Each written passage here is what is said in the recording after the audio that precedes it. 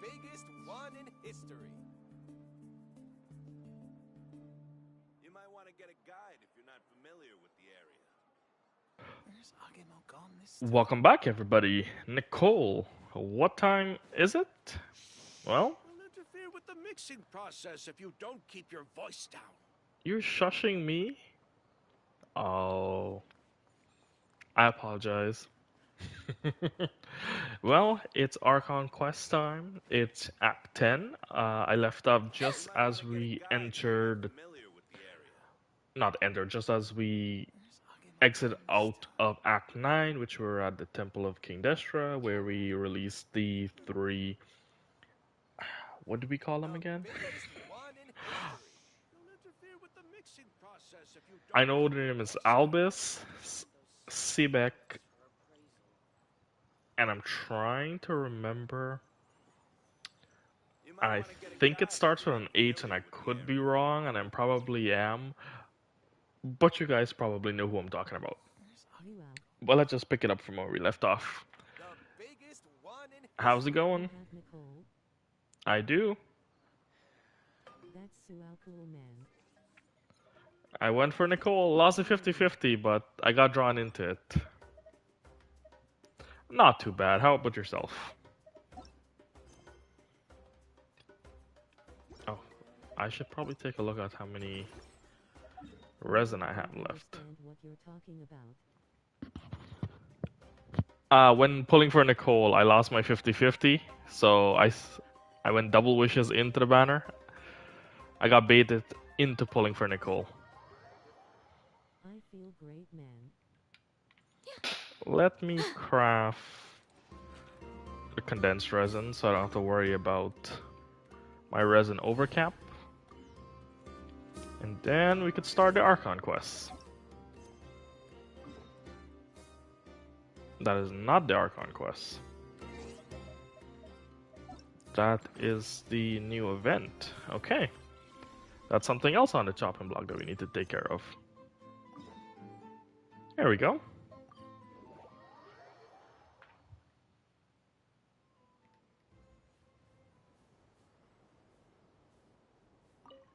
Let's just jump right into it.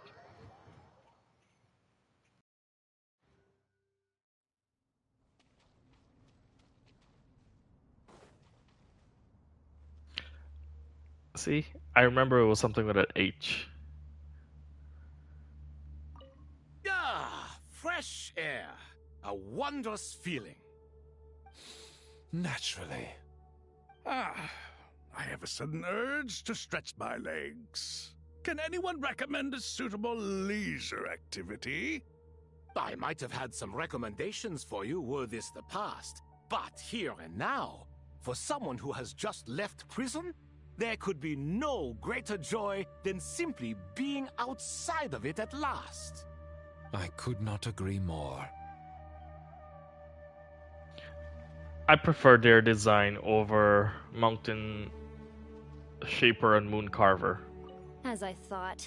The so-called 7 pillars of King Deshret are as underwhelming as ever. What do you mean? Not a fan of the boys' club? As men, as individuals, and even as gods, they are entirely undeserving of my attention. Al-Akhmar once commanded me to select a king from among the people, so naturally my eyes will open only for one who is worthy. Ugh. Can we talk about something else? It all sounds pretty complicated, and I haven't read that many storybooks. You think this is a mere story?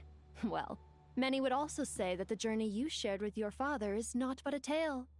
My life, your life, they are nothing but stories. Little girl, it appears that you really have grown. In the past, you would have flown into a blind rage at my words, but now you are unperturbed. Oh, it's nothing. I just feel like you're right. Getting all pissed at someone for telling the truth is pointless. It only makes me look petty.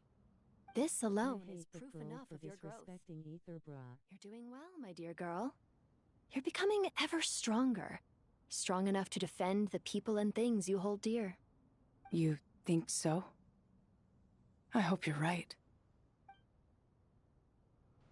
Did she actually disrespect Aether in her story quest initially with Lolupar? I actually have not completed any of my Sumeru's exploration or quests. She got eaten. We're hoping that she did, but so far, no. Is there any more characters around here that I could speak to before we continue? Yes, there are. You must be Sethos, the successor to the Temple of Silence. Hello. Yup. That's me. Nefer, right? That's what I heard the others calling you. Judging by your outfit, I'm guessing you come from the desert too? That's right. Started off in the desert, went to the rainforest, then went from there to Nodcry, where I work as an intel broker. Huh. Well, this is interesting. You don't seem to talk about yourself all that much. Yet here you are, volunteering your life story to me. However abridged. Maybe I'm looking to make some new friends. I like making friends too. I'm easier to talk to than Sino and a little more streetwise than Tainari. Which is why you came over this way, giving me the chance to strike up a conversation with you. Have you played any other Hoyoverse game? Was I that obvious? I think you did fine. You were mindful of my attitude and hoped to lure me in through sentiment. Lure you in isn't exactly how I'd put it. I see it more as an invitation. An invitation to what? To put down your luggage. Lay down your burdens. To return to your homeland. And be truly welcome in the place you once felt so estranged from. You're a more interesting heir to Bamun than I was expecting. Since you're familiar with my grandfather, I'll assume you're aware of our situation. I'd like to make friends with you. And I think you'd be a great asset to us. Not to mention the power you and I both hold. Originally belonged to the same organization. Aha. There we go. Now we're getting somewhere. Okay, that was a bit long. I dabbled in, not dabbled, I still play ZZZ from time to time. I've dabbled in a bit of Honkai Star Rail initially, but mainly it's been Genshin. And so let's just say 90% Genshin, maybe 8% Zenless Zone Zero, and the rest is probably Star Rail, but that as much as for like MiHoYo games that I've been playing. Do you hear that? Sounds like your teacher is scolding mine. Huh. Classic.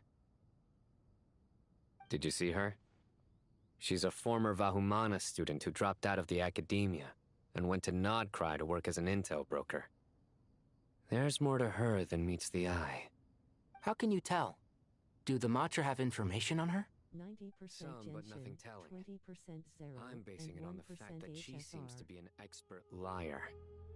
She can fool many with her words.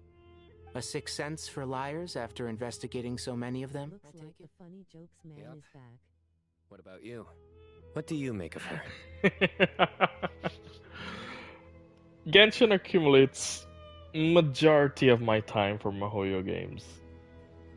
Zenless is up there, but I mainly just jump on just to do like character pulls that interest me. And Star Rail, I have not touched that since like the launch of it actually.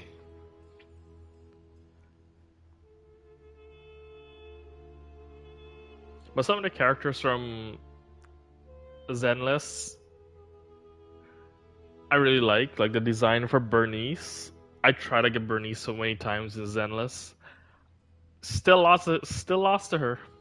Still don't have her. And I'm still upset by that.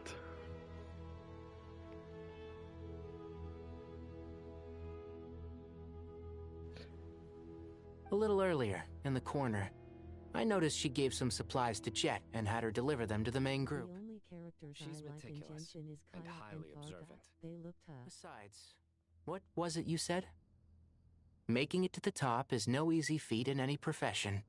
Anyone who's at the top of their game has to have some sort of edge over others. You're not a big fan of Arataki Ito?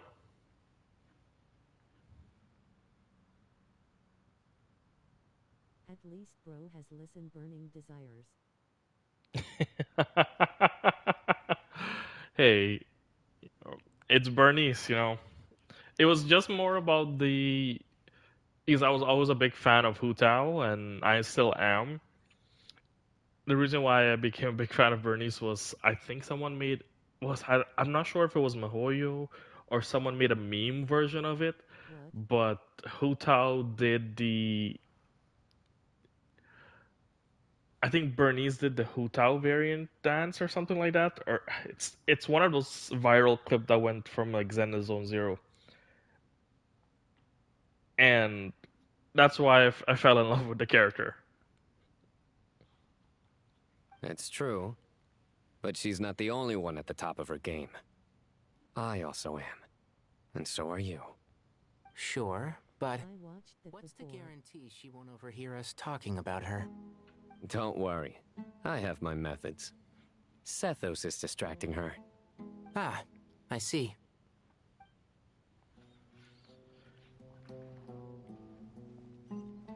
Well, yeah, that particular. Oh, it's Cyrus. Did not actually see Cyrus there. Was one of the main driving point for me liking Bernice.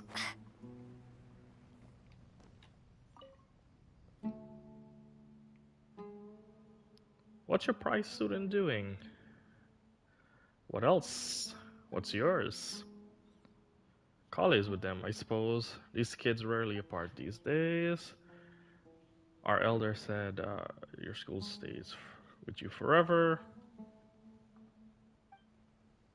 I'm surprised they didn't have their voice actor. That doesn't look. I'm immune. Saddle with you.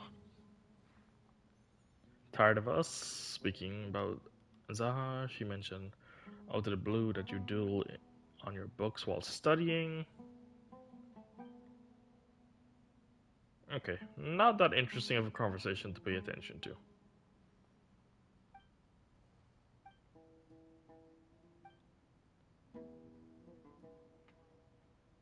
Grandma.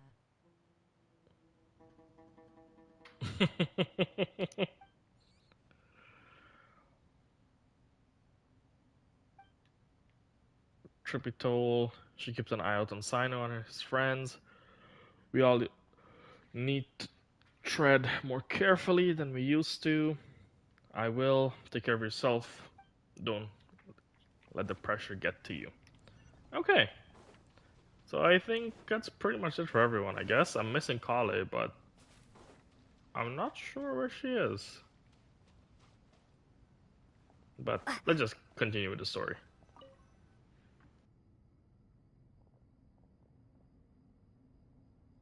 You must be the ones tasked by the Academia with renovating Aru? That's right. Good afternoon. I'm Kave, and these two are Termezi and Naisaburi. Hey, I'll hate them! Come and introduce yourself! We've met before. This is Thoth, the Ibis King, and everyone knows these two. Afternoon, gentlemen. I've only ever seen these two in murals! Ah, the paintings in the temple. Hybrid. They show us chatting, playing cards, playing chess. Precisely the activities we most enjoy, funnily enough. No, only you enjoy playing chess. We were just humoring you. Hybrids?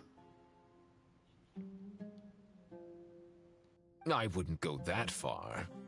Back to the matter at hand.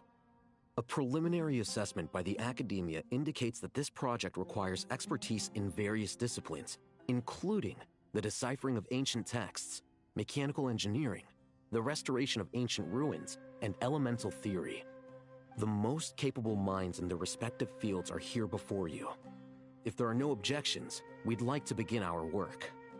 The artisans who built Aru for Al-Akhmar gave their very lives to create this splendid work.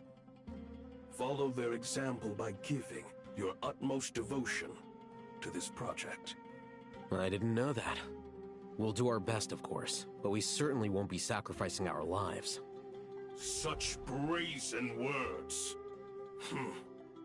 Humans these days are a far cry from their ancestors. What little respect you show for King Deshret. No, that's not what he meant. Please, don't mind him. He shares your sentiments, just not your, penchant for hyperbole. Assuming that's what you were going for? I just think it's important to manage expectations. Forgive my lack of courtesy, but we simply can't sacrifice our lives to the gods on completion of the project like people in the legends of old. Here's a first draft of the project proposal for your perusal. Please let us know if you have any requests.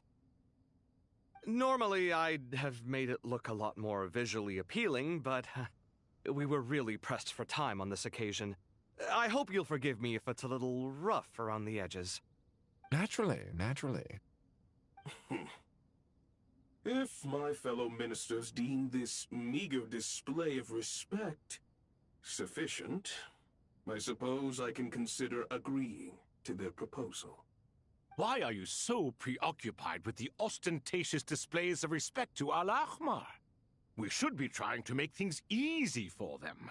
You never know. We might have to rely on these young people to look after us in our old age. Exactly. This is Aru's mainframe. Be reminded to use it with great caution. We certainly will. Thank you for your assistance. You may attempt to lay out punishment should you so desire, though I'm afraid it would be futile. You and I both know that certain components of Aru can only be operated by humans. King Deshret always believed in humanity. Still, the reason that Aru's modules are designed that way is not so much because he trusted them, but more because he was wary of you. Is that true? No wonder human artisans helped to build Aru then. He actually required human assistance to create his greatest work. Naturally. Have you noticed that the Goat King keeps giving superficial responses? It's like he's just going through the motions and leaving the real debate to his colleagues. He understands the art of perfunctory speech. That's what earned him his position as the Minister of Ministers. It seems the rumors about King Deshret being a poor judge of character are baseless after all. Excuse me for being blunt, but it sounds suspiciously like you're putting yourself on a pedestal and mocking me. Paimon's not human. Yes, I agree. In terms of what she is, I'm assuming she's a fallen god in terms of the story.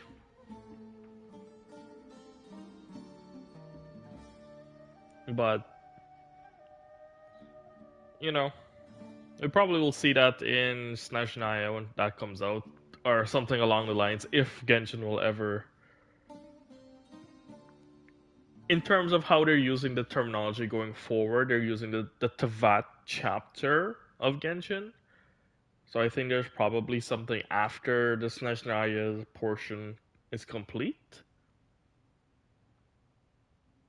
We'll see as that. I'm assuming that will be the case, but we'll see as the how is it going in the future. Probably not. Maybe they do Genshin 2. You're mistaken.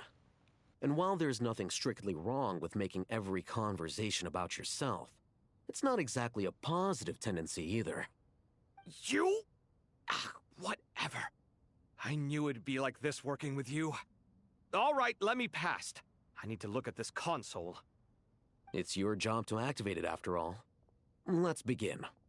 Everyone, please proceed with the external checks and preparations as per the procedures outlined in the engineering plan.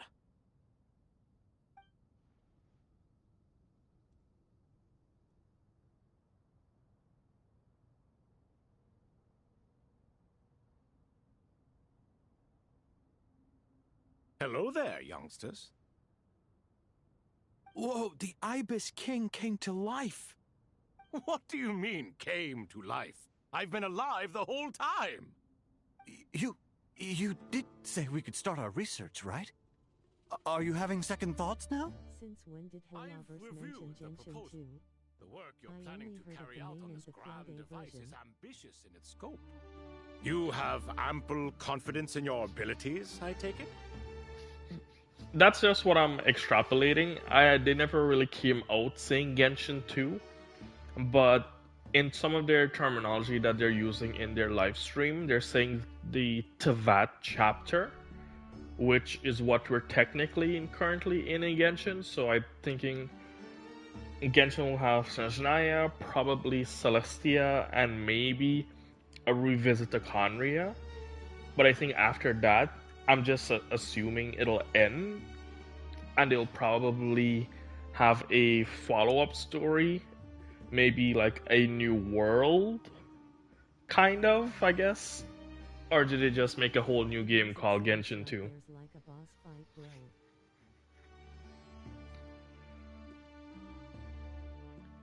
Well, it is a desert. There's a lot of boss enemies around. I wouldn't say I'm feeling hugely confident, but given how bad things are, I'd rather at least try something than sit around waiting to die. You are the top scholars of your day. I trust you are aware that there are countless links between Aru and the Akasha? Aru and the Akasha?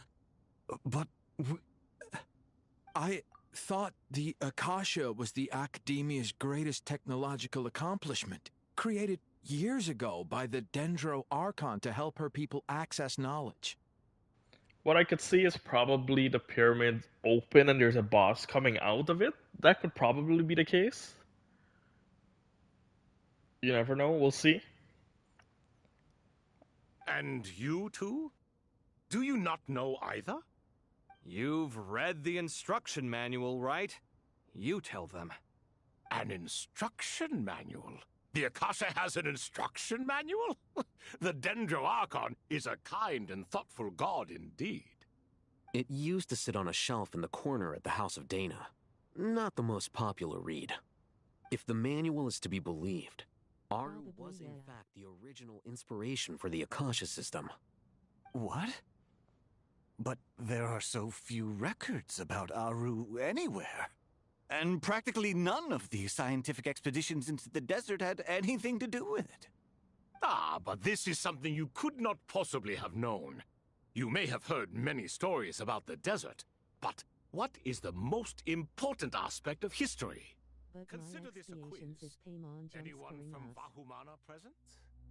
I'm from Vahumana.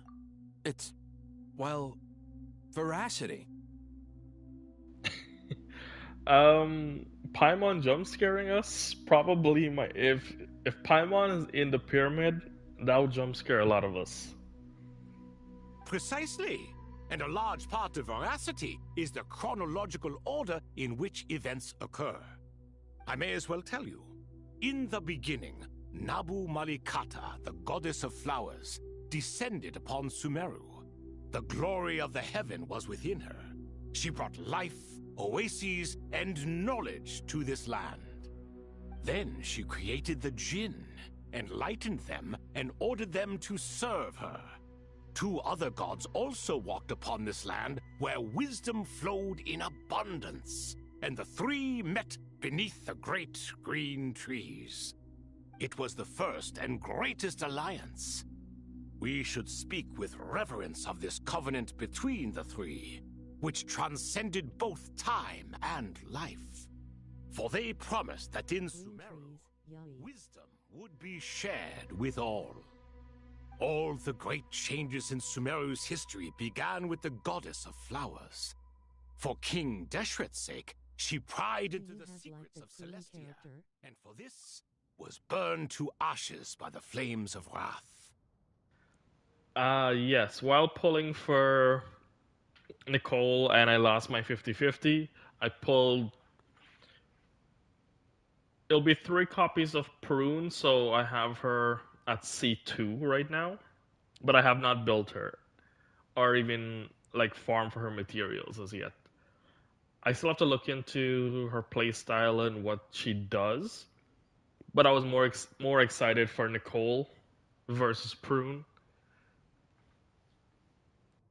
So grieved was King Deshret by her passing that he lost all interest in state affairs and devoted himself instead to the knowledge that she had brought back. It was after learning of the technology from that floating island in the sky that he first conceived of Aru. And so, the Akasha was inspired by Aru, while the basis for Aru itself came from Celestia's technology. I remember when my dog died because of chocolates. She's a dog team girl? I've not noticed that. And I'm sorry to hear that your dog died because of chocolate. I know you're not supposed to feed dogs chocolate. I've heard that around. But first, she has bones. I'd probably need to take a look at a closer look at her design.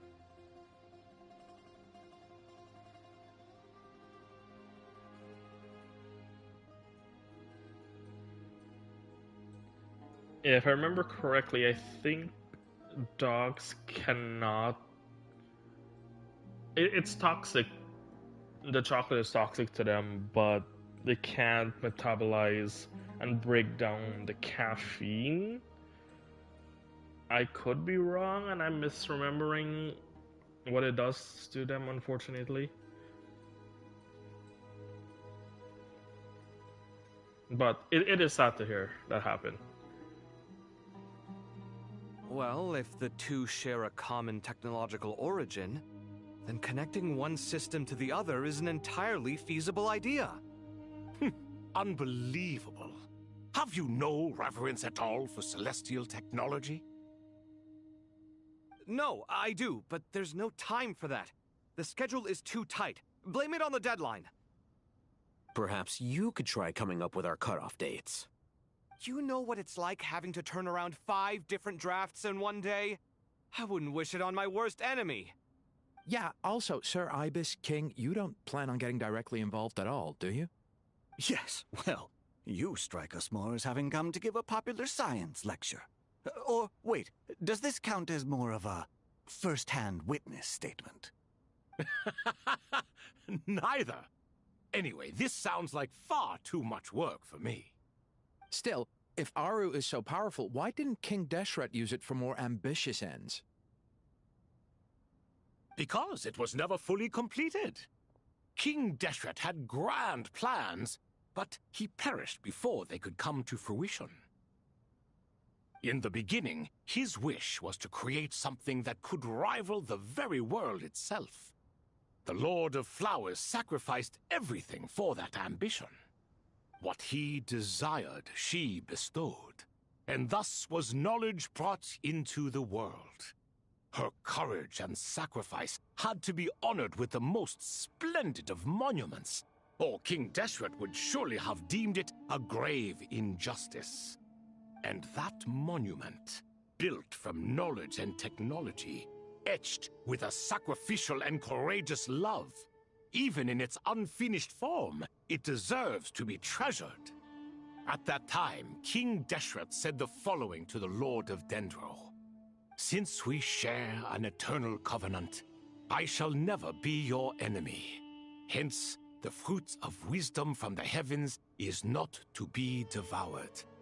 Remember, it is not that I lack the power to become the enemy of wisdom. Yet you and she have taught me much and shown me kindness. For this, I cherish you both. In the end, Aru was only used to store a portion of the souls. It was but a primitive form of the masterwork the king had envisaged. His final hope for Aru was to return to the past, when she yet lived. So the point you're making is, King Deshret was both powerful and ambitious, and he only ceased his imperious ways out of affection for the Goddess of Flowers and the Dendro Archon. You could see this as an act of mercy, but you could also see it as the sentiments that lay between these three gods placing constraints on him. This was, after all, the foundation of the alliance between them. This explains why Aru was both a prison and a monument, and why the answer to the three questions was time. You have to be careful who you get involved with, or you invite all manner of misfortune. This is as true for gods as it is for humans.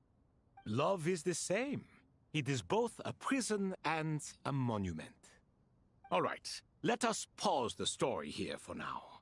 Seeing as you've been so diligent, I'll offer a little help. Who's in charge again? Is it you two? Ah, yes, me and him. Now then, close your eyes. Wisdom hides in the space between the tangible and the intangible. It is to convey the incommunicable through the simplest of mediums. By the power of King Deshret, I shall grant you a glimpse into the unseen secrets that lie at the threshold of existence.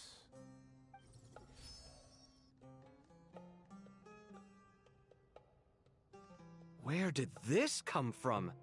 Is it a new mechanism? It looks more like some form of externalized information. You've rendered it visible? Just as the Akasha allows you to access a greater range of knowledge, the power of our king permits one to perceive ingenuities that do not belong to this world. This is no ordinary mechanism. It reflects the internal structure of Aru. Whether you choose to increase or decrease, keep or discard. Come, use these to achieve the outcome you desire.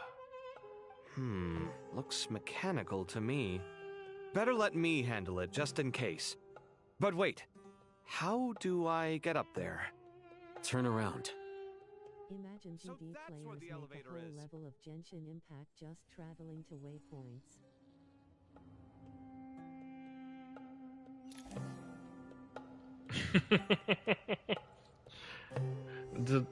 Well,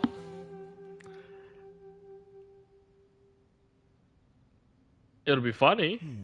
It probably could have happened. Where's my key? Copy, what are you missing? Okay, what do we need to do? Release? Nope. Okay. Recall?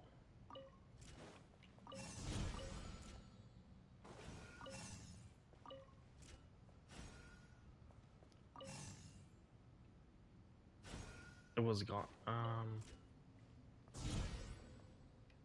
Okay.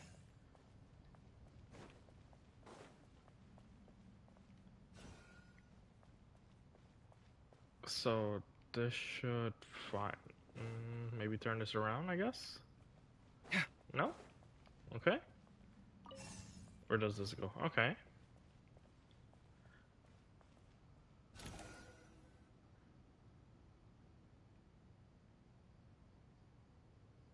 Obelisks were used to record important information in the ancient desert civilization.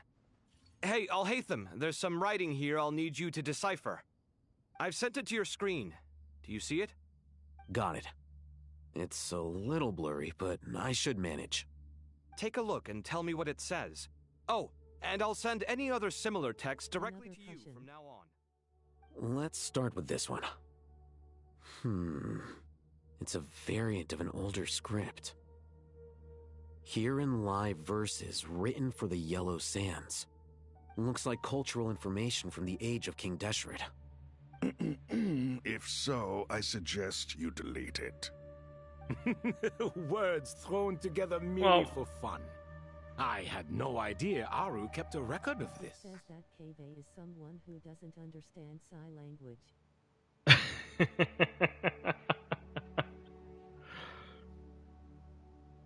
Do I think Kave understands sign language? As someone who works in architecture, it's possibly he doesn't know, like as a character himself.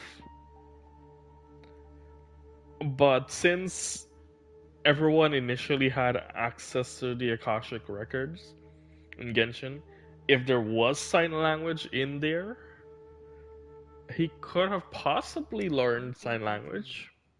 But I don't.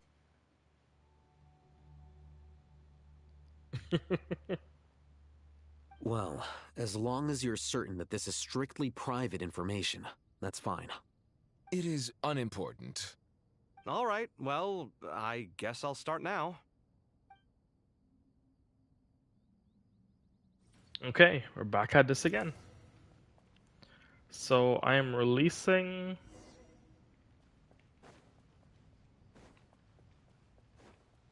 this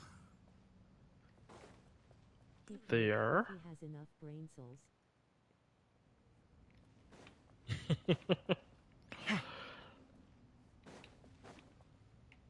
So if I recall, okay, so then I fire. A monument appear? No? Okay, we can just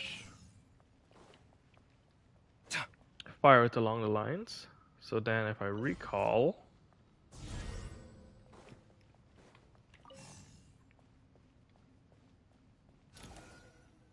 Destroying random red doors that I don't know what they are. Found some more. Sending them over to you now. come on, how don't you know? Those are the ancient seals. I have no idea what they are too, to be fair. They could have possibly already been in this story, but as I said, I have not done much exploration of Sumeru since the Sumeru came out.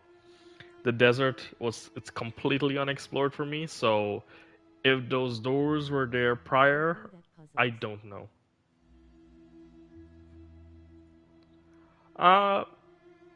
Somewhat. Genshin puzzles sometimes get me stumbled, some of them. But in real life, I love puzzles. Maybe that's why I like Genshin. Possible. These are all reports about the Gurubad conflict. Can we delete them? I'd say so. Most of this information has already been archived anyway. What if there are details in there that Vahumana missed? What are we supposed to do if they come after us in the future? They'll just have to live with it. If we don't resolve these issues now, there won't even be an academia in the future. Let alone a Vahumana Darshan. Genshin Cloud A. And since you need to pay to play the game, I have to wait a day for 15 There's some other minutes. similar monuments nearby. I'll check them out.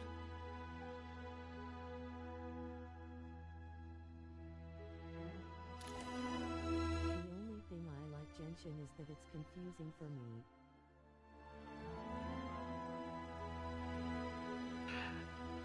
The only thing you like, it's confusing to you?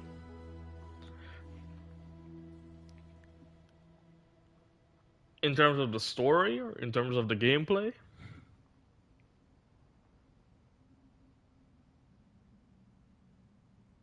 And it makes my brain 0.1% having brain damage if I can't find the yellow dot.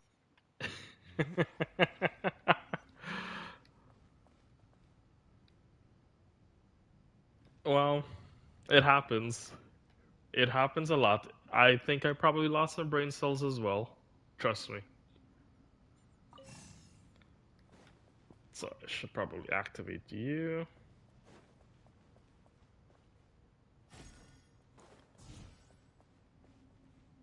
Oh, so that doesn't work.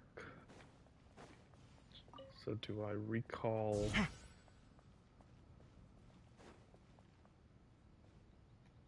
No. So... That's unlocked.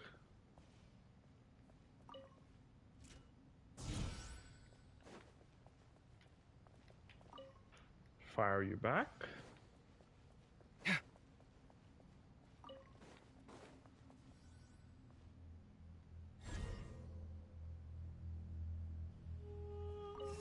Hopefully the timer is gone.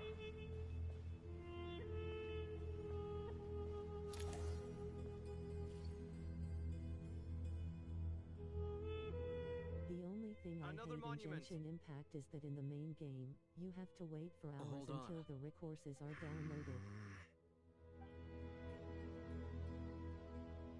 You're still reading it? How long is it? And the fact that I have slow internet, it makes me hate the game more.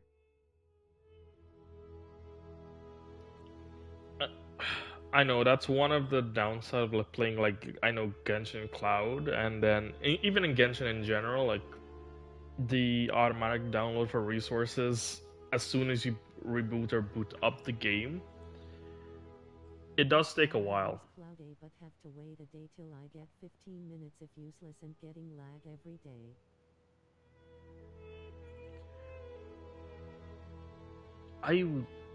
I think there's well, it's Genshin, it's MiHoYo. I think there's a way for them not to have that resource file automatically being downloaded every time you reboot or restart the game or load the game in. But would they change the process now? Probably not. But I think they should, or at least find a way to speed up the download process. It records the development and governance of the Oasis civilization. Most of it concerns the Jinn, but it also contains records left by the artisans who built Aru. Is it important? Some of it. There was no way for me to read the whole thing in its entirety, so I had to rely on my intuition to pick the parts worth keeping. What about the artisans' records? What do they mention? They're speculations, mostly. For instance, they were wondering how to protect themselves if King Deshret decided to silence them after the construction of Aru was complete. Sounds like pure mythology to me. Surely that kind of thing didn't really happen. The records do emphasize that this was merely their conjecture based on various myths. Still, the artisans did leave details of their plans to survive, including blueprints for their escape route. Even that got recorded? Okay, well, I'll make a copy of this first before I delete it. Is that truly necessary? You won't be needing those.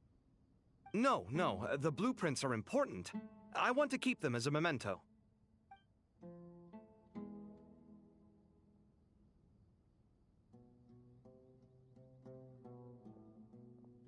Are we done? Are we able to access Aru? I think that should just about do it. It meets the requirements of the contingency plans, so we should be good. I gotta say, it's the strangest feeling, this cross between reality and the intangible. It's like drifting between life and death, or in and out of a dream, using my own hands to manipulate illusions that are forever out of reach. Chasing dreams in the most literal sense. Definitely a novel experience. What happens if my spirit just floats away? That won't happen. Anyway, I wouldn't celebrate just yet if I were you. There's likely to be a phase 2 of this project. All right. I'd better keep my wits about me then.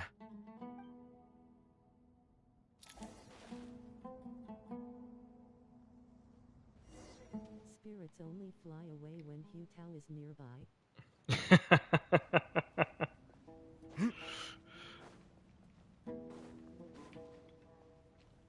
Hu Tao is... Friend wants a friend so bad. Hu Tao is the spirit hunter. The guide to the afterlife.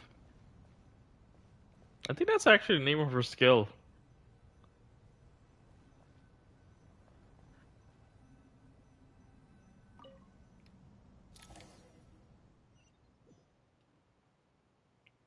Oh. I guess we're supposed to leave. Okay.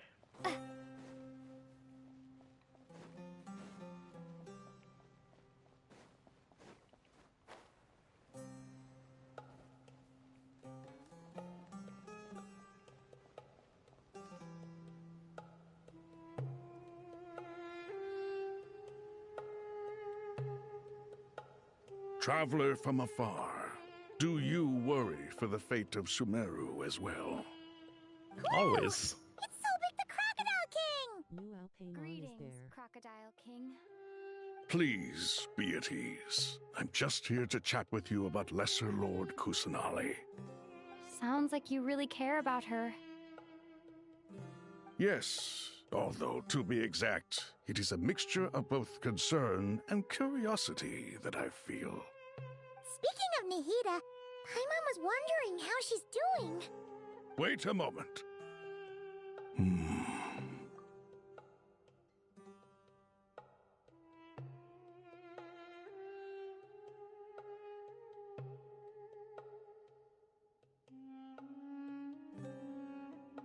What is it? I tried calling out to a pep, but there was no response. This can only mean that she is focusing all her energy on taking care of Lesser Lord Kusanali. All the gods who served King Deshret seemed super surprised to hear that a pep agreed to help Nahida. Guessing she made a bad impression on you or something. Are you aware of the history between her and our king? Why not, Sobek? Enlighten us. The story begins a long time ago. Al-Ahmar was always a wishful thinker where the Dendro dragon was concerned. Without consulting her, he decided to list her among the 7 pillars and declared his own power to be far superior to hers. That was when our king was at the height of his power. Ibis Goti and I were no match for him, and so we chose to submit and serve as his ministers. But not a pep. No, she never thought much of him. To a pep, Al-Ahmar's pride and sense of superiority were nothing but ignorance and hubris. In fact, they fought numerous times, but usually the battle ended in a draw. In the end, King Deshret coveted the power of Celestia, only to end up corrupted by knowledge. His final act was to trick the dragon into swallowing him whole, leaving her to bear the torment of his sins. The Dendro dragon stands for the glory of a bygone era. She hated Al-Ahmar and what he represented. All the gods, all the power they wielded. And so, her willingness to help the Dendro Archon through this crisis comes as a great surprise indeed.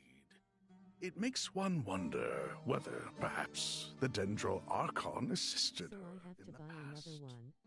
Yep, Nahida did her a huge favor.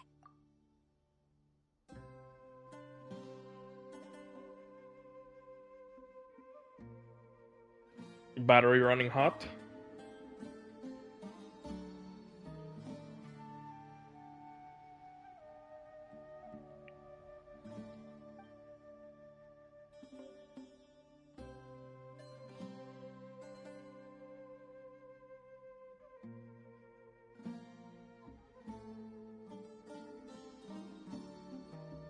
So Lesser Lord Kusanali put an end to the Dendro Dragon's many long years of torment.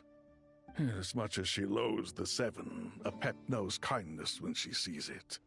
No wonder she was willing to make an exception.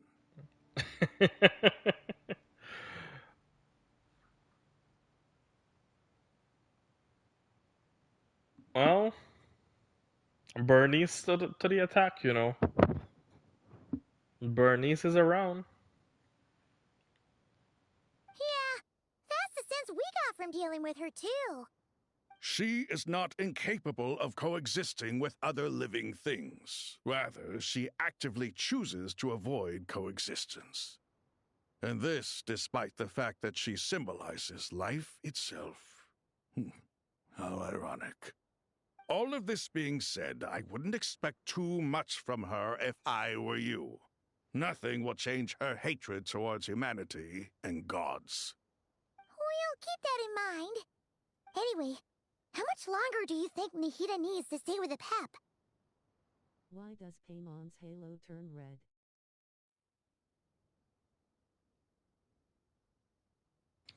Wasn't her halo always red, or am I now just seeing it as it's red now?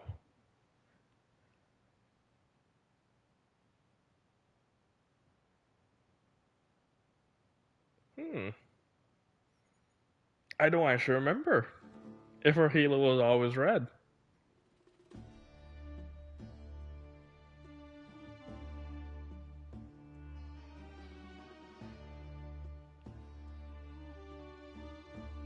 I'm curious. I'm gonna actually search up an image of Paimon. Weird.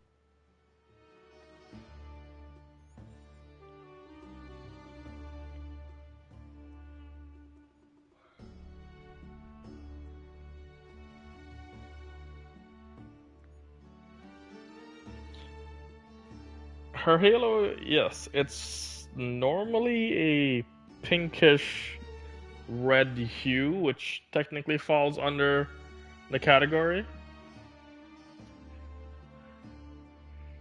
I actually never really paid that much close attention to Paimon. She's always emergency food, so you know. For all we know, the Fatui might still be in the desert. Just to be on the safe side, why don't we grab anyone who isn't busy right now and go look for her? I'm alright, Paimon. Huh? Was that Nahida's voice? Oh, she's back. It seems the treatment was effective. Since when do my deeds require your evaluation?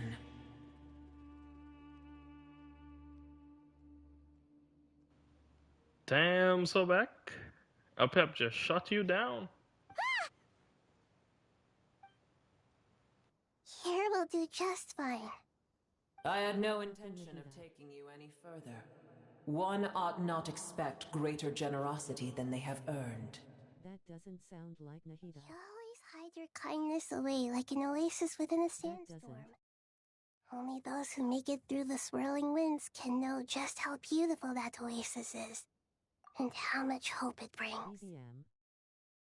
In VM.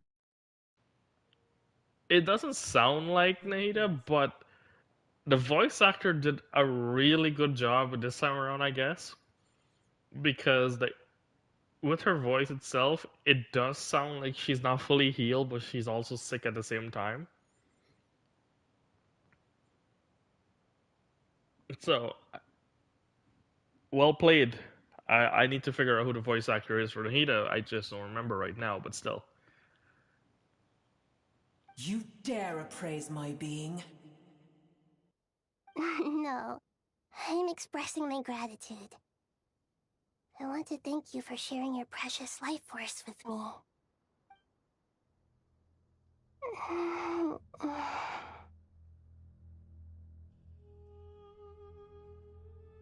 Awake already? You are more resilient than I thought. Pep. I feel much better. Thank you. Gods and their gratitude mean little to me. I would rather you give me your assurance that the situation with Irminsul and Sumeru's ley lines will be competently managed. If I suffer any ill effects from the ley lines, you, as the god of this land, will be held responsible. And you would not enjoy being held to account by me. I understand what you require, but I would assume this task even if you did not demand it. Sumeru is my responsibility. I must resume my duties as soon as possible. A farcical notion. God of Sumeru, I hope you realize how unextraordinary your strength is. And yet, maybe it is precisely what defines me. A god of wisdom is not meant to rule by force. Then hold steady. We go forth. Well, I'll be. Is that a pep? Do my eyes deceive me? Of all places, the Dendro Dragon has decided to visit the mausoleum of King Deshret? I see that after all this time, El Ahmar's menagerie of ministers remain as vile as ever. It's a pleasure, Dendro Dragon. Had you arrived but a little sooner, you might have attended a meeting of the Seven Pillars. What a nauseating thought. You are not the first insects I have had the displeasure of dealing with today. A swarm of them tugged on my tail on my way over. Goodness knows what hovels they crawled from. Why do all the creatures of this world remain so lowly after all this time? What did you do with them? I cast them away. What would you have me do? Keep them as trinkets? Boer, this is where we shall part ways. To be clear, I do not wish to see you or anyone else here ever again, unless absolutely necessary. Then I wish you peace as you return to your dwelling place. It matters not to me. Simply refrain from bothering me again.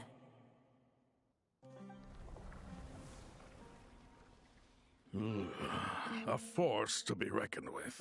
At times like this, I feel glad that she has no interest in any of this. Hold on, just hold on, okay? We're almost there. We made it. Huh? Wait, that voice! It's... Uh-oh, I'm gonna fall!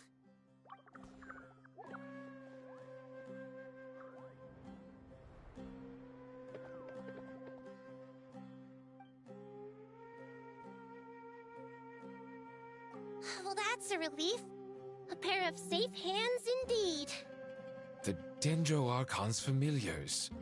They are the last thing I expected to see here. Huh? Wait, what are the Aranara doing here? Don't you guys hate the desert? Obviously I was worried about the Dendro Archon.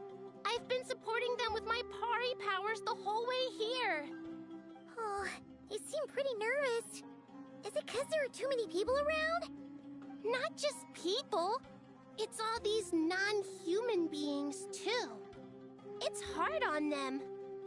I can't believe you made such a long and dangerous journey just for my sake. I appreciate your support so much. Thank you all. I'll have to ask everyone to wait while I help our new arrival settle in. Once I'm done, I'll gather everyone to discuss our next steps. Traveler, Paimon, shall we find a place for our friends to stay? Awesome! Let's go! Well, first I have some questions.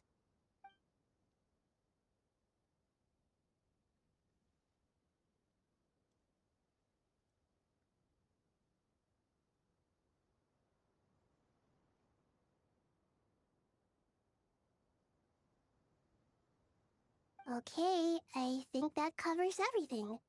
Thank you. We can get going now.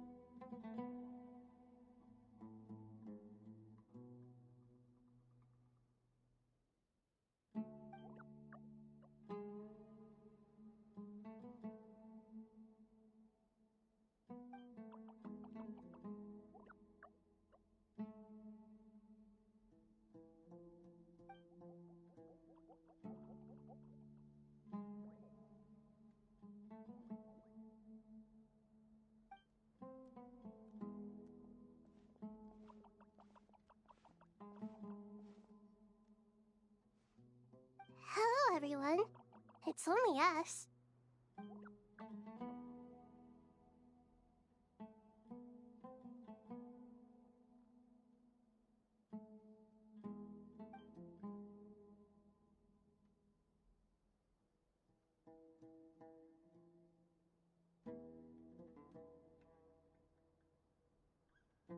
It must be very tough for you coming all the way out here, especially since you don't like the Voluka. Is everyone back in Vanarana doing well?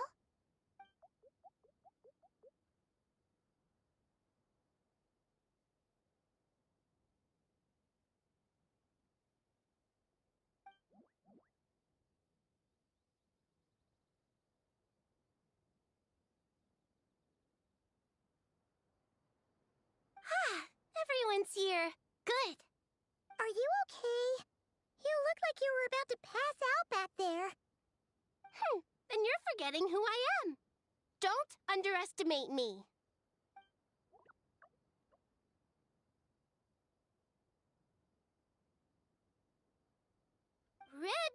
Oh, excuse me! Are you comparing me to Paimon?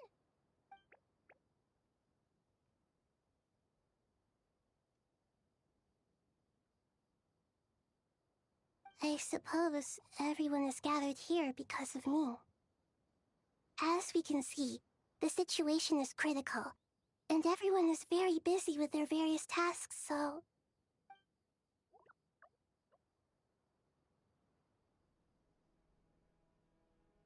Brought a pot to make soup. Very delicious.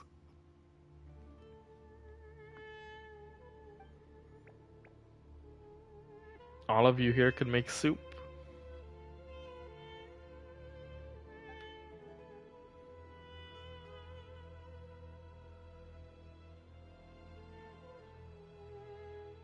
The Aranara gang. I can't thank you enough. Right now, we're focused on restructuring Aru, processing excess information, and helping restore everyone's confidence. I'm sure you'll find it all very straightforward. I can help too! Just let me know where I'm needed.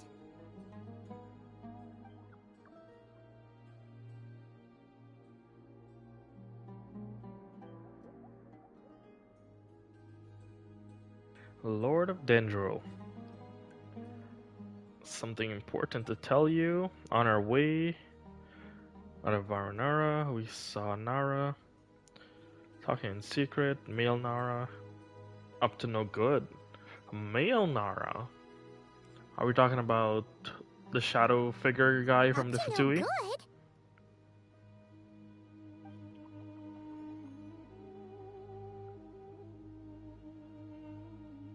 Two Nara sneaking around at Kara. Caravan Rivat. That definitely sounds suspicious. Traveler, Paimon, I have other work to attend to here that needs to take priority. Could I trouble you to investigate the situation Arabalika spoke of? No problem. Leave it to us. Thank you. I'm counting on you.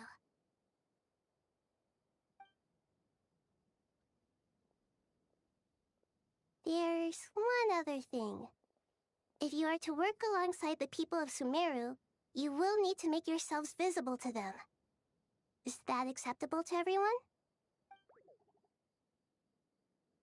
Well, if we really have to... I guess we have no choice. Don't be afraid. You make delicious soup. Everyone will like you. Fear. No one here will hurt you. But if you do feel afraid, don't worry. Just call my name and I'll be there.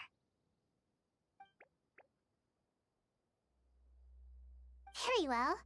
Now, I shall bestow a small blessing upon you all. Whenever people see you and interact with you, from the moment their gaze meets yours, they will experience the most beautiful of dreams.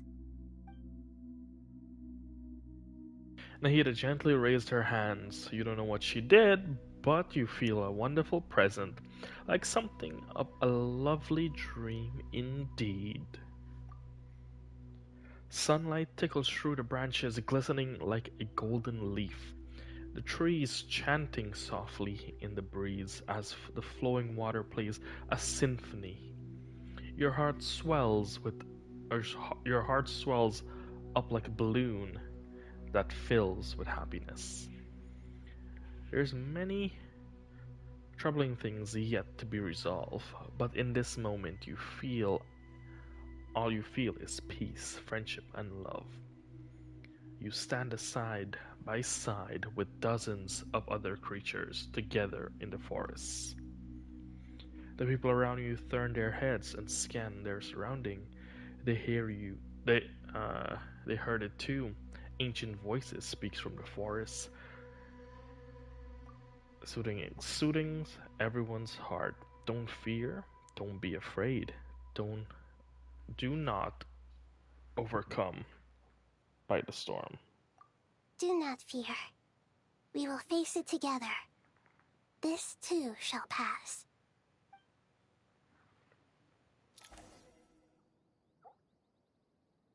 So I'm assuming everyone sees you guys now? And you guys are still hiding? Okay.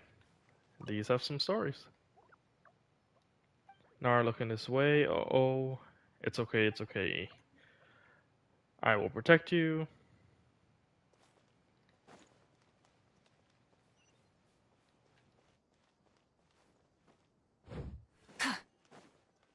Let's get the show on the road.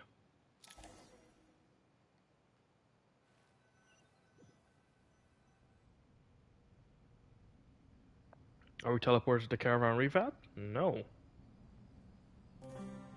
Ah, everyone's here. Wonderful. Dendro Archon, you're back. Are you recovering all right? You mustn't push yourself too hard. I'm doing very well. Thank you for your concern.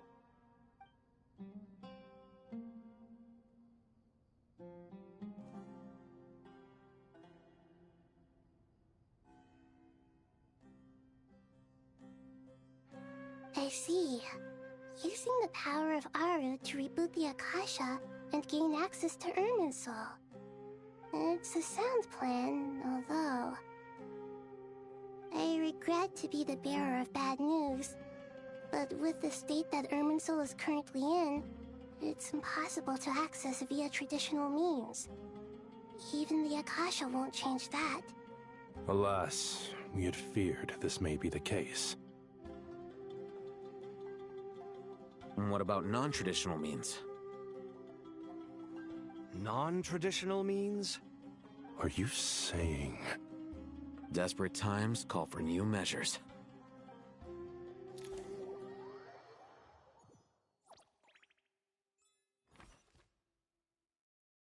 Okay, we're going to caravan revat.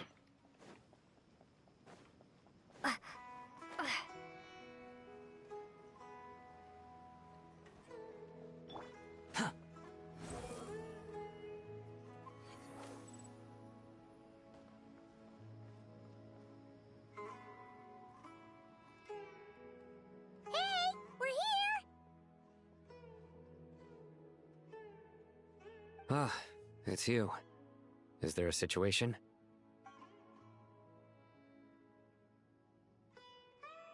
The Aranara have good intuition when it comes to people.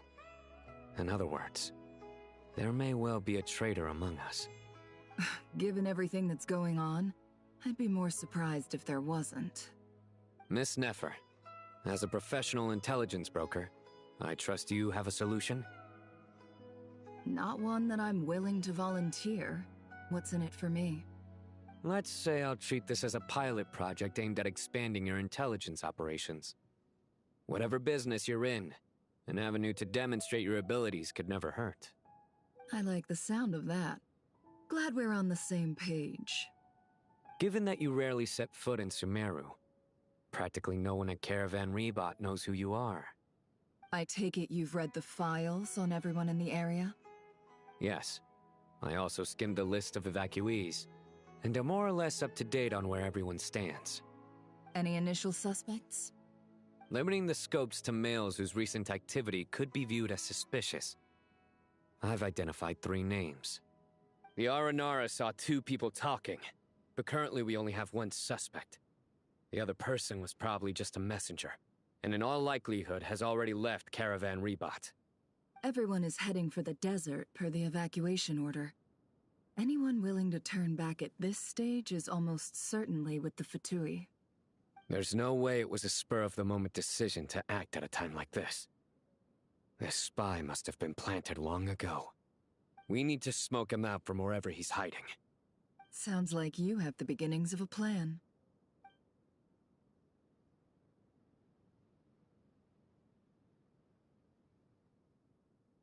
Sino and Nefer quickly exchange intel and narrow down the relevant information.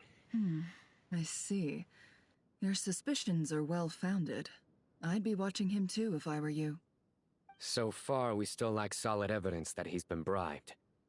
He hasn't made any recent purchases that would indicate he came into some cash. Then let's get closer to him to confirm before we make our move. I can handle it. I'm not based in Sumeru, so barely anyone at Caravan Rebot knows who I am. And you're certain you've never encountered this person in Nodcry? I'm certain. Besides, it's extremely rare for me to have had any direct contact with Sumeru mercenaries besides Jet. There's no way he could have seen my face before. Sino, stay out of sight and wait for my signal. If he raises any red flags, I'll bring him toward the main road. Understood. I'll take it from there. Excellent. Well, it's a pleasure working with you. Who are we talking about? I don't actually have a suspect in mind.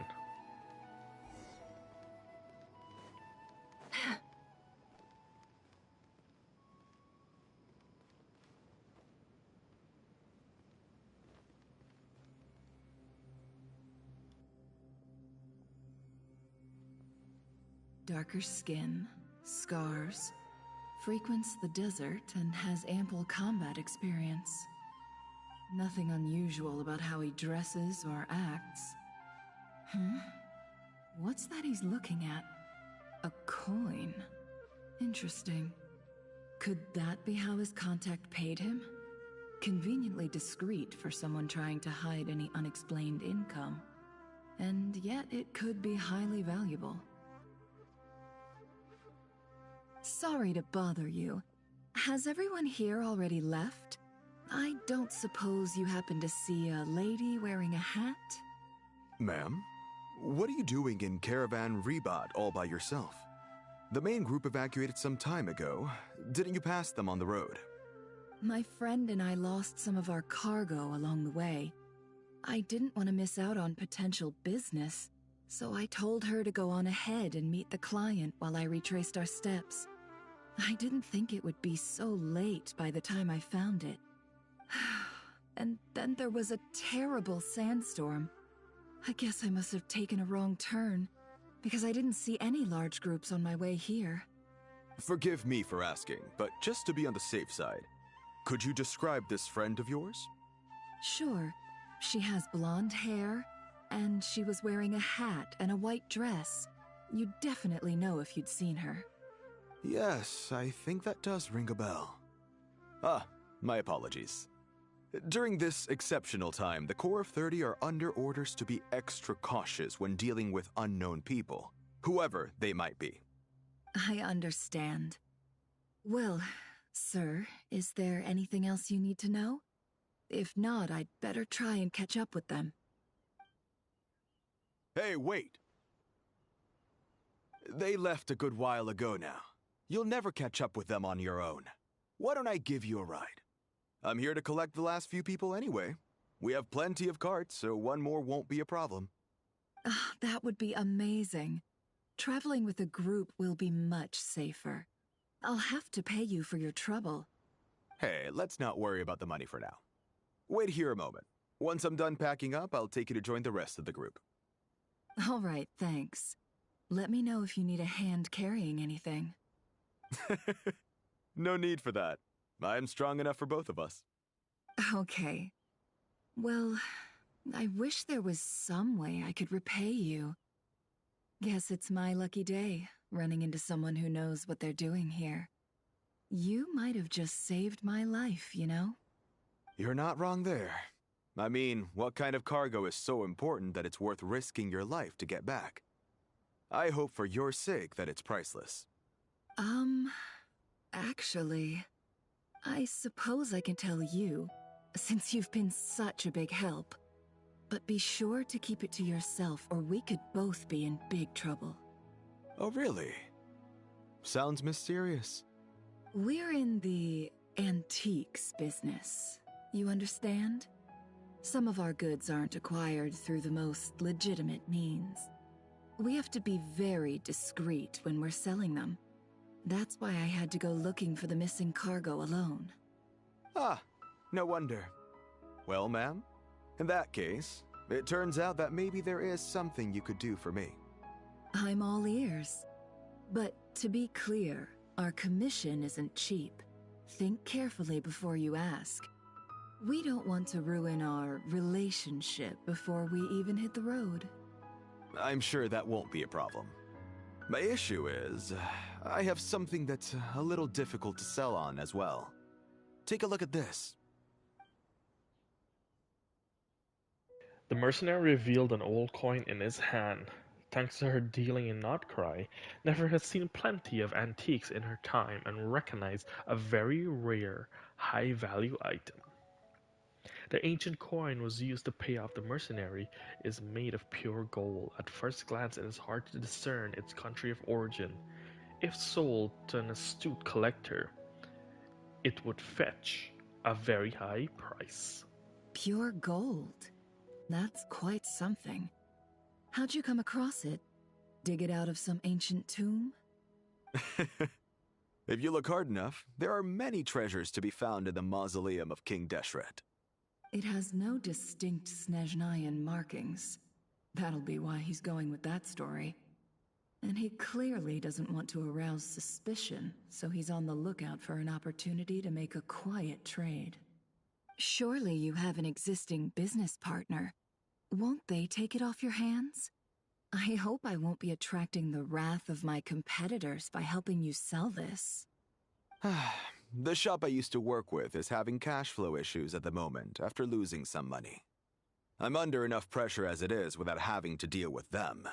On the off chance anything went wrong, I'd never get my money back. I understand. Gold is the last thing that traders with cash flow problems want to see. Well, in that case, I think we can work something out. As it happens, I'm just about done packing. Shall we make a move? Sure. Let's walk and talk. This evacuation was a huge operation. They needed a few people to stay behind and tie up loose ends. And I ended up being one of them.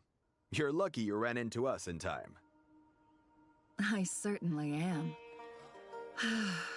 I don't know how this happened.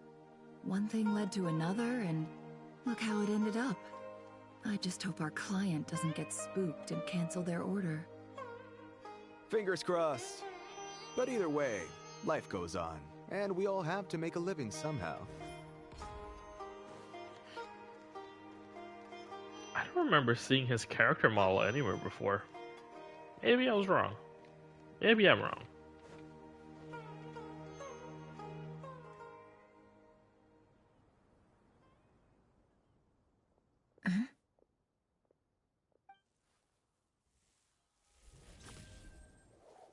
Hands where I can see them. General Mahamatra! No, wait! What are you doing?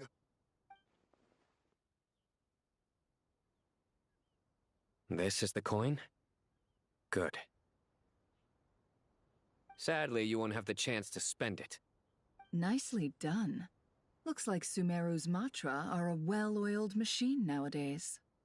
Unmarked gold coins are quite difficult to trace. Thanks to you, we have secured the evidence. Here's what's gonna happen.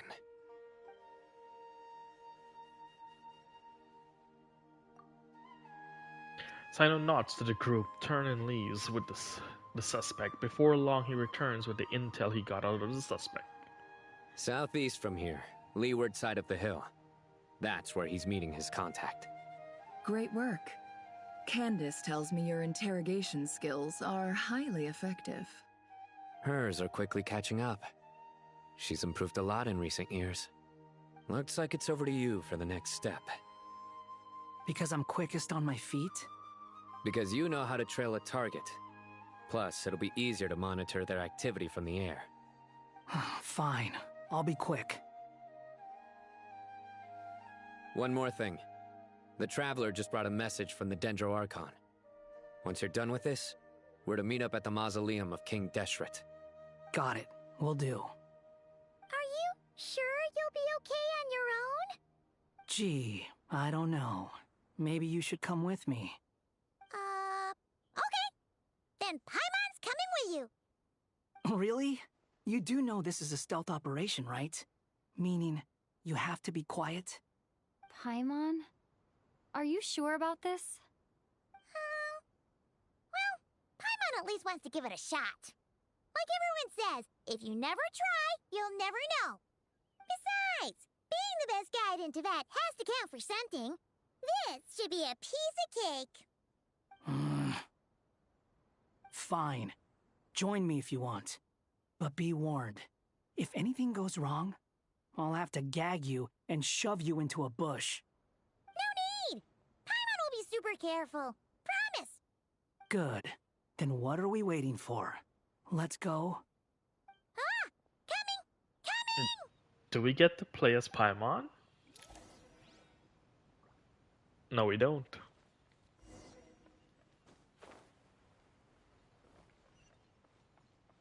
Okay.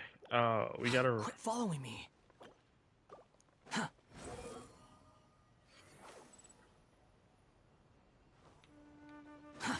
Too slow. We gotta run all the way there.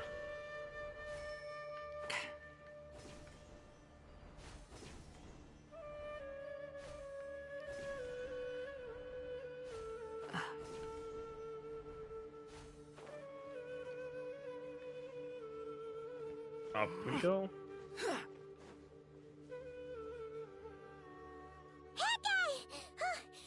up! Hey, slow down, will ya? We're here. Now we wait. Okay, yeah, cool. Cool. What's on your mind, Paimon? Huh? Nothing? I thought all you cared about besides being a guide was food and sleep. Why the sudden urge to go on a dangerous mission? What's that supposed to mean? Paimon's been on plenty of dangerous missions before. But never on your own. You hardly ever leave the Traveler's side. Just saying. I'm kind of at loose ends right now. So if you did want to share, I suppose I'd have to listen. If not, suit yourself. Makes no difference to me. Hat guy? Do you think Paimon is useless? What? Where's that coming from? When we were in Notcry, Paimon suddenly realized something. Even though Paimon's with a Traveler every single day, whenever we face real danger, she can't do anything to help. Paimon doesn't get like this very often. She just got really scared when the Traveler got kidnapped that time. What if she never came back? What would Paimon do then? And the more Paimon thought about it, the more useless she felt. But Paimon doesn't want to be a burden. Paimon wants to be a friend who's actually useful. Does that make any sense? You know, that feeling of just being completely useless and... Paimon probably sounds so ridiculous right now. Paimon actually wants to try for once? You asked the right person. Boy, do I know that feeling. Oh, that guy. I'm not gonna try and encourage you. What I will say is this. When you start doubting yourself, you have two choices. Give up or change. You have to make the decision to move forward. Otherwise, no amount of consultation from other people is gonna help you. So ask yourself, what do you want? To get stronger? To learn more? Whatever it is, go do it. You won't have any regrets If you can at least say that you tried. Oh. Alright. Something's not right. Shouldn't they be here by now? Paimon, is it just me? Or is it a little too quiet around here? Should Paimon take a look? We'll give it another hour. If nothing happens, we head back. Okay.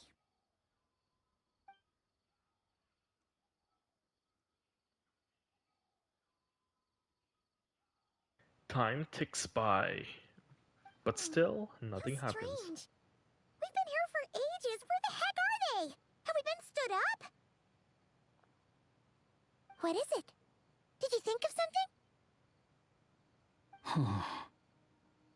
Something feels off about this whole situation, but I can't quite explain why. We know for sure that the guy Sinocot had something set up, yet somehow his contact is a no-show. So, either the handler got caught, or, more likely, they decided to cut our guy loose. How would they know to do that? Wouldn't they at least send someone here to check things out? That's the problem. They couldn't possibly know what's happening here. Unless... There's more. This feels all too familiar. Come on, let's head back.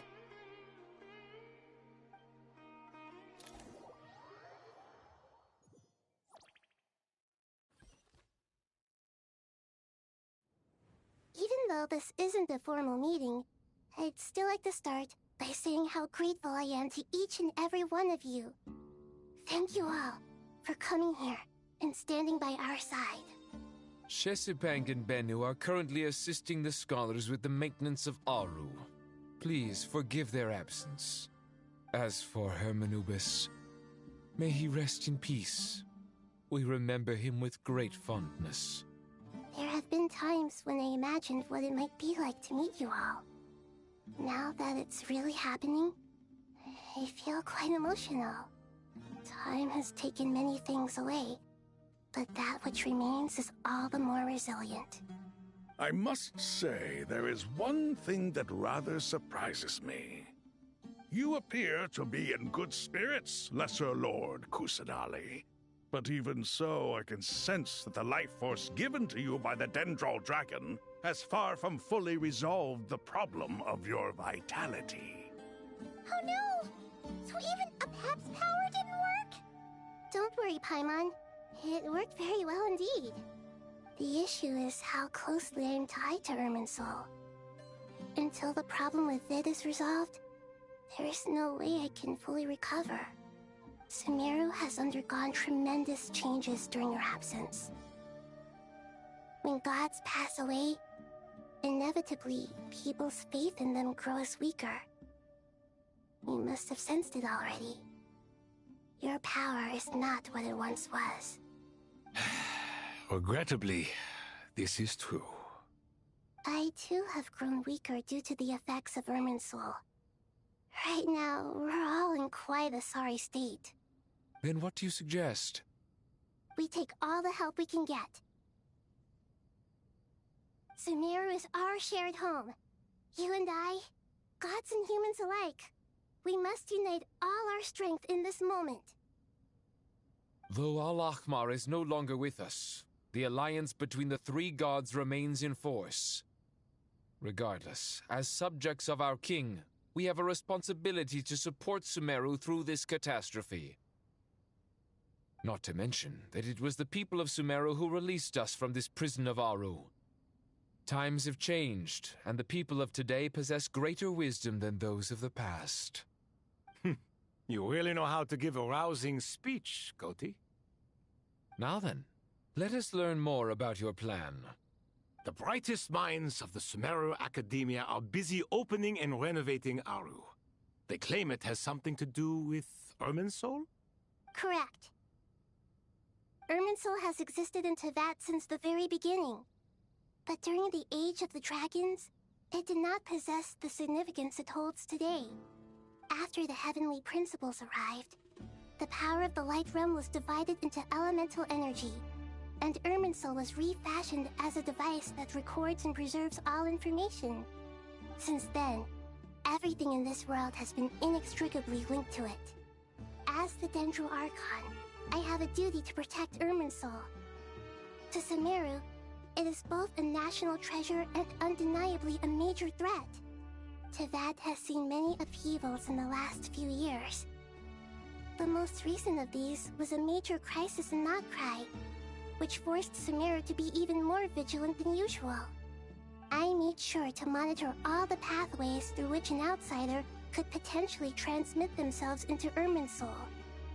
But despite my efforts, a major problem still arose within. I still believe that someone has actively invaded Irminsul. But rather than taking any of the pathways I referred to, the intruder chose instead to utilize the most direct route, and the only one that cannot be protected against, by entering Irminsul through death. I see what you mean. You cannot simply stop all deceased souls from returning to the ley lines because of a potential invasion that could occur at any time. That's right. As important as it is to guard against external threats, I couldn't allow myself to stop the souls of the departed from finding peace. Please, understand how difficult this predicament was for the Dendro Archon. Defense has never been an easy task. After Irminsul was invaded, my authority was quickly restricted. Soon after that, the tree began denying access to any connections. I'm sure you feel responsible, but you are not to blame. No one can predict every possible disaster. There will always be trials and tribulations for the world to endure. But the people of Sumeru should not have to endure this. We must find a way to break through the lockdown and connect to Irminsul. And this is why you need Aru. Yes. The only thing in Sumeru capable of rivaling Irminsul in terms of overall function and performance is Al-Akhmar's legacy, Aru.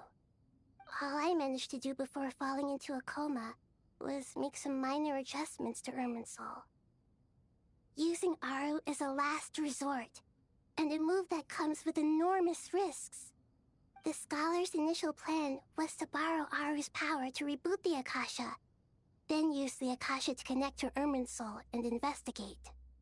Unfortunately, Irminsul has suffered far greater damage than they first thought, rendering that plan futile.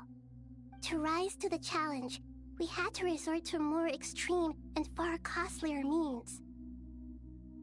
This has led to a number of new contingency plans. To reclaim Irminsul, our brightest scholars have made further modifications to Aru with multiple goals in mind. I thank you all for giving them your blessing in this endeavor. Human wisdom has clearly improved over the millennia. You have not only our support, but that of the Jinn, the Aranara, and the Pari. Together, we will do everything in our power to save Irminsul. By the way, when you spoke earlier of an intruder, it almost sounded as if you knew who you were dealing with and what they were capable of. Well, since you ask.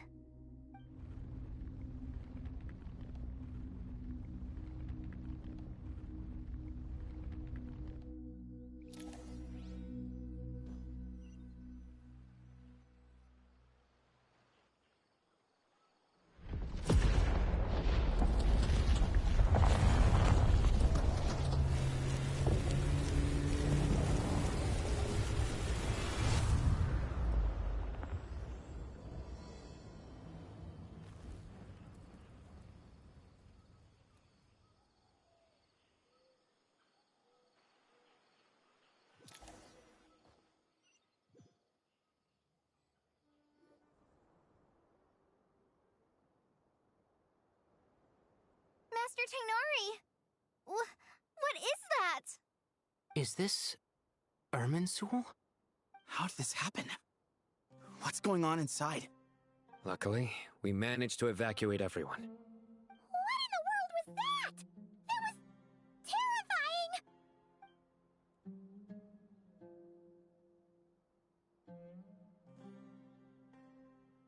Nahida, so this was the catastrophe she has been fighting against all this time? Oh my. I understand now, Archon. You make yourself quite clear indeed. Not once over the millennia has Irminsul been so terribly afflicted as this. Please continue, Archon. Irminsul's root system is what comprises the ley lines. In the past, it has always been hidden away, going unseen by the general populace. But now, an evil intruder is making it reveal itself. It has become a tree of unbridled greed. A clear sign that a deranged experiment has advanced to a new stage. Blasphemy. From where I stand, an experiment in the name of blasphemy sounds rather improper. But if we are to honor Dottores' will, this is what we must do. The birth of this tree proves to me beyond doubt that this incident is connected to him. But to explain the situation in full, there is someone I need to tell you about. In the most concise and precise language possible, Nahida explained what she knows about the second of the Fatui Harbinger, the Doctor. His true name is Zendik, and his crimes are beyond all reckoning. Zandik. So it was him. I saw him in the desert once. A man of supreme arrogance. So this is where it has taken him. But didn't Dottore die and not cry? How is he still able to do all this? He must still have loyal followers amongst the Fatui. Even so, I'm still unclear as to how he has been able to wield such a profound influence over Irminsul. I can confirm that Fatui forces have arrived in Sumeru City. Furthermore, Irminsul seems to be undergoing some kind of mutation. Evil branches are beginning to grow. Things that do not belong to this world are slowly but surely materializing. Sorry, I couldn't think of any other word to describe it. They don't seem to be fully formed physical entities yet, after all, but they are gradually becoming real. A baleful tree climbing up into the heavens. Speaking of Dottore, I have some information on that front as well. Wanderer recounts how he and Paimon went to the meeting spot only to find no one's waiting for them.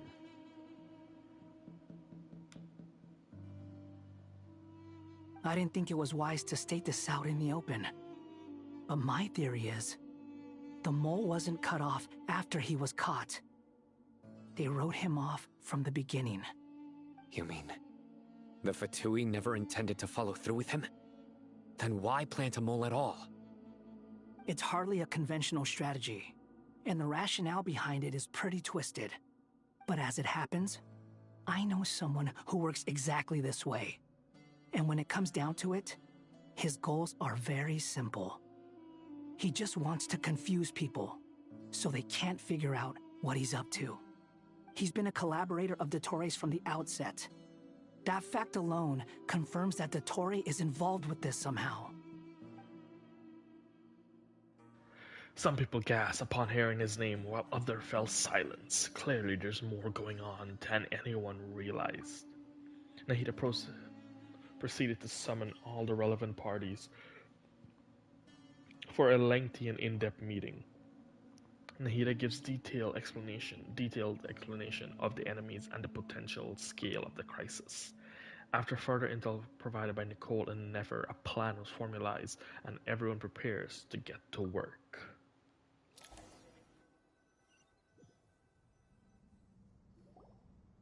There is still much to be done. Everyone, please remember our core strategy.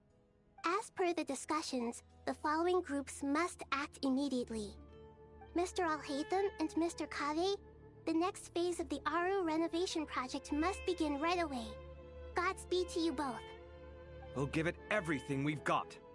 The plan looks feasible, but the implementation will require certain resources. General Mahamatra Sino and his team will help to procure the materials required for modifying the terminal. No problem. I've already spoken with Sethos and Hat Guy, and they've agreed to assist me. This kind of thing is best left to the fleet-footed, right, Hat Guy? If it's efficiency you're after, we're the right people for the job. Following up on the elemental energy amplifier we discussed, Ms. Dory, I assume you're the one most familiar with the status of this project. Aside from the Dendro Archon, of course. Yep, that's right. Leave it to Lord Sangama Bay. Got it. Well, I'd like Madame Farazan, Kale, and Nicole to support Dory on the technical side. You can count on us. Will do. Rest assured, I'll take good care of Kale. Dia, Candace, and Nefer, you'll be in charge of negotiating between the various parties. I trust you remember our goal. You bet. We can handle it. Good. I believe that covers everything. Tainari will provide ad hoc support as needed, if that's okay. Poor Tainari. Must be tough being Nephis' student. Getting bossed around all day, every day. Hey, don't try and drive a wedge between us, you old rascal. All it says to me is that Master Nephis has faith in everyone's abilities. While I'm nominally here as backup, I doubt there will be many situations where my help is needed. Exactly. Finally, Traveler, you and I will head to the border between Sumeru and Natlan. Once that task is complete, I'll be asking some of you to accompany me to the Eternal Oasis. The Eternal Oasis? I thought that was just a legend. So it does exist after all. Regarding your trip to Natlan, under normal circumstances, a meeting between our two nations would be a far more formal affair. Unfortunately, Sumeru is all but completely cut off from the outside world at present. So regretfully, we won't be able to give the Pyro Archon Mawika the grand reception that she deserves. My apologies for the inconvenience. We got this, don't worry. No point putting too much pressure on yourselves. That goes for everyone. Right. Especially you, Dendro Archon. I'm sure you're still feeling quite weak. Don't worry about me. The Dendro Dragon's life force will sustain me. Plus, we'll be there every step of the way. Nahida will be just fine. Yes. I believe in myself. And I believe in every one of you. Well, time to get going. Where's Jet? Someone's missing. Jet is missing. Isn't she part of the crew?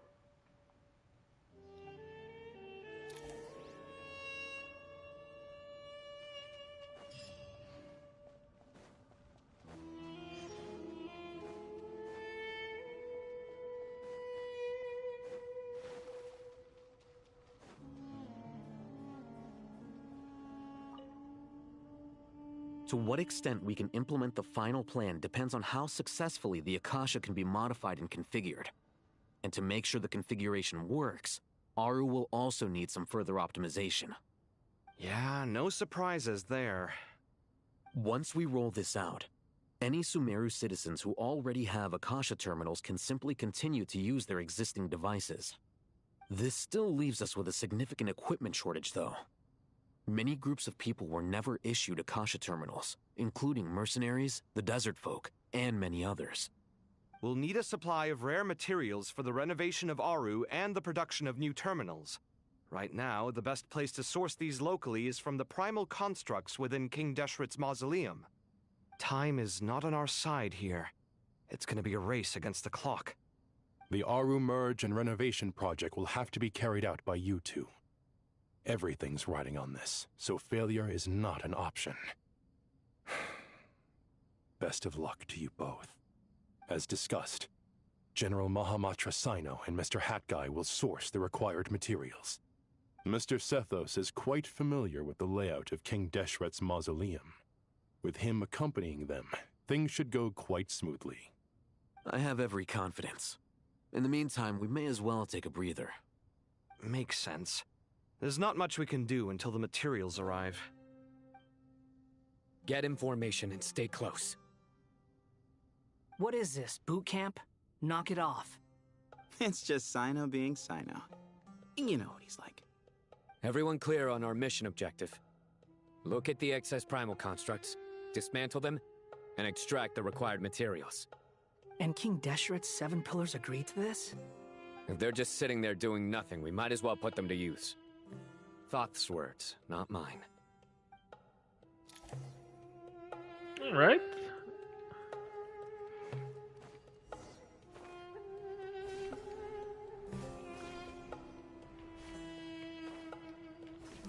Keep going, keep climbing up.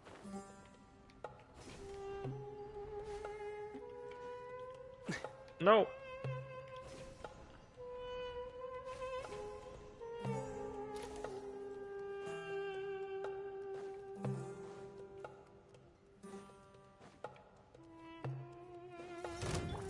Yeah. Give me some space. The sages. Judgment is upon you. Pointless. Your penance is due! Guilty! You stand condemned! Not a big Sino or Wanderer player, so this is not gonna be Arcetos.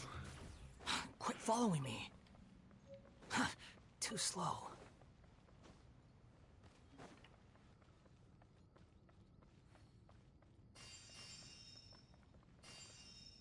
Oh, you're here for support.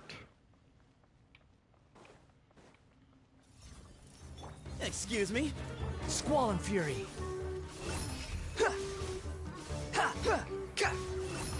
How amusing. Futile! Move or be moved! Give me some space!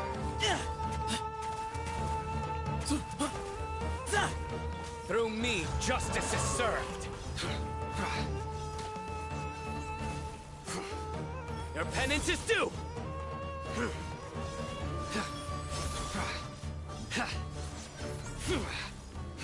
Guilty! Your penance is due! Well, wasn't expecting more to spawn in. The wind rises.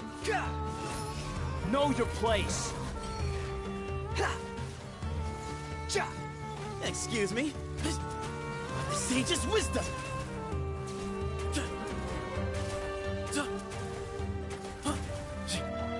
Surrender!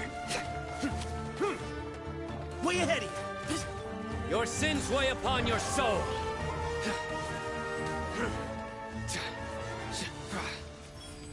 These devices should still be usable even though they're broken down. Let's take them back for the others to review.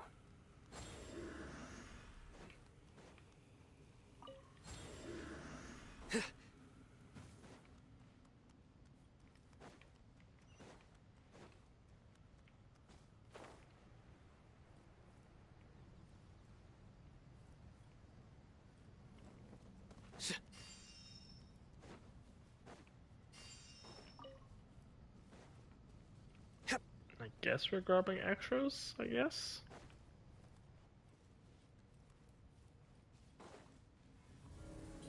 Oh, there's Squall and Fury. Nowhere to run! Give me some space. Glory to Al Akbar!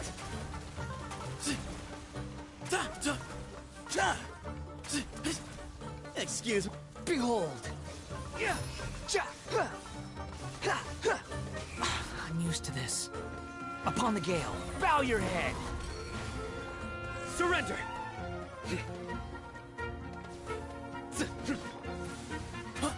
Judgment is upon you. Guilty!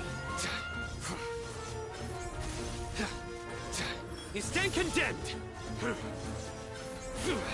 Your penance is due!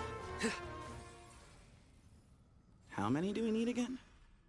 Enough to make an Akasha terminal for everyone who doesn't own one. I remember you telling me how revolutionary these Akasha terminals were. You've used one before, right? The Academia declared the Akasha to be the most powerful and comprehensive wisdom dissemination system in history. That should give you an idea of how powerful it is. Certainly sounds impressive. Neither Hat Guy nor I have ever had an Akasha terminal. Well, if it all goes to plan, that's about to change.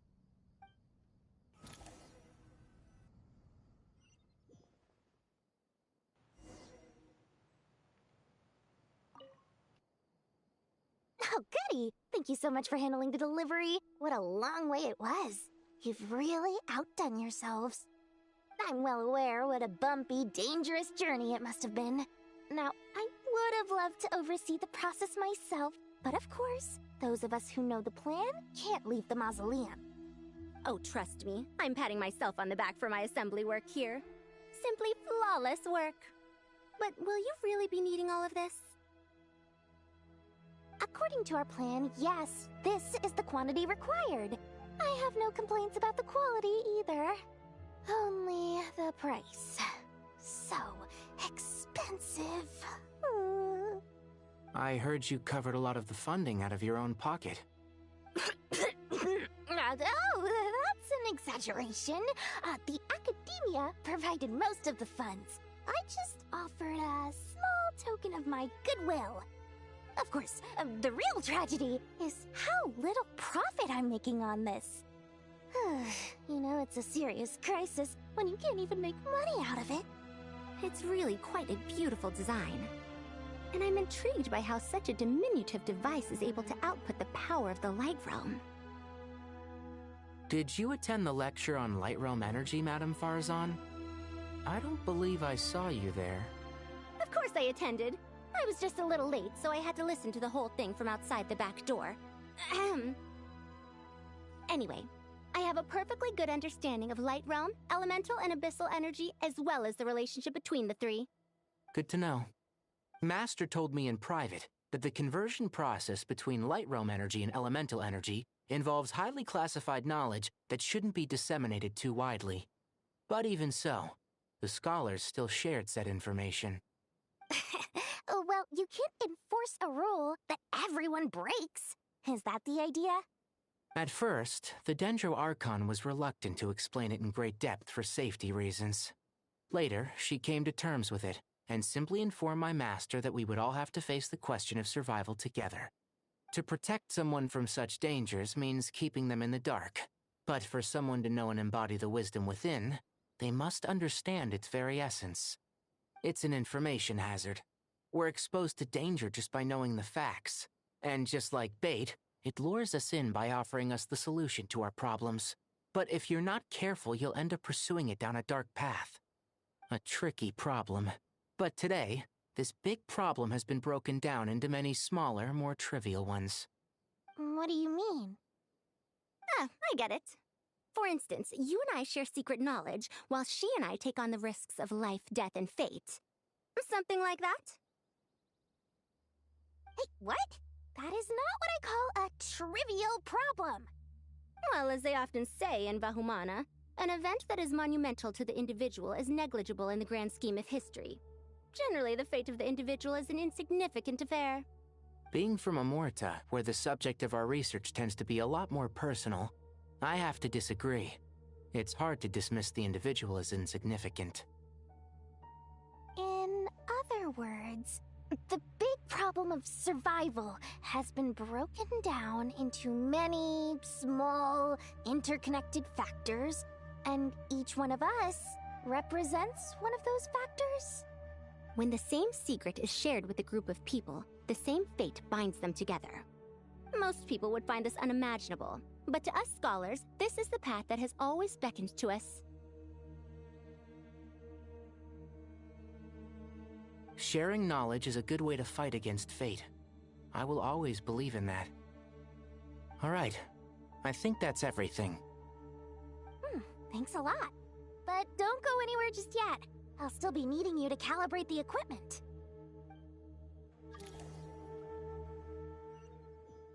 Are we going with Dia, Nefer, and Candace? No.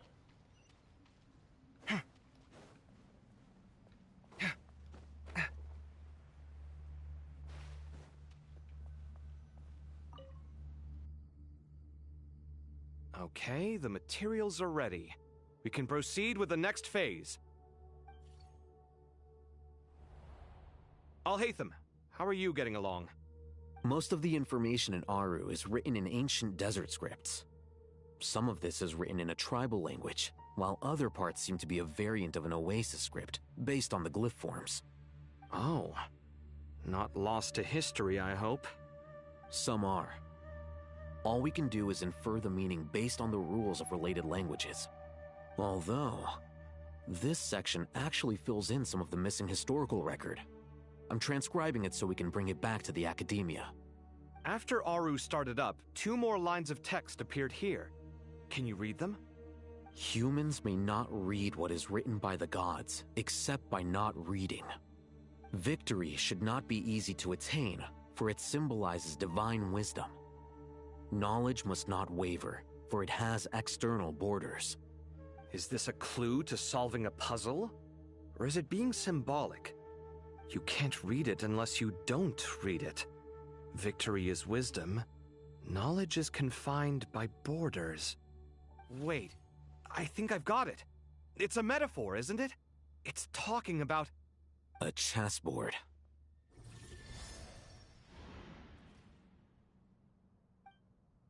You were right. The youth of today are skilled at solving riddles. Have the secrets buried in the desert not been unearthed over the years all the same? Since Aru is a place reachable through wisdom, this day was bound to come sooner or later. Oh, I've always been against overly cryptic sentences. Don't you get tired of reading and writing all that? Ah, it's you 3. Just in time. We've been delving deep into Aru, and now this board has appeared. I've heard this was how you'd while away your free hours. You must be quite the experts by now in that case. It is true. King Deshret's chess games are some of the most well-loved of all his wonderful creations. If you have ever been to Safhe Shatranj, you may well be familiar with the chess pieces you see here. Is this chessboard supposed to be another visualization of the interior of Aru, then? Naturally. Visitors, everything is ready. Only by completing the challenge on the board in accordance with the rules will you be permitted to overwrite Aru. 1 second. It's not dangerous, is it? Dangerous? Why, yes, of course. I should be the one to go, then. Wait for me here. Sounds like the self-confidence of our present company has rubbed off on you. Don't be ridiculous. I'm your upperclassman, and that means I have to look out for you. I appreciate the sentiment, but a game of chess typically requires 2 players. Besides, I'm sure they won't let things get out of hand. Keeping things relatively safe is in your best interest too, isn't it? Fair enough. I mean, you guys are controlling the difficulty, so please don't go too hard on us, all right? Ah, but Bennu said he wanted to put some respect into these whippersnappers. All right. All right. Thank you. Obviously, we'll still try to be careful. This doesn't seem like ordinary chess. Is the goal to defeat the opponent? No, you must enter the board and pass the trials we have placed there. Ready? Let's do it.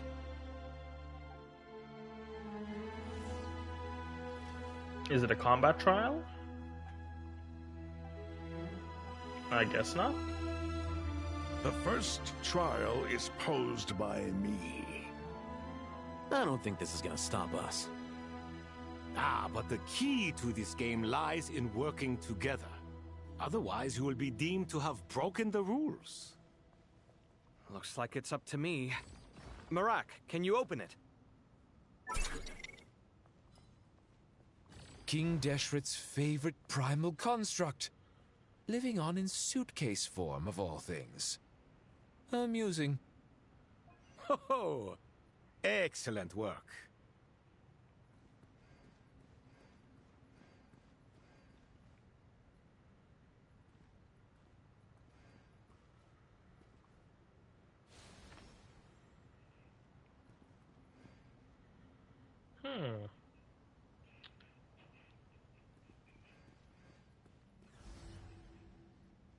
Does that work? It does, but can I make it? Oh. Just enough. Now is the time for my trial. Now, don't be nervous. I'll make it nice and easy for you. Really? Thanks in advance. We appreciate it. Okay, so...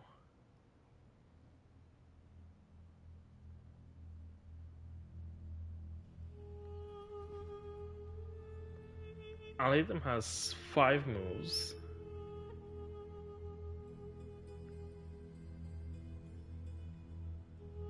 I'm assuming...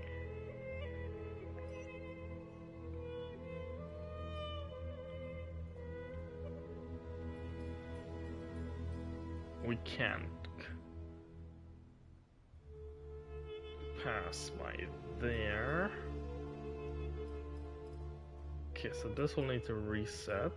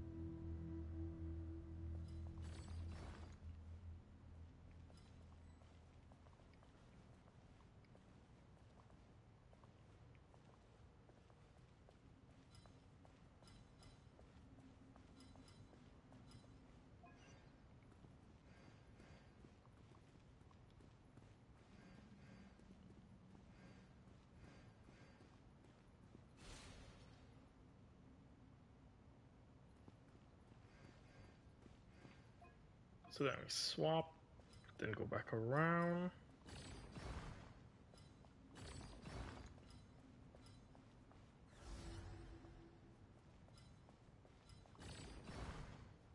We'll need to do... should be it there. That should be... oh no, I can't.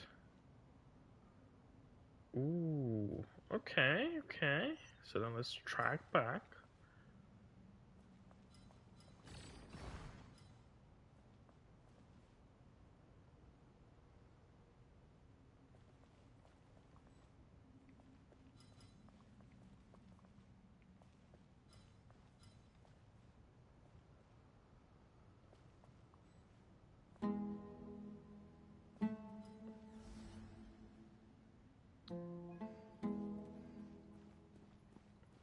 No, that doesn't work.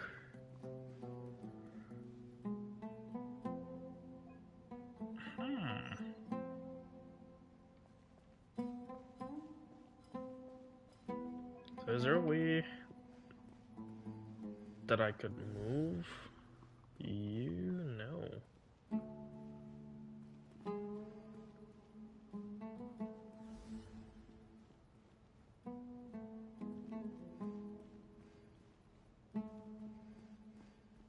Did I mess this up? I think I did. Okay, reset. Now is the time for my trial. Kave. Now, don't be nervous. I'll make it nice and easy for you. Really? I'll hate them. Thanks in advance. We appreciate it. We're triggering you.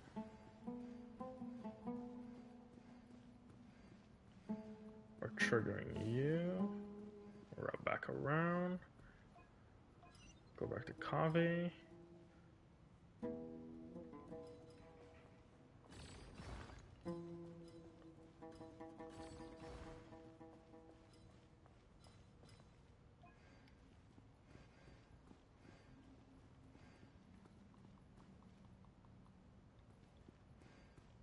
So that doesn't work.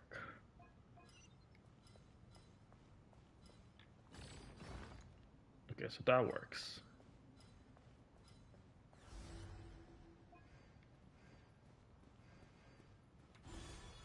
Just that one mistake. Okay, Ibis triple. King, don't you think this all rather inappropriate? You may as well be handing them victory on a silver platter. Do not expect me to follow your lead. Ha! Suit yourself.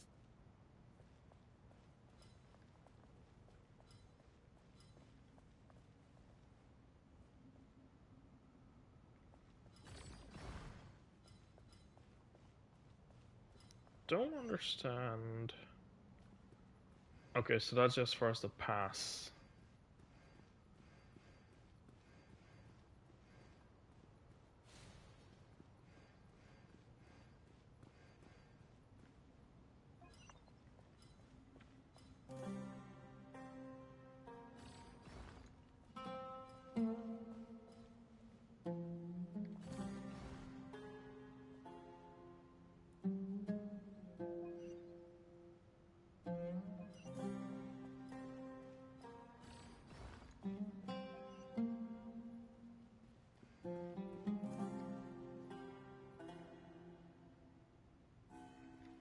No, it's not gonna be enough. I gotta push it down.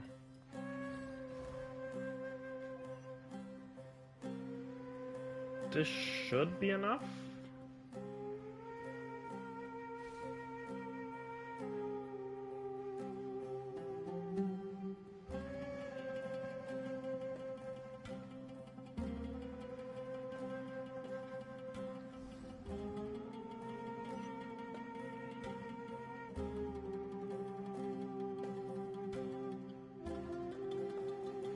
It looks like I messed it up again.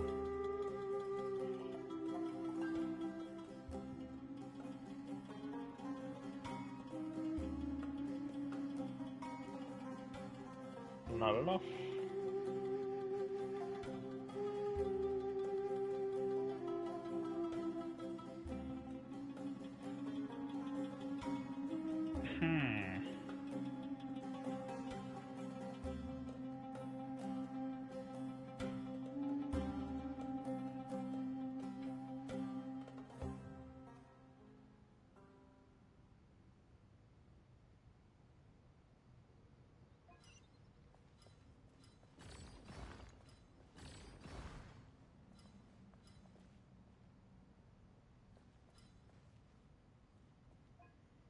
I don't even think that works.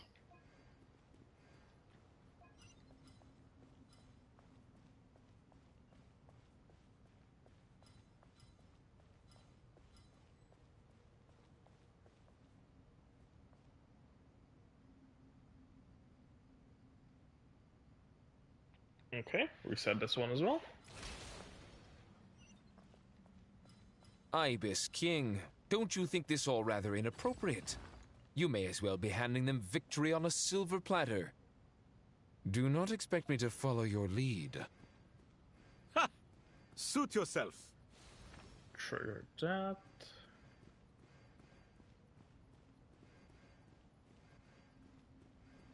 Trigger that.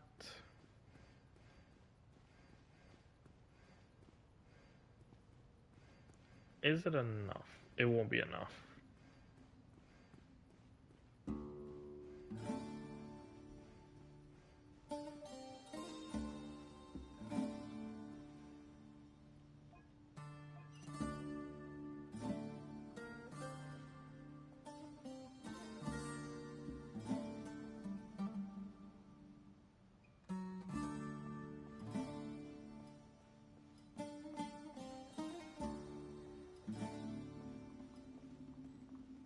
Nope, that's not gonna work. Because my plan was to just go around, push one tile to the left.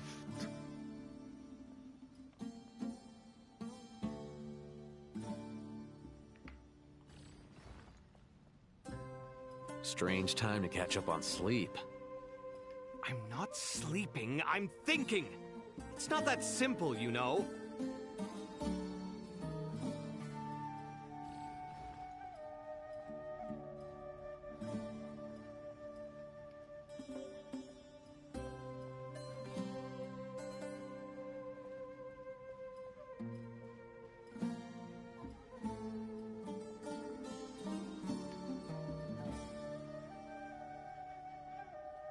That's not gonna work.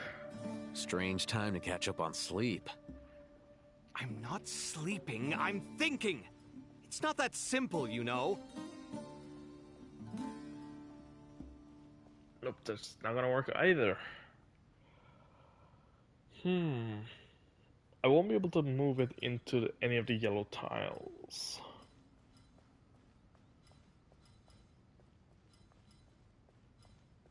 Because even if I wrap around, I can't move it that way. Strange time to catch up on sleep. I'm not sleeping, I'm thinking! It's not But that I simple, need you to know. move it.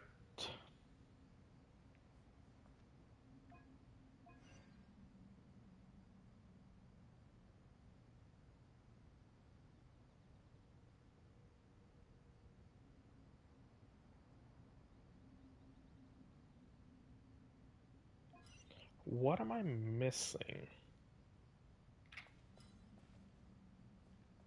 Just don't have enough to go. That just ruined it.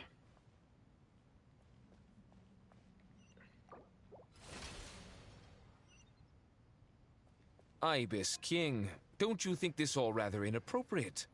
You may as well be handing them victory on a silver platter. Do not expect me to follow your lead. Ha! Suit yourself.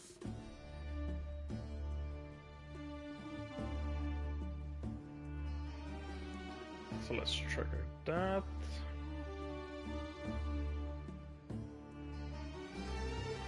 Okay, back to...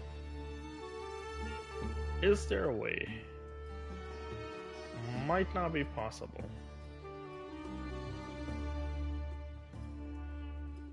That's not possible. Okay.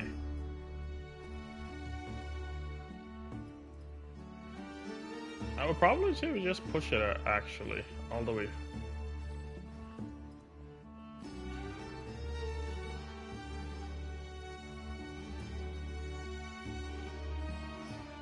Strange time to catch up on sleep. I'm not sleeping, I'm thinking! It's not that simple, you know.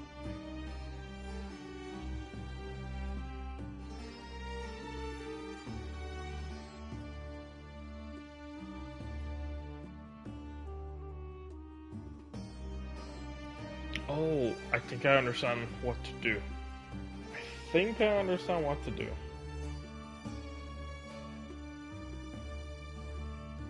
We'll just activate you. I'm just gonna head down. No, I need to move back first. So Kabe have enough room. Oh no, I still could have done it.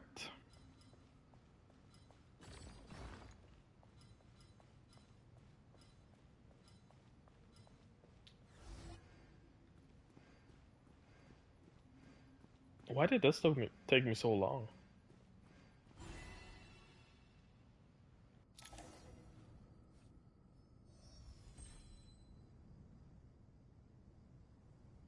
Done.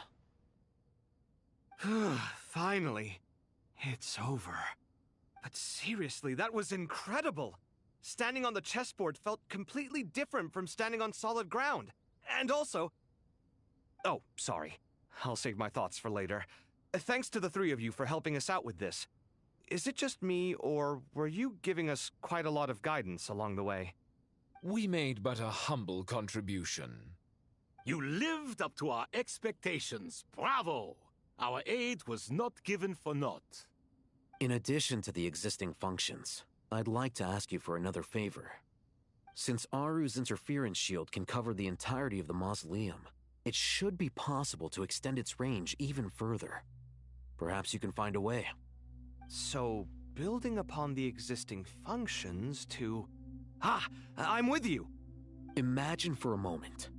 What would the ideal outcome look like if this function were compatible with the devices? I agree. This is the best solution possible. Please, everyone, we beg you to help us. Me, oh my! Well, since you ask so very nicely, I suppose... Goti? Croco? What do you say? Naturally.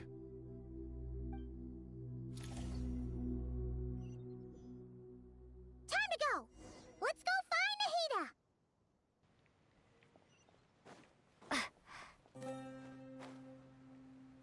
I gotta say though, those parts of the story right now is very tedious.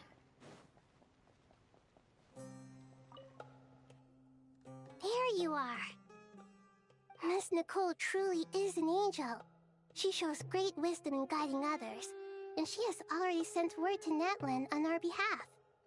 She said that while the other members of the Hexen Circle are busy with important work, she is quite free, and she's more than willing to accompany the people of Sumeru for the entire journey. Oh, yes, Nicole, all right. Always super patient and loves to help everyone out.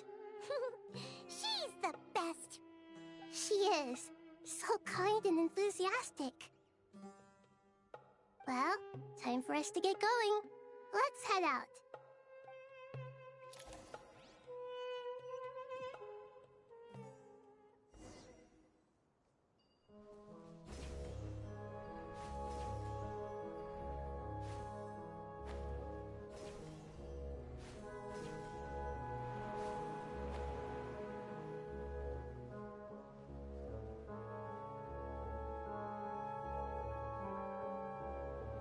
The one thing I've noticed though with these particular Archon quests, there is no like chest to be found.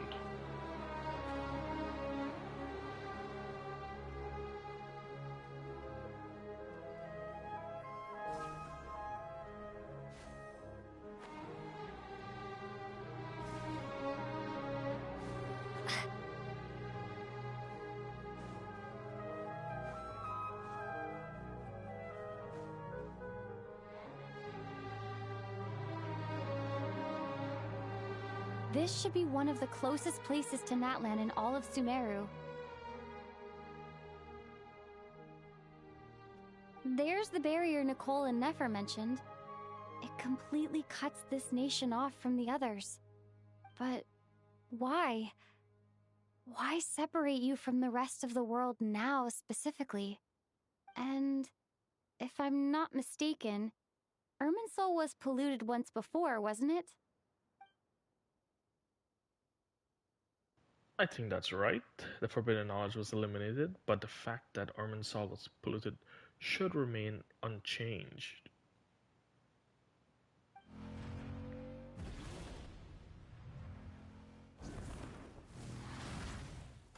Good question. I'm wondering the same thing myself. Why do you have question mark? We all know that's Mavuika. That voice. Moika, you got here pretty quickly. Hello, traveler. It's been a while. Hello there. Hello, Dendro Archon. Moika, I apologize for asking you to meet at the border on such short notice. I also apologize for not being able to greet you in person. The form in which you see me now is one carried by the Traveler. The real me is inside the mausoleum of King Deshret, and I am reaching out to you with my mind from here. Irminsul has been infiltrated by the Doctor. We must be on our guard, as he can spy on information in the world from within the tree. Fortunately, there is no record of the Traveler in Irminsul, and you are still within Natlan's borders. My records will be preserved in the Night Kingdom, rather than the ley lines. As long as the Night Kingdom remains disconnected from the ley line cycle, the Doctor has no way of knowing my movements. Exactly. So by meeting each other in this way, the meeting essentially never happened. No wonder Paimon didn't come. You were concerned that her activity would be recorded by Irminsul. The Natlanese have heard about the situation in Sumeru. With the borders sealed off, merchants have been forced to stop their shipments. It's pretty serious, and you're the ones bearing the brunt of it. I'd like to address the question you raised at the beginning. I can offer a brief explanation, although it will sound rather cruel. I don't reach this conclusion gladly. Irminsul predates the heavenly principles. It existed long ago, when the dragons of Natlan were at the height of their power. So even when the people of Sumeru became ill because of pollution, it was not a critical issue from the perspective of Irminsul itself. As long as it continues to function normally, the barrier will not be activated. But this time, the Doctor's invasion has directly affected the tree. That is what caused the barrier to deploy. The heavenly principles established a rule that when Irminsul is plunged into grave danger, a portion of power will be reserved to isolate Sumeru. That way, even if Sumeru is destroyed, the outside world at least has some time to catch its breath. We'd certainly need it. The heavenly principles created almost everything that exists in Teyvat today. To them, preserving the existence of the world and its inhabitants takes priority over protecting Sumeru. Meaning, protecting Sumeru now falls to you. Yes. My own power may be limited, especially compared to yours. But that doesn't mean that we're just gonna sit around and wait for the end. If necessary, I will utilize any and every means at my disposal. Nicole of the Hexen Circle didn't say exactly what this meeting was about, but after hearing everything you've said so far, I think I can guess where this is going. That's right. Nahida and I discussed it at length. We both know how presumptuous this is, but... You need the Pyronosis, don't you? Yes, you guessed correctly.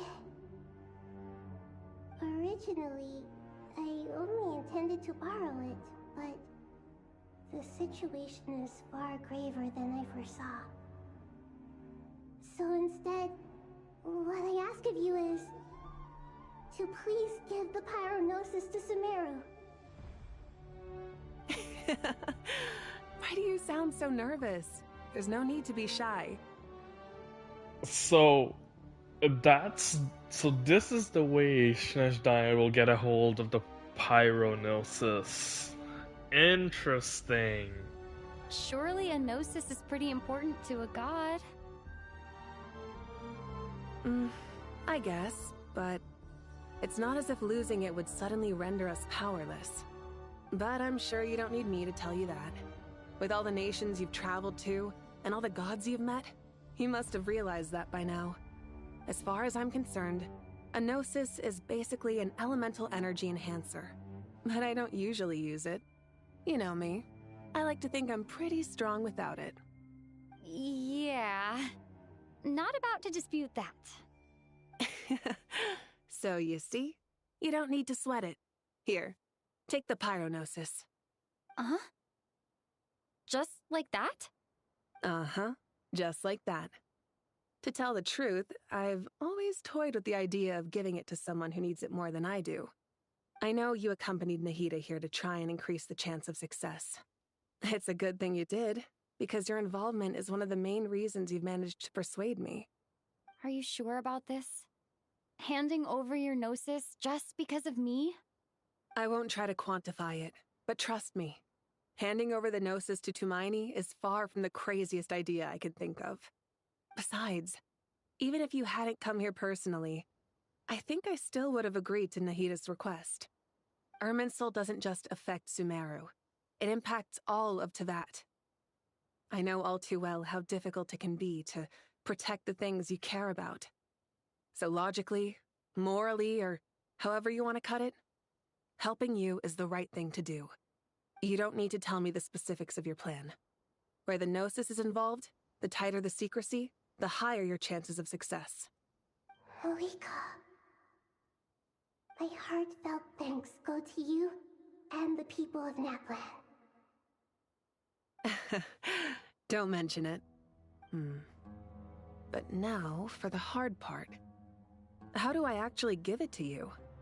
The Irminsul barrier is right in the way. I have an idea.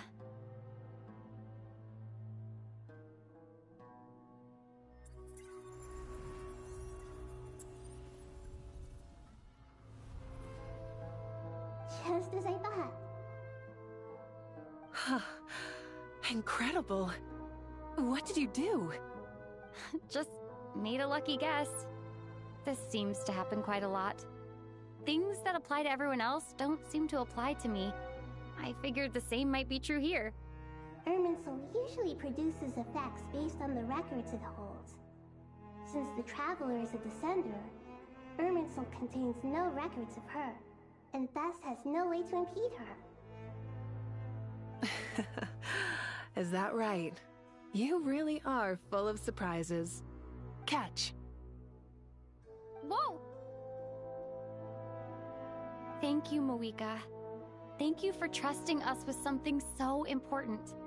All right. No need to get so formal. It's not like we're strangers. Besides, there's still one problem. You might be able to pass through the barrier, but I don't know about the Gnosis. Any other surprises for us, Traveler? Let me try something. I have the Pyrognosis in my hand. It feels strangely ordinary. Not particularly heavy. And yet, this tiny thing symbolizes the mighty authority of a god. I need to think hard about my memories of Pyro. My memories of journeying through Natlan. All those important experiences I've had. The Gnosis disappeared. Traveler, are you alright? I'm fine. The Pyrognosis disappeared into my body, just like phlogiston. Maybe it resonates with you because you've mastered the power of phlogiston. You might not be recorded in the ley lines, but you're still our Tumini. Whew.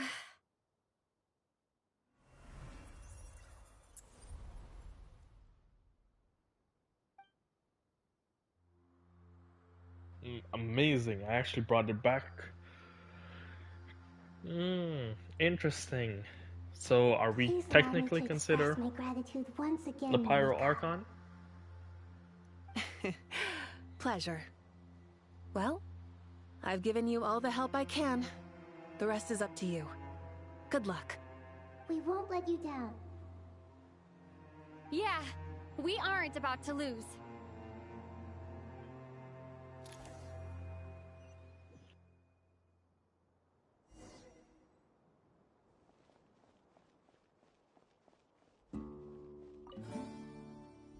Traveler, Paimon, how are you feeling? Paimon's a teensy bit nervous, but only a teeny tiny bit. Seems like she's gotten way braver over the last few years, huh? Of course. After all the adventures you've had with the Traveler, I'm sure you've gained a lot of experience and grown as a person. I'm doing all right. What about you, Nahida? How are you holding up? With the negative effects of Irminsul, I'm a bit like a piece of fruit that's been burrowed into by hungry insects and left to rot. I'd be lying if I said it was nothing. But please don't worry. We all know what we're getting into, and we've prepared as well as we can. I believe in everyone. I believe in you. And I believe in myself. Stoking the fire inside oneself is certainly one way to live, but knowing when to rely on one's companions is also a form of great wisdom. I've been quietly learning little things from everyone, like plucking tufts of fur from a sumpter beast. Me too. With the constant traveling, I'm always learning and growing. That's the journey of life. I think there's someone else here who would share that sentiment. Don't worry about what I think. I was just passing by and happened to overhear your conversation. What are you talking about, Hat Guy? This is the top floor. No one passes by the top floor. Says who? You can fly just like I can. I would have thought it makes sense to you of all people. I don't know why, but I feel a little more relaxed now. It shows that you feel comfortable laying down your burdens in our presence. It means that Sumeru is a place you can trust, where you know we have your back. And we feel exactly the same way around you. That's what it means to be friends.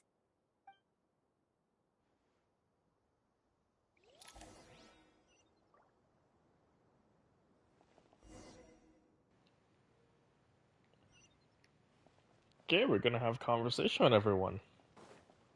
One more talk from Nahida. Feel free to mingle if you'd like some time to catch up with people. Just remember to get a good night's sleep when you're done.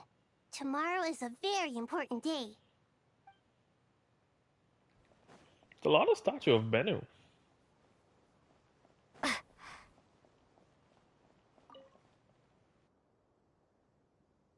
Ah, it's finally done. Ugh, but I have a nagging feeling that there's something I've forgotten. Oh, there you are. Everything wrapped up on your end?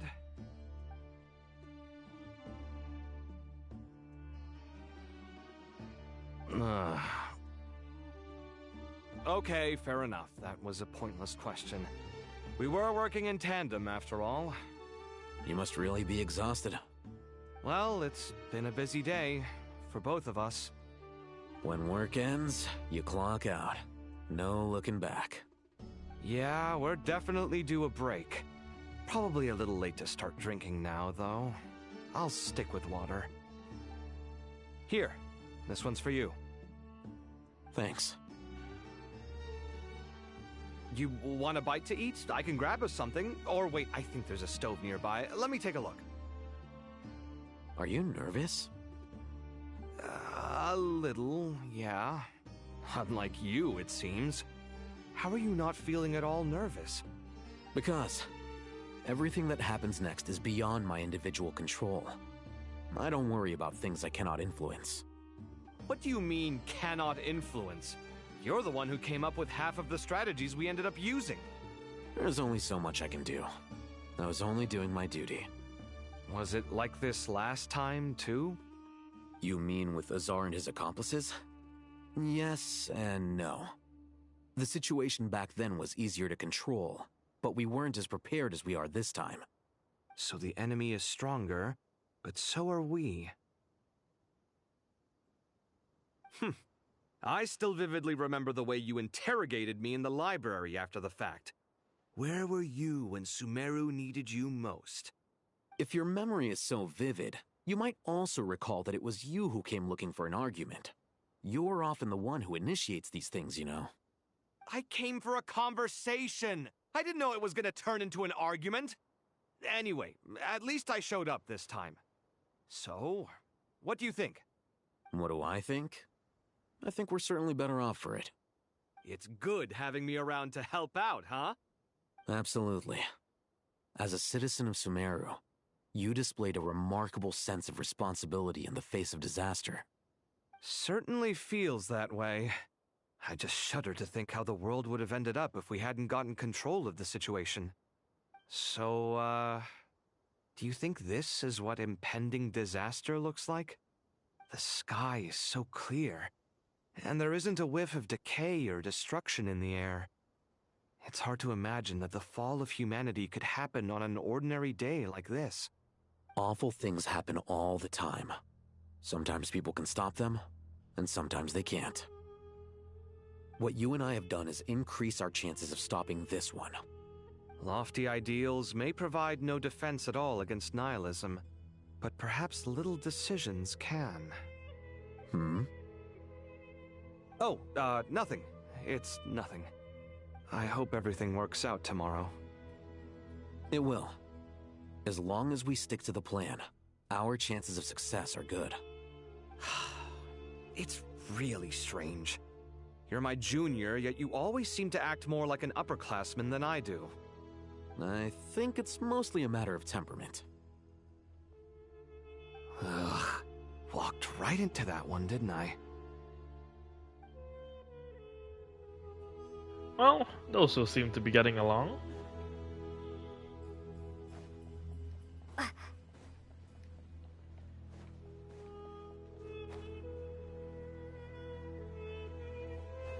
I'm assuming this will be able to take me down? Or I guess not. So how am I getting down?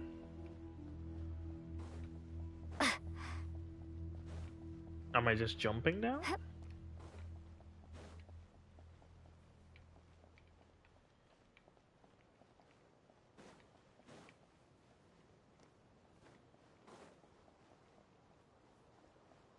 I guess we are.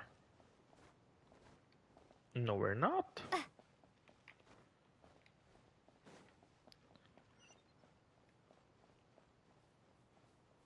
So how are we getting down?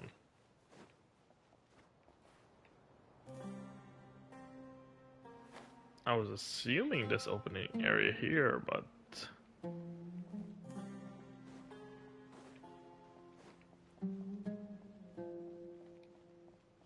it appears not.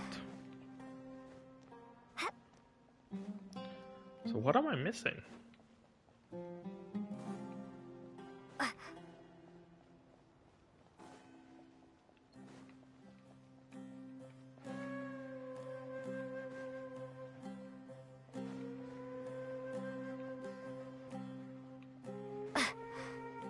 Do I go through the port?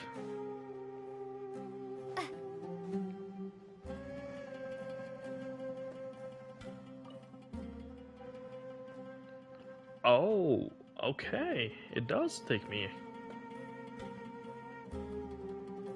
Oh, back to the beginning. Okay, let's go to the mid.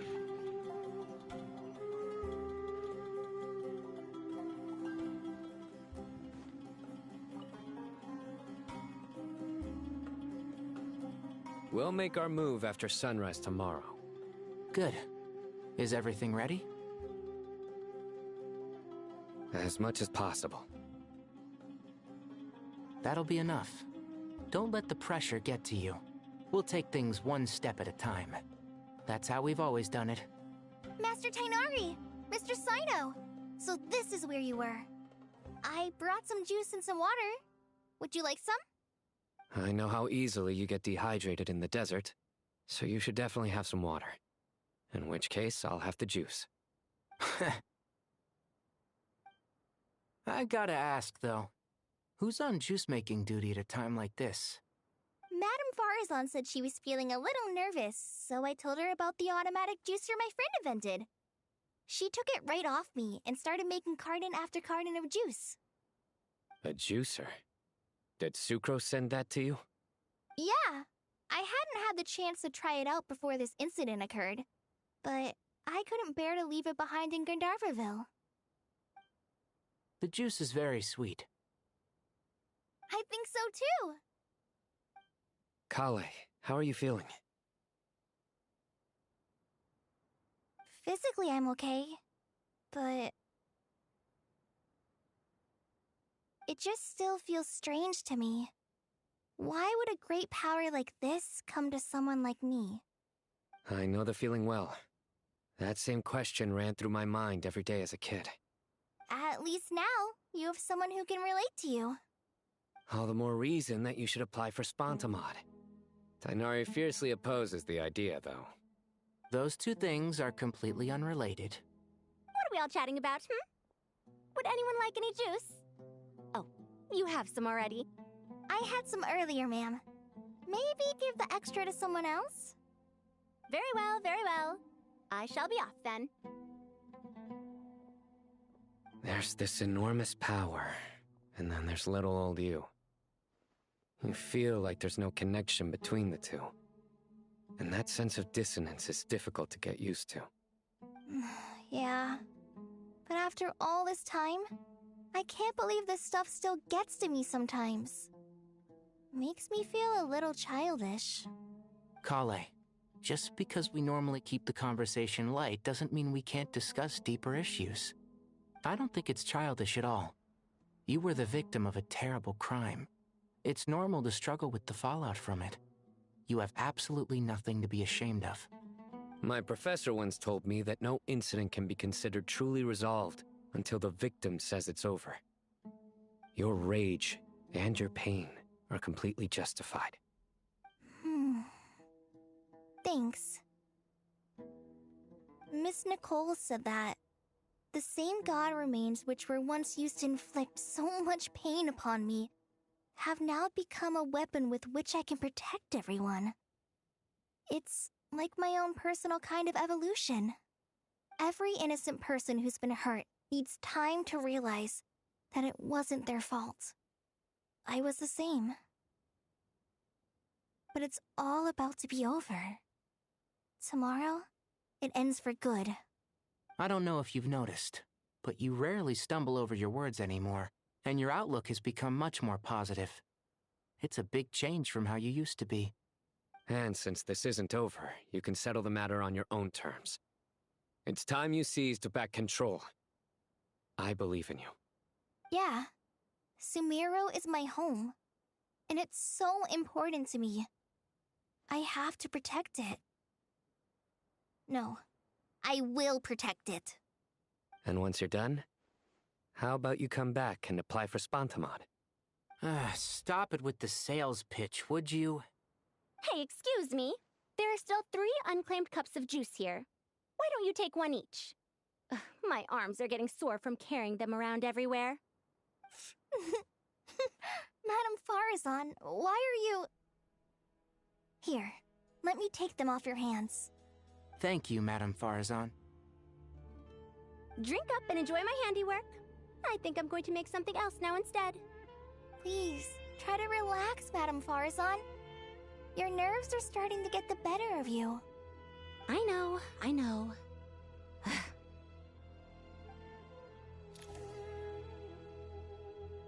Interesting. Drink up and enjoy my handiwork. Please, try to... I know. Who else do we have on this floor?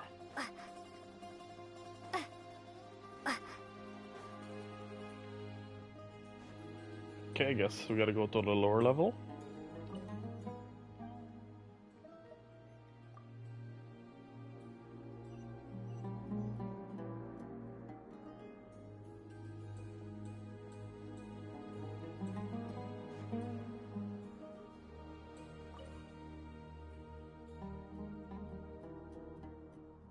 Something on your mind, Miss Nefer? Nothing in particular. It's just... right now, the future feels strange and unfamiliar. But the future has not yet arrived. How can you say how it feels? Some people know that there's an impending disaster. Others remain blissfully unaware. Each group is imagining an entirely different future while walking towards the same one. But when they get there, they'll still find they feel differently about it. People are shaped by their circumstances. Different circumstances create people with different perspectives. I've always found the perspective of the Vahumana Darshan to be a particularly incisive one. Even at the height of the crisis in Nodcry, people held diverging opinions. But things are different this time. Indeed. Regardless of faith, gender, wealth, skin color, or eye color, everyone in Sumeru knows what will happen tomorrow. The world has never been an especially fair place.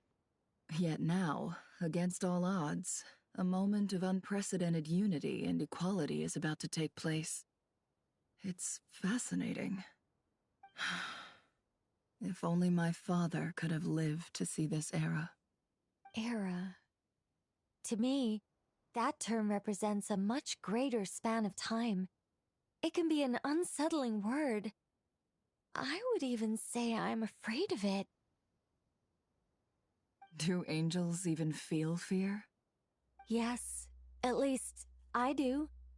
I fear the gap that grows wider with each passing day, and the never-ending flow of time. Time renders all memories insignificant and reduces all splendor to nothing. But those memories are the one thing I do not want to lose. You're very human in that regard. If angels draw too close to humanity, our wings burn away in the bright flame of awareness, and we fall to the earth. After spending so long among humans, I have lost much of my former glory. Maybe that's a good thing. You're more human than some humans are. I've been talking to Kale a lot in recent days. We seem to be in completely opposite situations. I suppose that makes us good case studies for comparison. Case studies for who? Myself, I suppose. After comparing the two of us, I suddenly discovered that I desired more than before. It was a gentle, pleasant sensation. Just as most people pursue glory and miracles, I too am pursuing miracles of my own. Guiding humans to make the miracles in their hearts a reality. That is my miracle. It doesn't sound so bad, does it?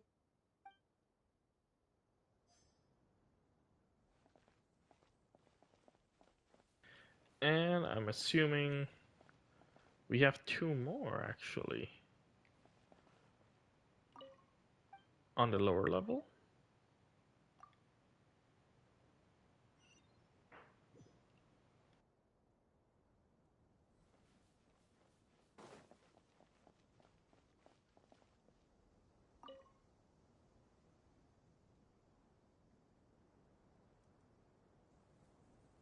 Look at the time. I should head back.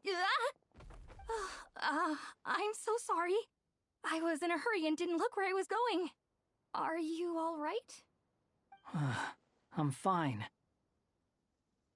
Wait, you're... Have we met? Not exactly. I think we may have crossed paths by the house of Dana before. Oh.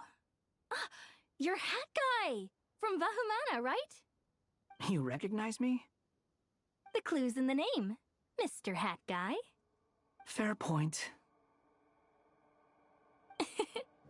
It's getting pretty late. What's keeping you up? I could ask you the same question. If I'm not mistaken, all the workload for the Ratawa Archon wrapped up a good while ago. Well, I have something of a background in Satyavada life, so I was helping the Dendro Archon make some preparations. But I must have lost track of time. Did you find the experience enlightening at all? Honestly, it was tedious and uneventful at first. But eventually, I think I did sense some profound truths. But they also brought a lot of suffering with them. I was told that I even shed tears while I was meditating, though I have no idea why. Sorry. I hope I'm not scaring you. Not at all. It just proves you're very accomplished in your research. Good night. I wish you all the best for tomorrow. Thank you, sir. You too.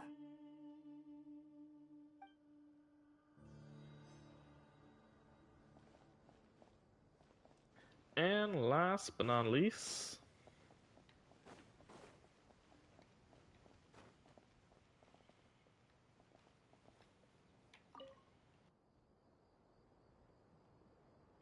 Too bad we've got a fight tomorrow.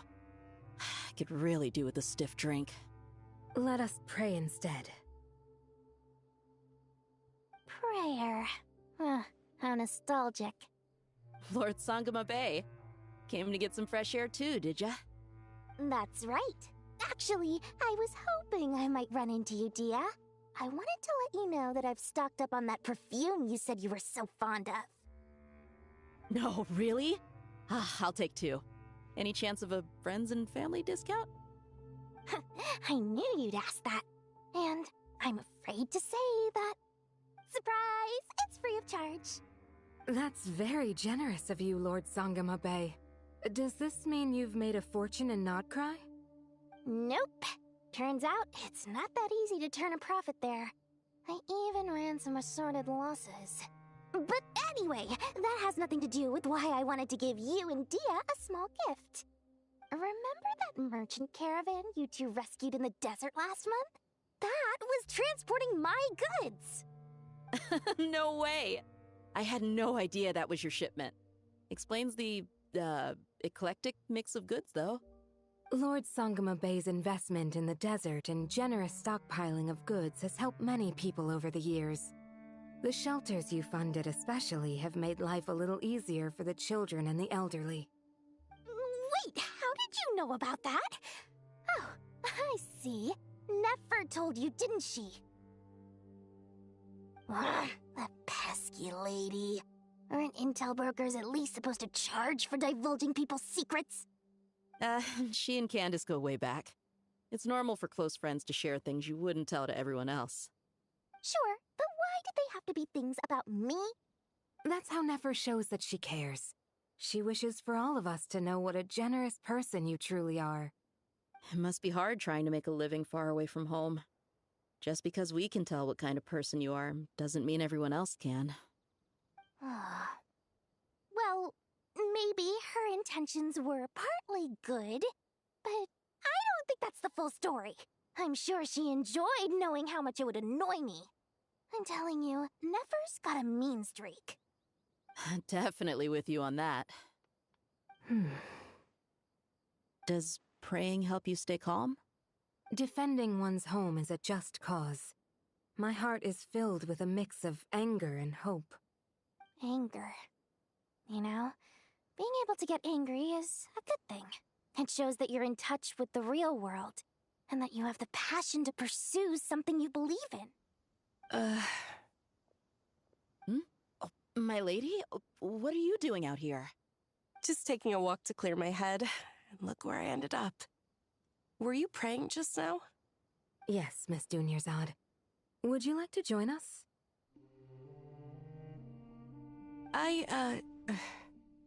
Come on, it's fine. She won't mind who you pray to. Oh, then sure. I remember you, Miss Dunyarzad. You visited my shop before. If I recall correctly, the god you worship is the Dendro Archon, correct? That's right. She is such a gentle and kind god. But to me, she's more than just a god I worship. I see her more as a friend. And so do many others. She's not some almighty god who reigns on high, but a genuine friend. Agreed. She's a wise teacher and a good friend. I spoke with several people during the evacuation. Everyone's aware that tomorrow's battle is one that ordinary people can join too. A battle to fight for our friends and our homeland. Oh, it makes me glad. I can finally do something for those who protected me. You've grown so much since we first met. Oh, a compliment? Ooh, more please. Thank you. My lady, you've always been a remarkably strong and ambitious person. It's indisputable. And that's not just a compliment. It's a statement of fact. What are you praying for? Our beliefs may not be entirely the same, but we both wish for the same thing. I pray that everyone will rise to the challenges ahead and return safe and sound. I pray for the safe return of all my companions. It's time.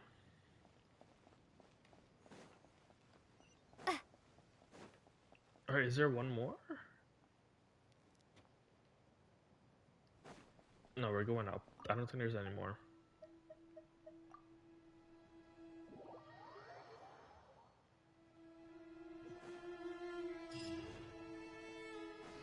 Time to go! Let's meet the others at the mausoleum of King Deshret. Let's do it.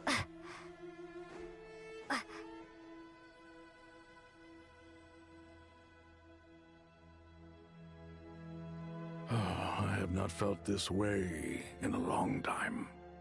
Standing up high, gazing out at the rolling dunes. One cannot know what freedom truly means without first losing it. The golden slumber truly lives up to its name as a dreamland. Though desert sands exist there too, no mirage, no matter how glorious, can compare to true beauty.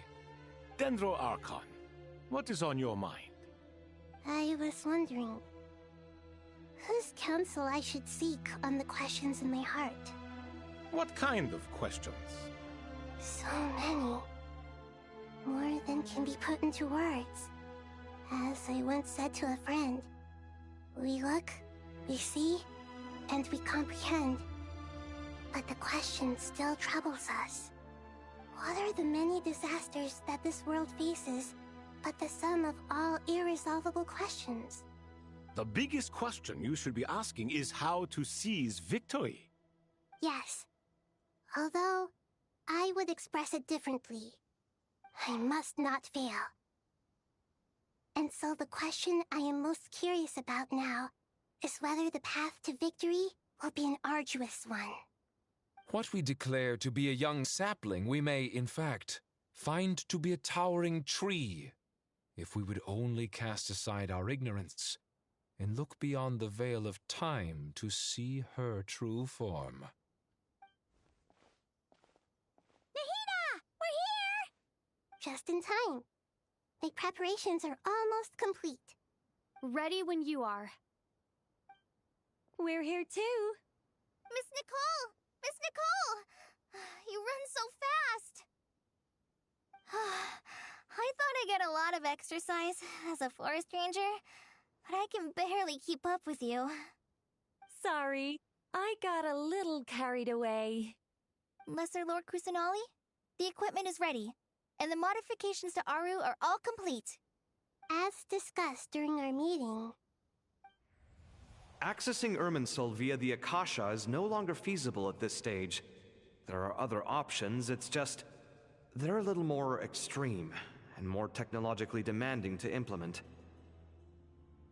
Maybe you should take it from here. The architecture and functionality of the Akasha terminals overlap considerably with Aru.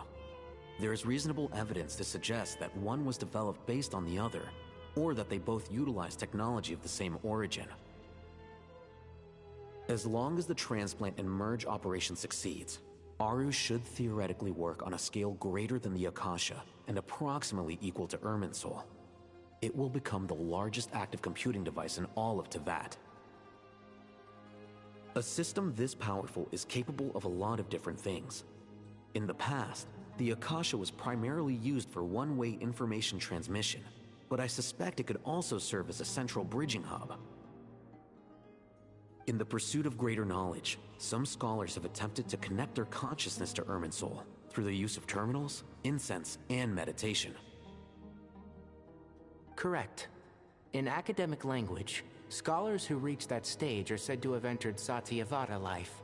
Hypatia has performed this practice many times in the past, and she was once under my care for a period of time. Right. And this at least proves that there is a zone within Irminsul that can be connected to.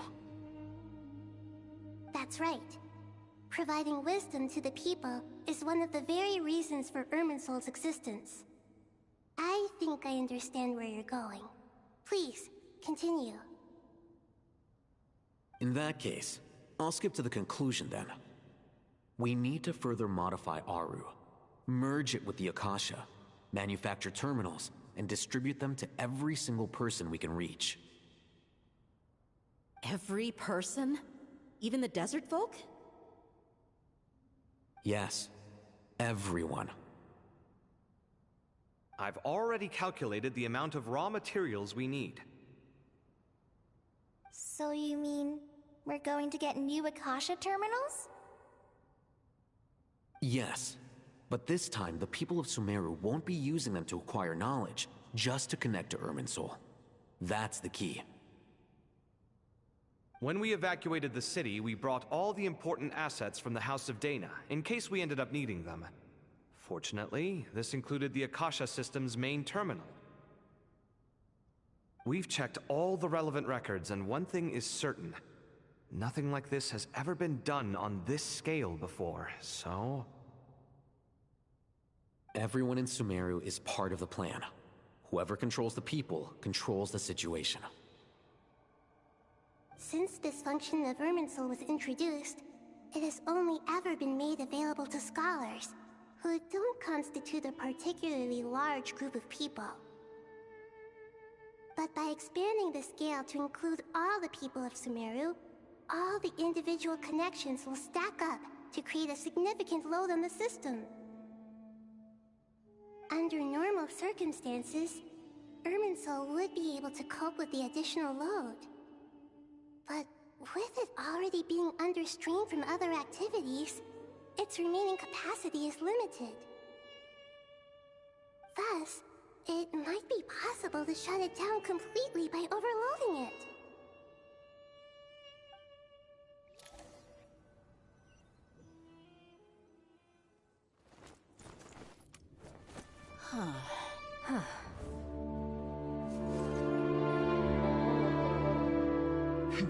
Counting down. 3, 2, 1. Are you ready? Ready.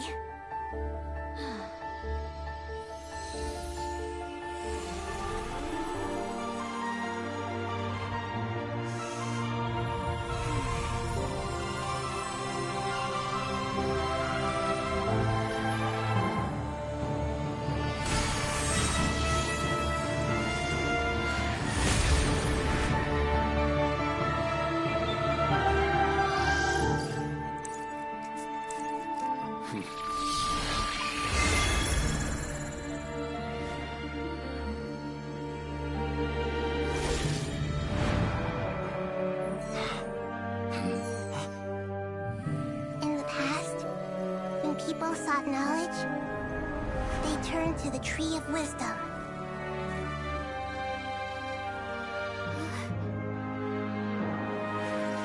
Today, we use it to save Sumeru and the whole world. These boughs that nurtured learning must not become tools for destroying the world.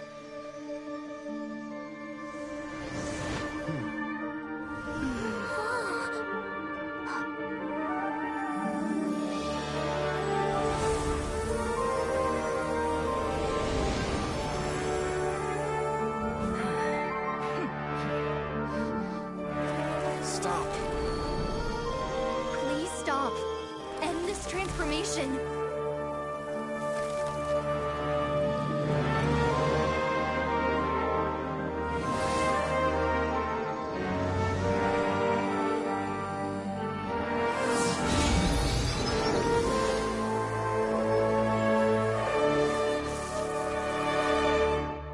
You would shut down Irminsul just to stop me? You fools. I have all the time in the world.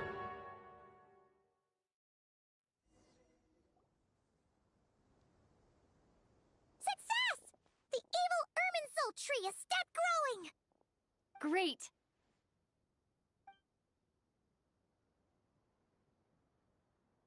What a display of true courage! The courage to think and the courage to act! I never thought I would witness the shutdown of Irminsul with my own eyes. Perhaps this is human wisdom in action? Indeed, only humans could do such a thing. Gods are few and far between. What was once created for spreading knowledge is now used for another purpose. A rather ingenious plan. I am grateful to you three for your help. Only thanks to you were we able to extend Aru's interference capabilities to cover all terminals. Now, nobody who wears a terminal will have their activity accurately tracked by Irminsul. No matter how many eyes Dotori possesses, he will not be able to see us clearly. Now for the next step. I will need the help of your supreme powers once again. How might we be of service, Lord of Dendro? I need to reach the Eternal Oasis immediately. Right now? In that case, Ibis King, would you agree that this is a fine opportunity to dust off our old tricks? Never. I assume you have that chess set with you? You mean the one you gave to me as a gift? Asking for it back, are you? How could I? You misjudge me. I just wanted to show you another way you can use it. Connect to Safhe Shatranj.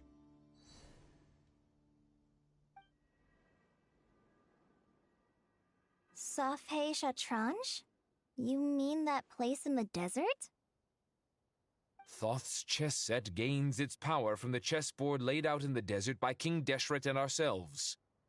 All ceremonies conducted using the chess set must be activated via Safhe Shatranj. In other words, the chess set is an extension of the chessboard. In the past, moving a chess piece was a sacred and momentous act. Transfer initiated. Entering live combat mode.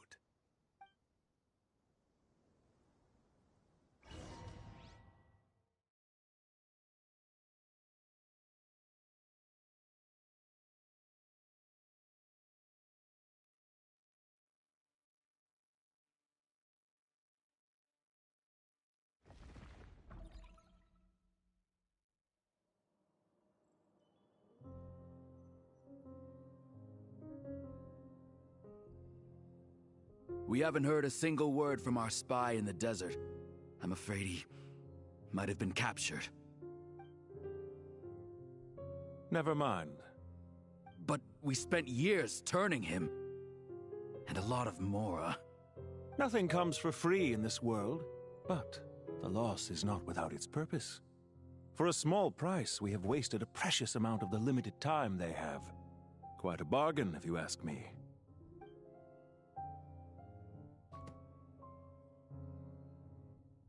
Understood. Weighing profit against loss is a necessary part of life. But to tell the truth, I have been operating at a loss since this all began. Since many centuries ago, in fact. For instance, why would a banker act as the executor of a will? If you hadn't deposited your personal belongings at Northland Bank, I would have no reason to be here right now.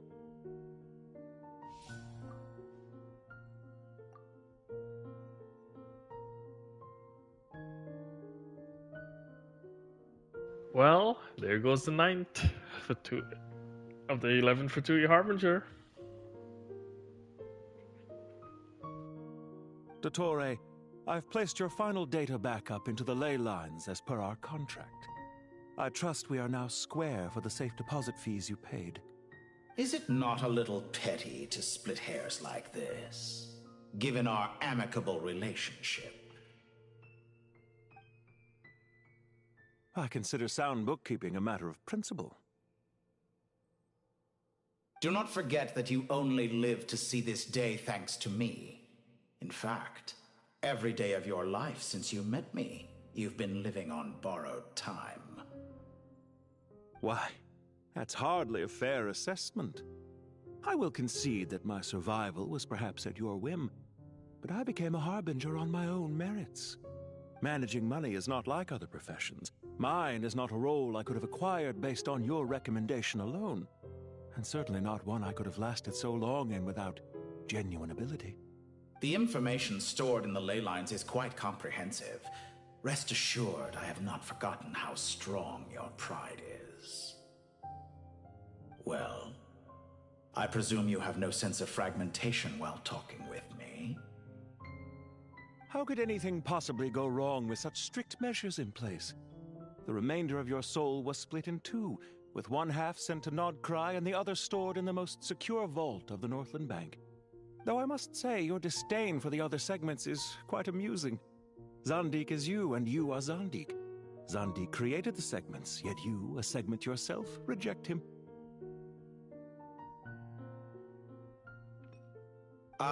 That is, Zandik, created segments of various ages in his later years. To achieve this, he had to freeze time and part with a portion of his soul. But as constructive as it sounds, it erases my uniqueness. If each segment is equally me, then by the same token, none of them are truly me. A soul living forever in the past inevitably holds different views than he did in his later years. The same thing that completes me also restricts me. You too might ask yourself which stage of your life you want to be preserved at. The day your business failed, Or the day you were framed by a gang and sold off to a medical lab as a test subject? We needn't dredge up the past. This undesirable plan was eventually scrapped. Lesser Lord Kusanali was quite right. I needed an opportunity to eliminate myself. And after that, I concluded that there was no more effective plan than directly splitting the soul. Once the soul is transferred out, you will find that creating a physical body is far simpler than creating a puppet. The other half of your soul suffered a crushing defeat in Nodcry, you know. And yet in the process, I obtained the information I always wanted, did I not? Because now we finally know where the best testing ground truly lies. I once thought your ultimate goal was to ascend to godhood. But as it turns out, that was merely one of your experiments. Experiments take many forms. Most people are too eager for success, too fixated on the end goal. They forget that the experimental process itself is just as important. A suspiciously vacant seat, a new face. I trust you can put two and two together. The reason it doesn't exist is because someone tampered with the record. What can I say? After all your efforts, you really did uncover the world's secrets. So, is the new world you promised a lie? No, it never was. I am glad to be able to control Irmin's soul from within. Now I shall attempt to create a new world inside the existing one.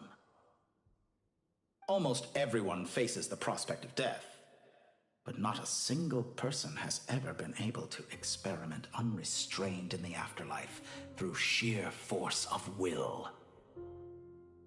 I am the only one to have overcome this enormous challenge. Would I not be letting the world down if I didn't make the most of the opportunity to experiment? Clearly, the dividing of your soul did not affect the magnitude of your ego. Out of all the versions of you that have ever existed, this you is the most insane and the most radical. Is that why you chose to work with me? Which was it then? My insanity? Or my radicalism? Could I call myself a venture capitalist without a suitably ambitious plan to invest in? Yours happened to fit the bill quite perfectly. Well then, I must say, while I am surprised enough that you showed up at all, what surprises me more is that you chose to present yourself as my former subordinate, and not as the banker Pantalone. Why make things harder than they need to be? Exposing my true identity in a situation like this would only serve to destroy diplomatic relations between Snezhnaya and Sumeru. I daren't imagine the consequences. Showing up in the name of the original antagonist gives you the recognition you rightly deserve, while also being sensitive to Snezhnaya's predicament. It was an easy win. As for why I'm here, if you're suggesting that your credit is in the negative, I won't argue with that. Many people say that about you. I'd argue that a significant factor in your willingness to cooperate is the fact that you have but a few years of life left after my death. Living and dying together has a way of binding two parties together rather closely. Is it not true that a relationship should be judged by both the positive and negative returns it yields? So some of what I said actually made it into your head after all. It's true that I hope you don't die too soon, but don't you find that a strange thing for me to say? After all, you've already had quite a long life, especially for a human being. Let's not pretend that you're any more innocent than I am. Are we not the same in this regard? We both despise the existing laws of this world, and neither of us enjoy being under anyone else's control. Is it really so greedy to want the world to operate by a new set of rules? Of course not, my dear friend. And as I've said before, mutual interest is the foundation for the most reliable of relationships. You can attest to that. I just hope there never comes a day when I have to work too hard to prove that. Read greater, sir. People have been spotted approaching Sumeru City. How strange. Despite your access to Irminsol's data, it appears the soldiers noticed before you did. They must have found a workaround. Well, Dottore, I trust you know what this means. The fact is... They're coming. They'll breach the city gates any moment now. But even so, I would say Irminsol is a wonderfully convenient thing on the whole. If you do manage to create a new world, perhaps you could plant one outside my office, too. I'll consider it. What do you need me to do? Stall them? The experiment will take time. Stall them for as long as possible. Very well. But you're really asking for the moon here. Have you heard this story? There was once a guilty man, kneeling in the center of a church while an angry mob outside waited to bring him to justice. He pleaded with the gods, begging them to grant him one final request, the chance to finish confessing his sins before he was sentenced. Many suns and moons passed, seasons changed, and still his confession continued, as if he intended to speak until the end of time. Are you suggesting I worship you as a god? Or were you hoping that I might confess my sins to you? Certainly not the latter. That would make my life miserable indeed. Oh, we get him to ask him questions? Interesting, Pantalone or Regrader. For someone who despises them so, you never seem to have any objections to me creating or becoming one. At first, I thought you'd be furious. Concerned I would terminate our partnership, were you? Not at all. You had reasons why our partnership must continue. Don't you find people's attitudes toward gods amusing? A god descends from the heavens and people worship it unreservedly, blindly following whatever rules are given to them. And yet, when they see an ordinary person gain godlike levels of power by virtue of their own hard work, they treat him with nothing but suspicion, even if he is a compatriot. Is that supposed to be a compliment? No. I was just thinking. I pity the man who would call you a compatriot.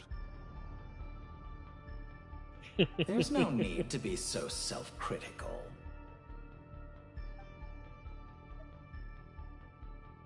I know it's a little late in the day to be asking this, but how have you been keeping? I'm flattered that you would take the time out of your busy schedule to consider my well-being, Doctor. The part of your soul that went to Nodcry caused quite a stir, sending our organization back to the drawing board on numerous fronts. It was quite a headache for everyone involved. Dear me, I must have caused you no end of trouble. You certainly did. I had the rare honor of being summoned before the Tsaritsa with Pulcinella to answer for myself. A terrifying ordeal. Don't worry, I pulled through. At most, it's a public relations nightmare. I made sure of that. Now I'm curious. How did you explain yourself? Oh, it was quite simple. I just pinned the blame on someone who wasn't there to defend himself. I could hardly be expected to defy the demands of someone as insistent as the Second Harbinger, now could I? How you slander me. You know full well that I am perfectly amenable to reason. There's no question that you are partly to blame for the ruin of my reputation over the years. Do you have anything lined up for when this is all over? Hard to say. Field work always takes quite a toll on me, as you know. Once I'm back at Snezhnaya, I'll start with a well-earned cigarette. Why are you so eager to ruin your lungs after I went to the trouble of replacing them for you? If you have an issue with it, feel free to try to stop me.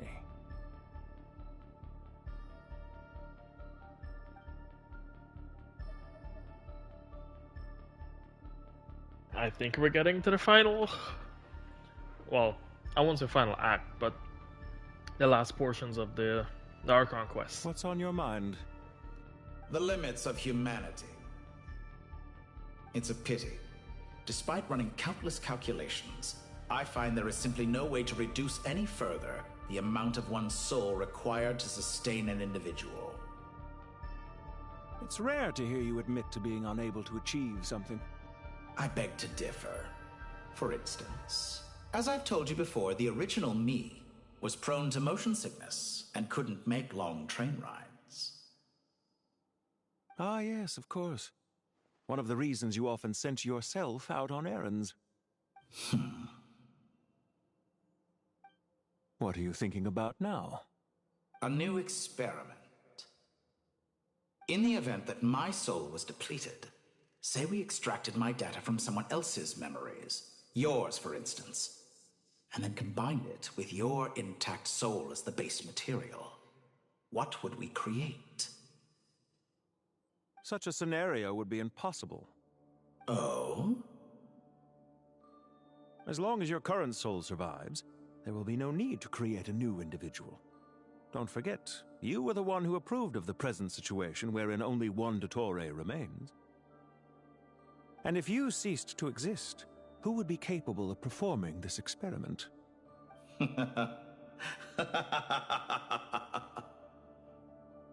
Since the day I met you, you've always excelled at talking your way out of a quandary.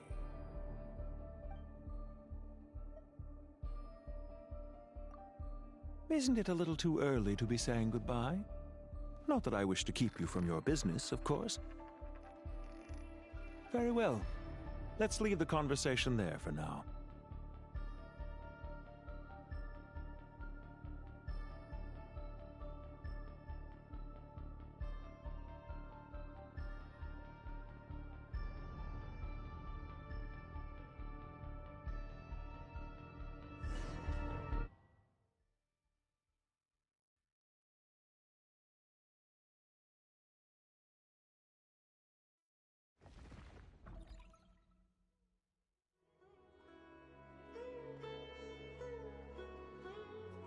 The power of King Deshret's 7 pillars is truly remarkable. With just a chessboard, you can move an entire unit across the material plane. Yeah, sets us up for a much easier fight. Really makes my day. The last time we stormed the city, it involved a lot more running around. I wonder how many people can say they stormed a city twice in their lifetime. I was just thinking that.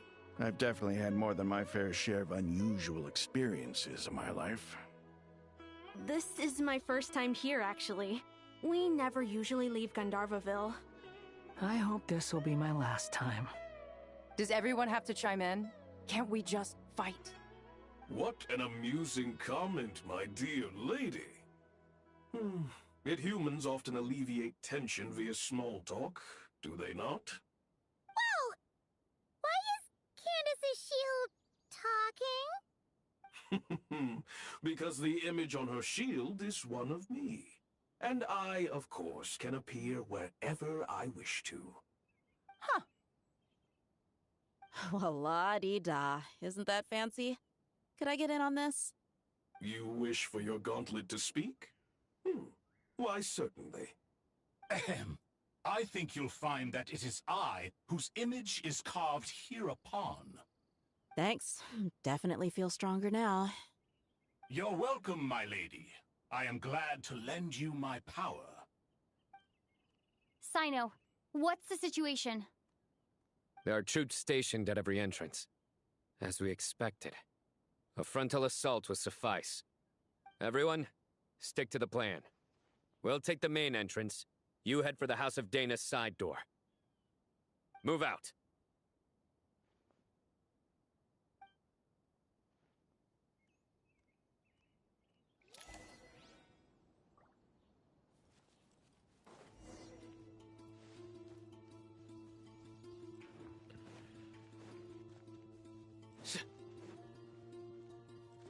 Out of my way! Take this! Watch out! Get lost! Whew. Thank you, Jet. You gotta be more careful. If you're not ready to put your life on the line, you can't be certain of defeating your opponent. She's right. Keep your wits about you, Rana.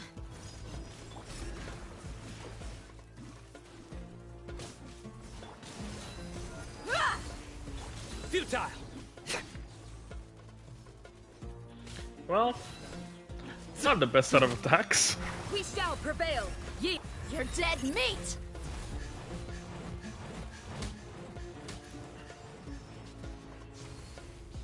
I wonder, is this my idea? Or Candace? Why can't I check the character? Thank you.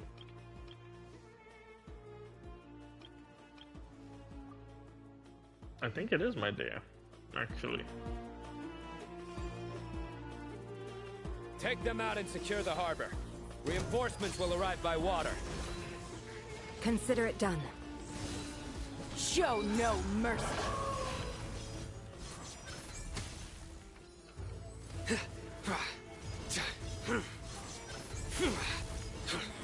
Your penance is due!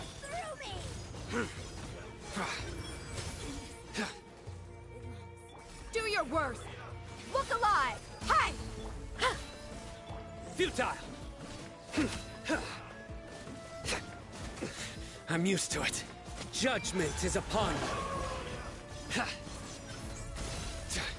You stand condemned!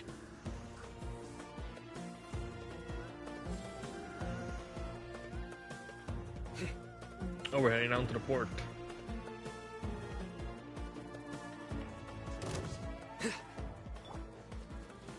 Please, hear my prayer. You asked for it.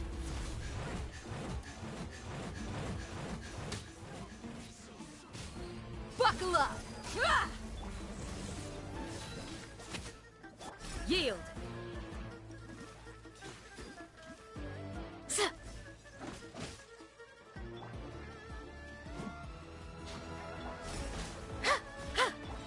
Nowhere to run! In death, damn. A new cycle begins. Hi! Please!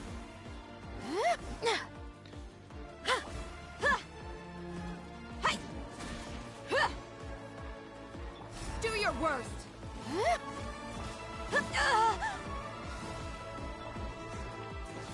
Please! I just need energy. Hear my prayer. Look alive! Gloves off!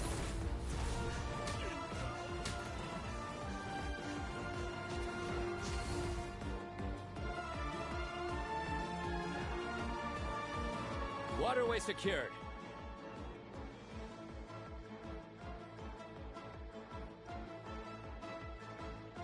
Brothers!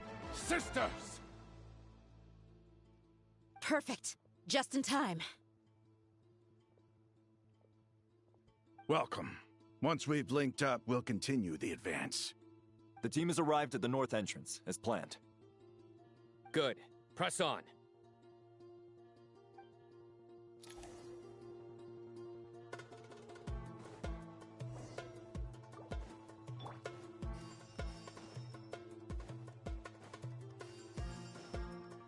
Might as well.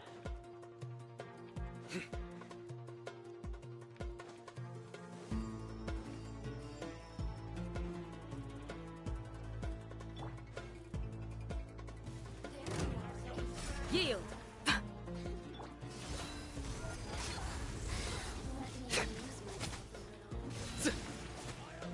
Please. Futile.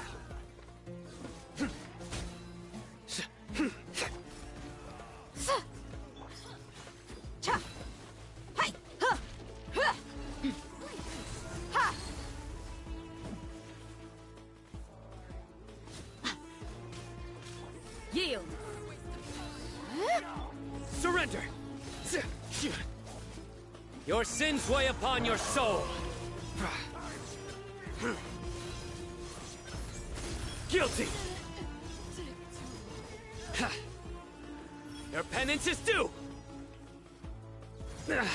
You stand condemned. Your penance is due.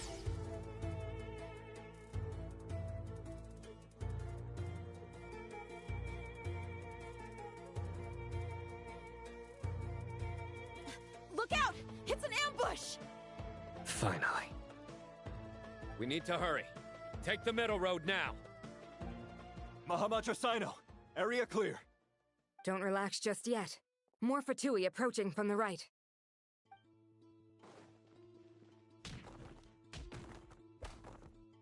Irminsul cannot track our movements. If necessary, we could split up.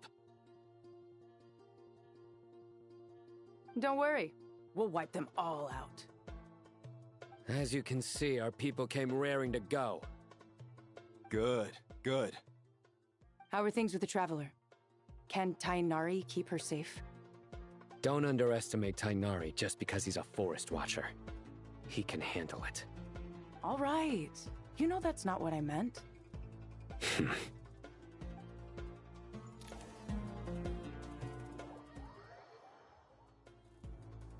Sino and the reinforcements have drawn the Fatui's fire away. It's our turn.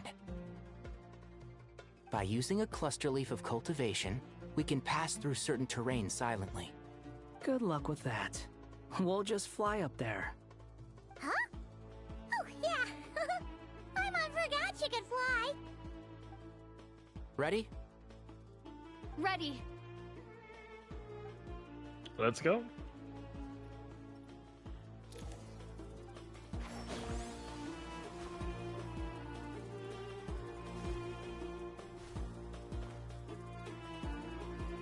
Where are we going up to? That's a problem now. Oh.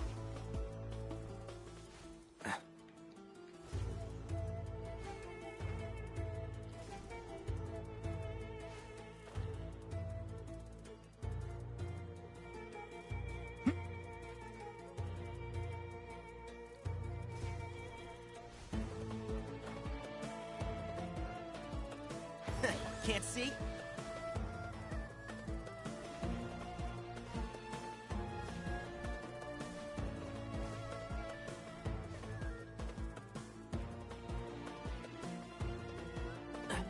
Keep up.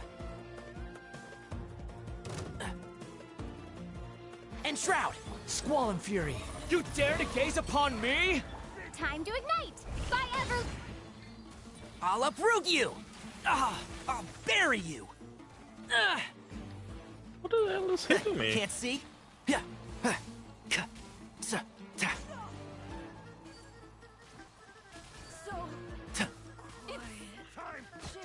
Keep up.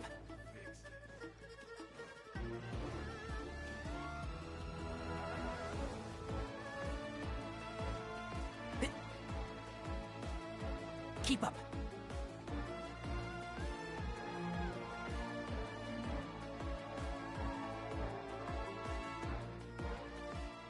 Fatui soldiers up ahead.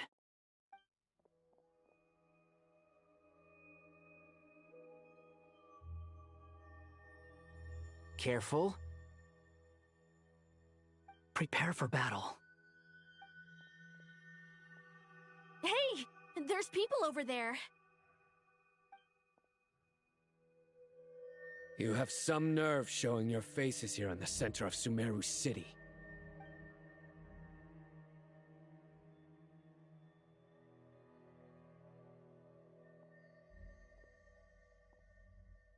You're right on schedule. Well, this guy sure as heck isn't your average Fatui sergeant. They've stationed quite a few people nearby. It definitely looks like they were waiting for us. But something feels off. Everything about this guy feels too deliberate. I highly doubt he's just a subordinate of Dottores. And he's no mere sergeant. Whatever his rank is, it's high.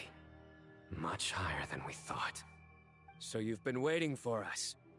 But it looks like you're geared up for a conversation, rather than a battle. Very clever, General Mahamatra Sino. I know you're the one in charge of this siege, and I look forward to making a deal with you. A siege? Sumeru City belongs to us! Historically, yes. But things can always change. We have quite a sizable force with us, you know. For instance... There's a Fatui ambush at the north gate. Can you handle him? We can for now. Yes, I'm quite sure both sides can hold their ground for the time being. The battle has not yet reached its climax. But what happens next? Do you enjoy watching bloodshed? Surely some of those here are people you count as friends. Once a war begins, some people must die. I doubt you wish that fate upon anyone you know. Wait a second. It's a trick. He's not even there.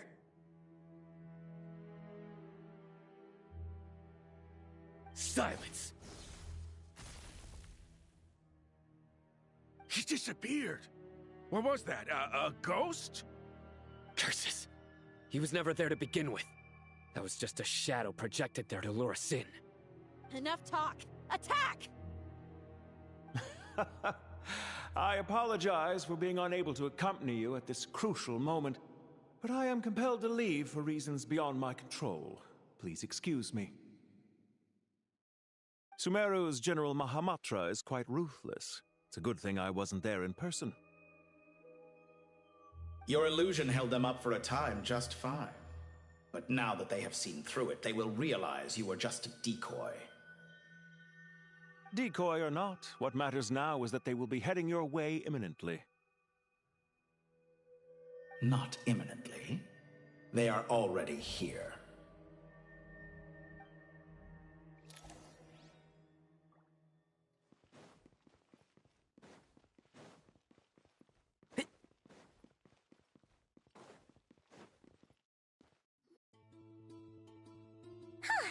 We made it!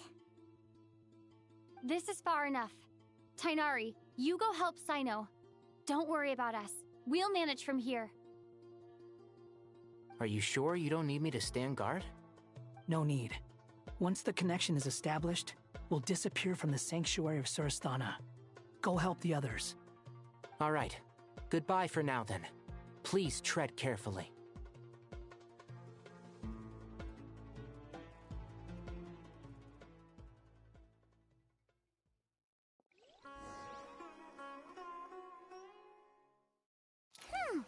Now where's the interface Nahida mentioned? Come on, where's it hiding? Found it. It's over here.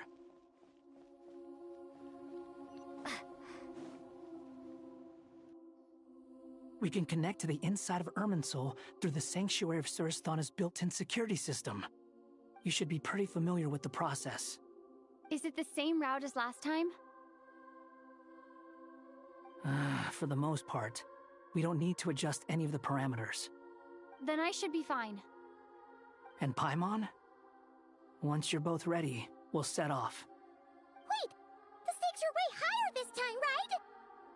Maybe Paimon should stay outside and help the others. Then, you can focus on the fight without having to worry about Paimon. Huh? Why are you staring at me like that?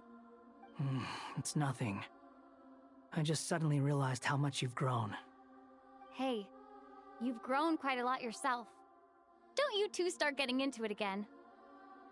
Well, anyway, Paimon thinks she's pretty knowledgeable. Who's the best guide in Tavatigan? And don't forget, Paimon's a college student now. If we say Alhatham's not a weirdo, it's hard to explain how he came up with the idea of you applying to the academia. But for all that he counts, you're doing surprisingly well in your studies. Just goes to show how important it is to have someone supporting you. And Paimon's not the only one. Let's not forget that you only became a student because of Nahida's personal recommendation. That's fair. I have learned a lot in Sumeru. Oh yeah. Did you ever come up with that ugly nickname you promised me? What? No way! We're friends now! Paimon gave up on giving you one ages ago. Anyway, isn't Hat Guy enough of a nickname for you? Fine. Suit yourself. We need to go. Paimon, if you're staying, look after yourself. Will do. Paimon's gonna link up with Tainari and Sino. You guys are the ones who need to be careful. We will be. Bye for now.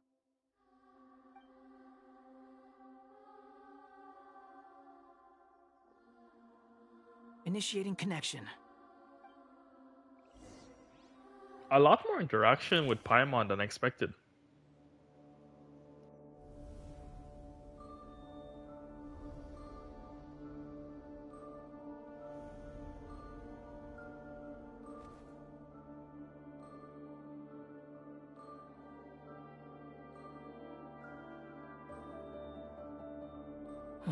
Well, here we are again.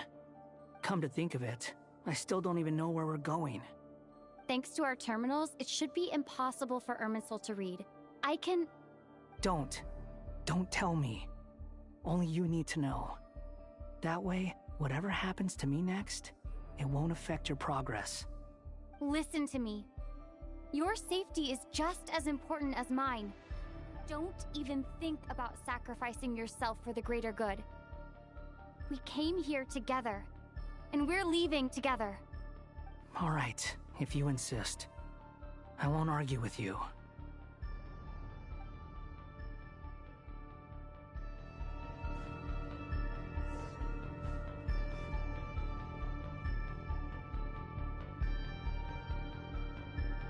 This place looks so different from how I remember. It's unrecognizable. It's a complete mess, like someone's turned the place upside down. Must be Dottoro's doing. Either he's searching for some information he needs, or... It's still changing. He has to know we've entered Irminsul. But luckily for us, he can't pinpoint our location. Be on your guard. Don't let him find us. The red parts have probably been corrupted by Dottoro's power. Don't touch them, or you might alert him.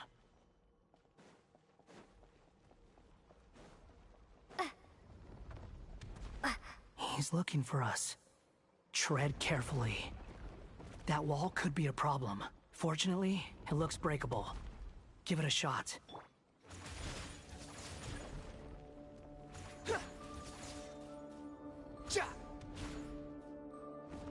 Did we break it?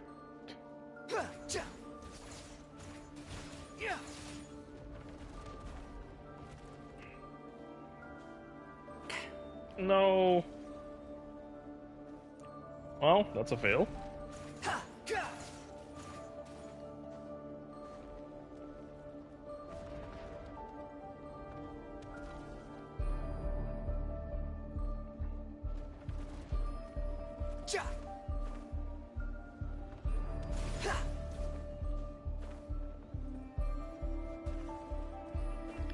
Come on, I hate Wanderer's skill to move with.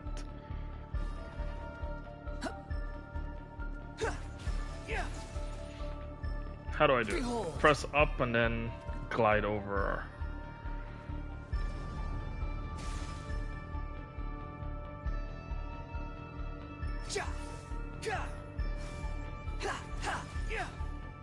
Not a big fan of his skill. Squall and Fury.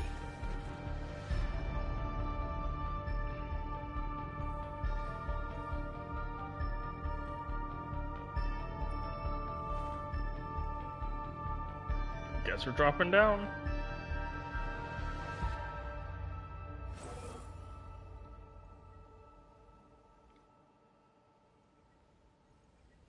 Can I do it? No! Of course I went for the plunge. The wind rises.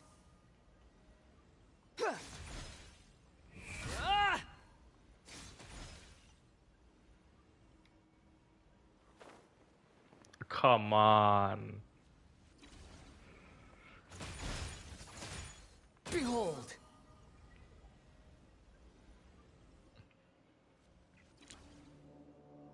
Far more harder than it needs to be for me. Again? Are you kidding me? Let's handle it just like we did before. This cheap trick isn't gonna stop us. Oh no, it's... a trap. Is that why he was using the same trick over and over again? To get us to lower our guard?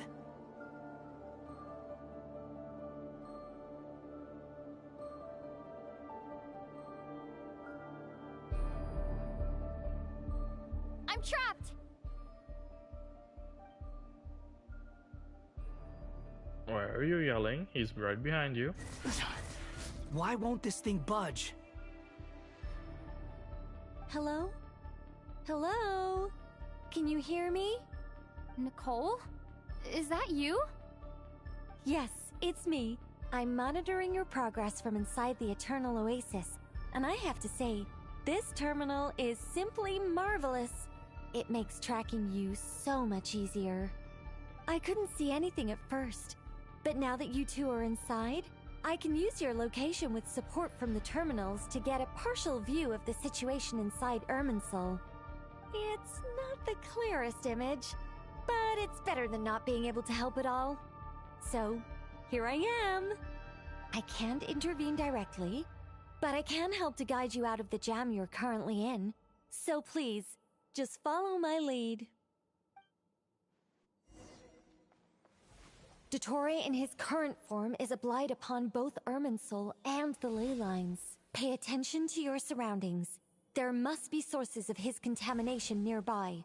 The corrupted information is his means of manipulating the environment. You must destroy them.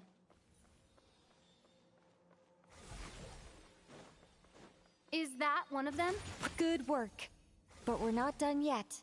Stay close, and let's see if we can find any others like it nearby. Too slow.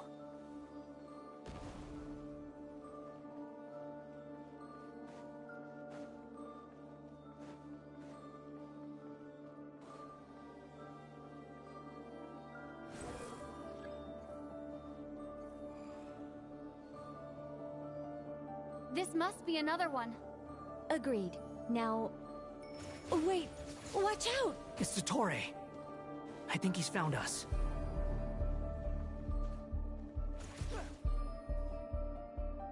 The seal is broken. Quick! Get out of there!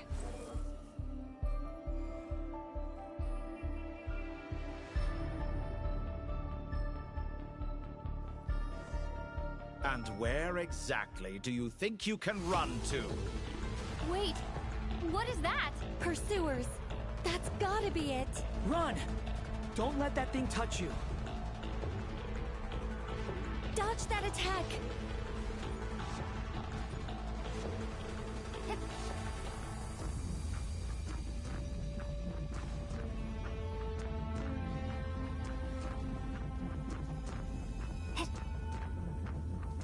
There's more than one path.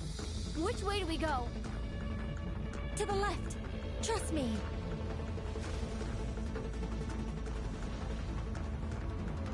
Fleeing like vermin. What a pathetic sight. Hey! Watch yourselves. Stay focused. There's a cliff ahead. No. Jump! More of those corruption sources. Destroy them as you did before, and open the exit as quickly as possible. They're relentless. Is he trying to wear us down? You'll just have to destroy these two.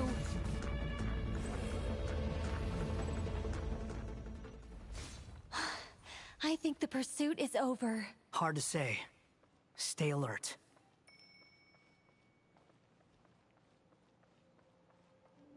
Oh, this looks like the boss arena.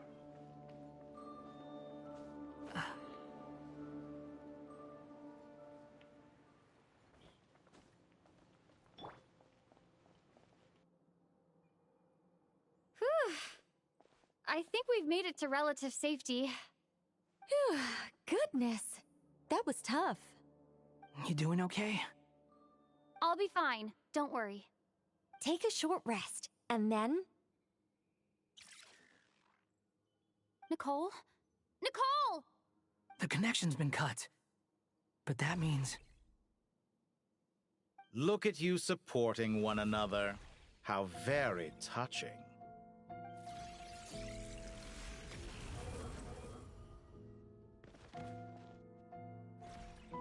Dottore! Took you long enough to find us. You're more useless than I thought. Oh, really? I think I deserve a little more credit for my methods than that.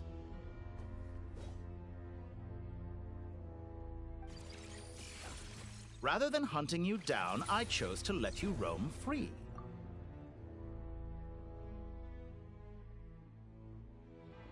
I indulged your presumption that I was unable to track your movements, played along with your clever little plan. Fleeing is for animals, but I rather enjoy watching you flee. Some things lose the will to run altogether as soon as you put them in a cage. If that's true, then why did you come looking for us? Because I wanted to observe you up close, of course. Don't misunderstand me, I'm not here for a fight. Is it so unusual that I wish to greet my old acquaintances in person? After all, it's been a while. Scaramouche.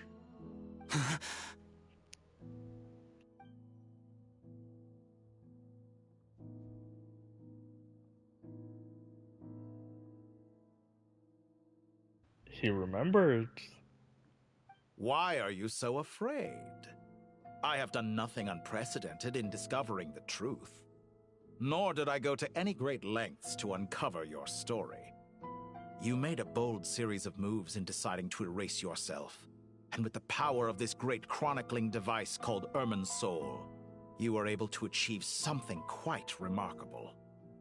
Once most people form an opinion about someone, it tends to imprison their mind.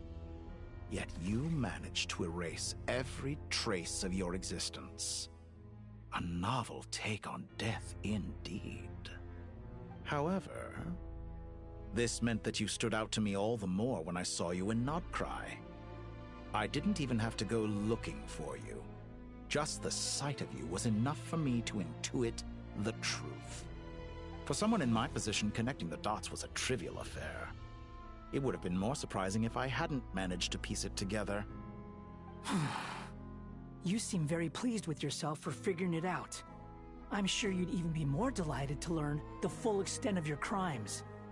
That would hardly be necessary.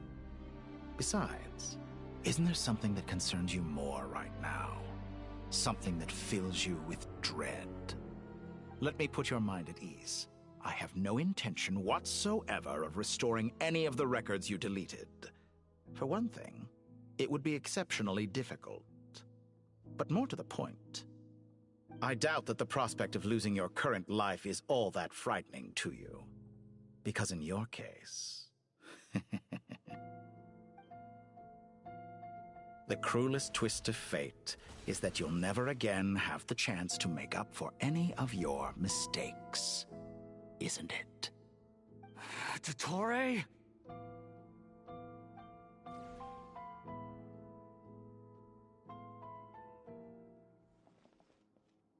All here shall bend to my...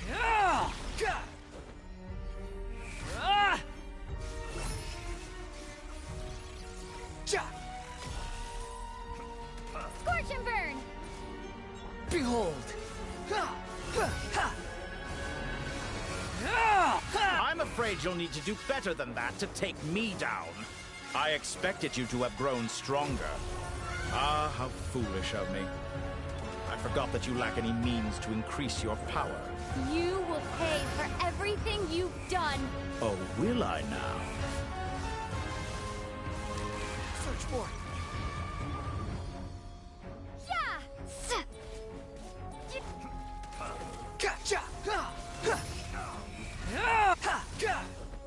Search forth. Bow your head.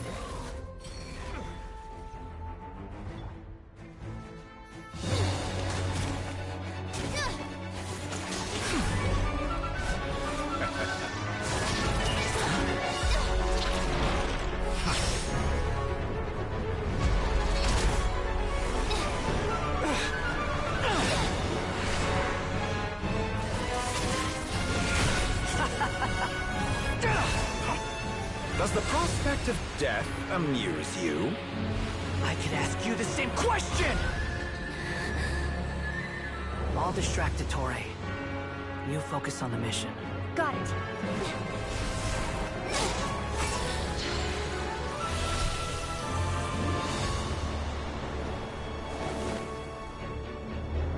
For the hopes and dreams of the masses. Okay. open the secret door on this enchanting night. May wisdom's light eradicate ignorance and darkness, and hereby fulfill our ancient vow. Commence data extraction.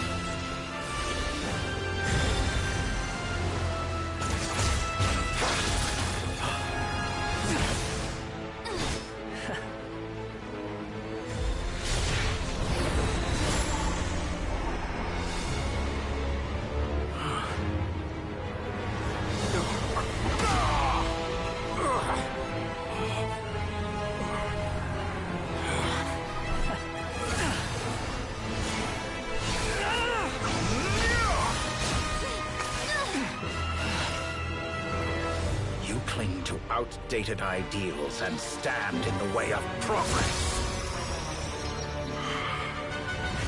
You will pay for interfering with the grandest experiment of all time.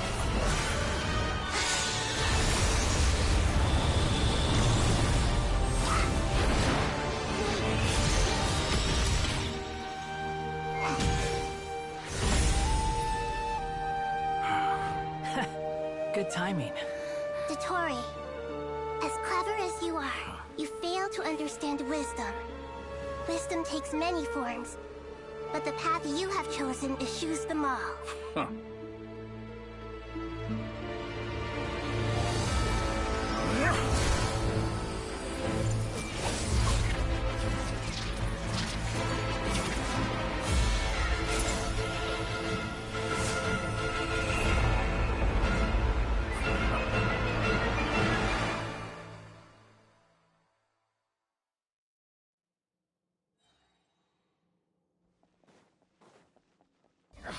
My strength is fading! Since you are within Irminsul, it stands to reason that any power you wield comes from it. You're extracting the information from Irminsul just to strip me of my power. I will find his weakness.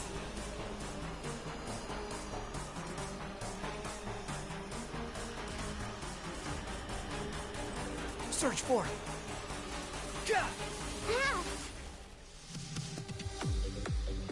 I admire your attempt to introduce a new variant, but it's nowhere near enough.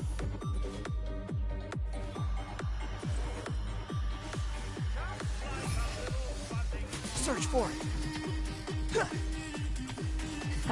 Get down. Where's the... I might have to scan again?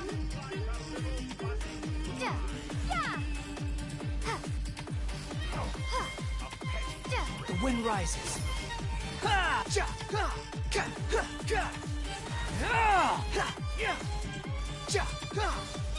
Grow, grow! Scorch and burn! Squall and fury.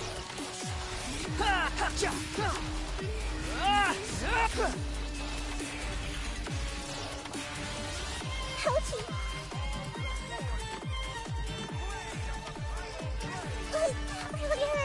I see everything!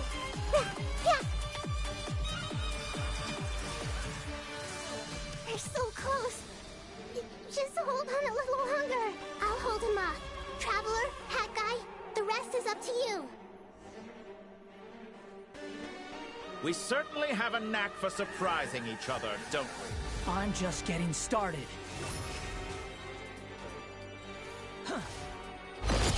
It's time! Say your prayers! Stay on the offensive, but watch your back.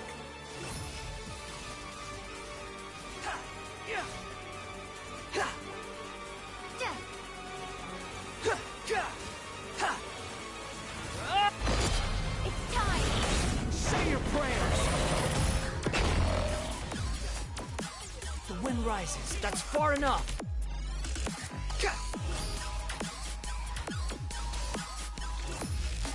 Time to ignite! Squall and fury. It's time! Say your prayers! You're dead! Scorch and burn! The wind rises. Finally. It's time! Say your prayers!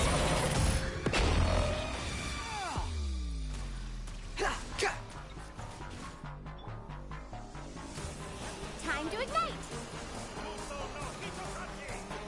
Behold! It's time! Say your prayers!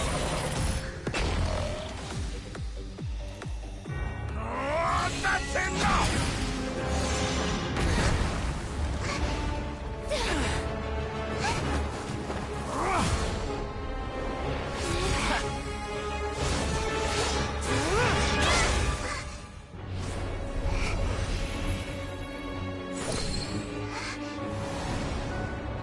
It's all yours. Do with it as you see fit.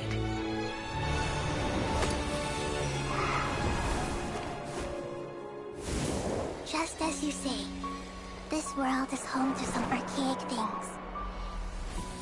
And as you suppose, you are a formidable opponent. You have long coveted the secrets of wisdom. So now, I will demonstrate true wisdom in action. I invoke my supreme authority as the keeper of Irminsul. Commend me or condemn me. But give your verdict now!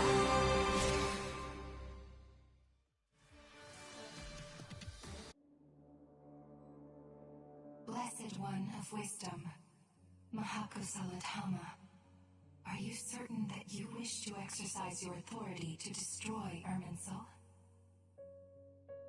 It represents both your roots and your finest accomplishments.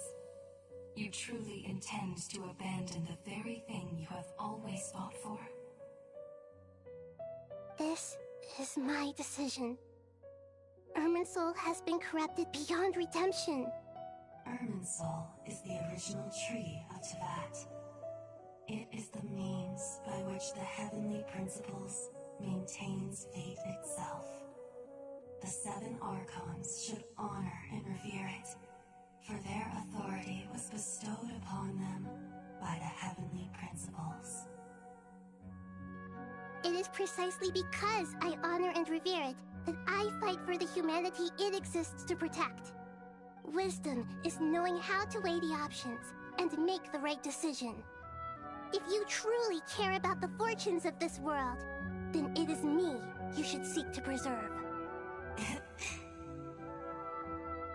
Planting a seed begins the chain of cause and effect.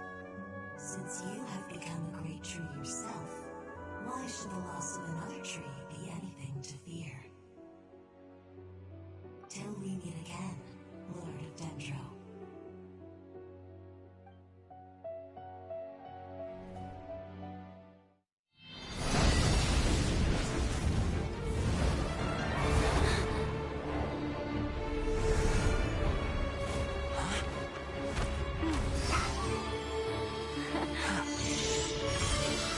The first flame. The pure, cleansing fire.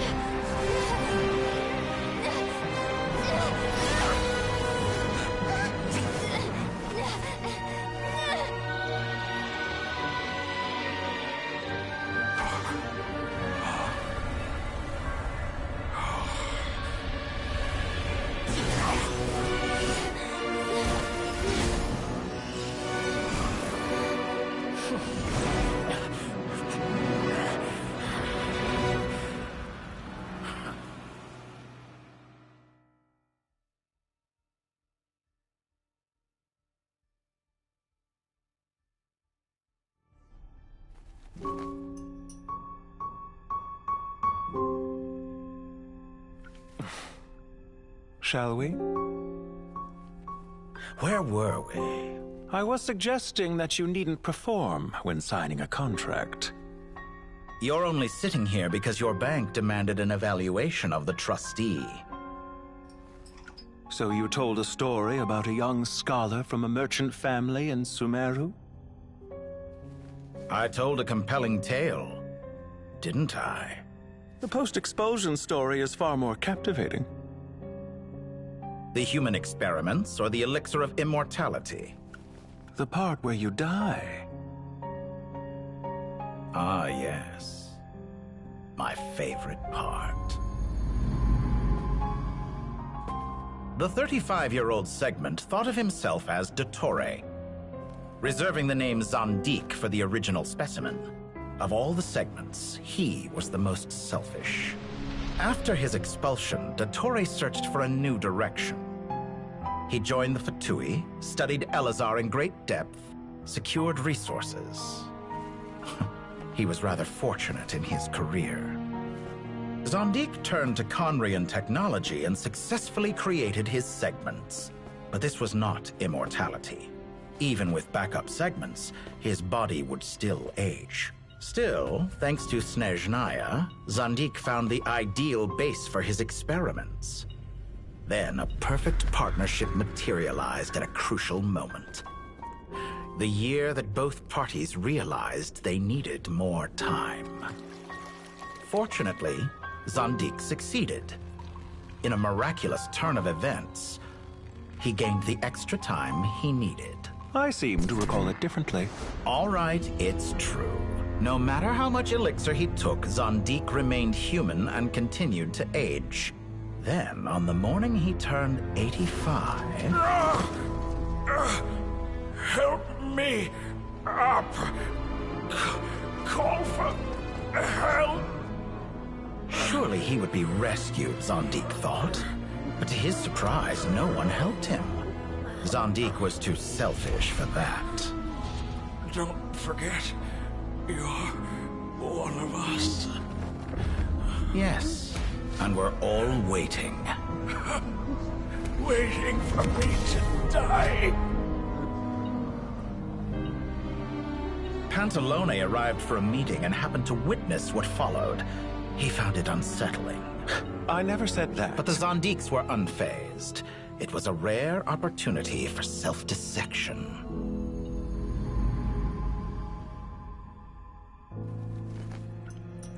What does all that have to do with you depositing your data at Northland Bank?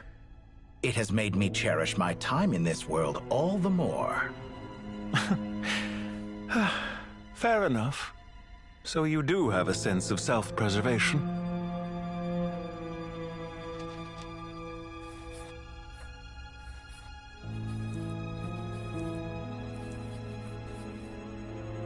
What do you mean? You're hardly normal, and you don't cherish life. You just don't want to admit defeat in the limited time you have. Even so, don't I deserve an interesting ending? I'm counting on it.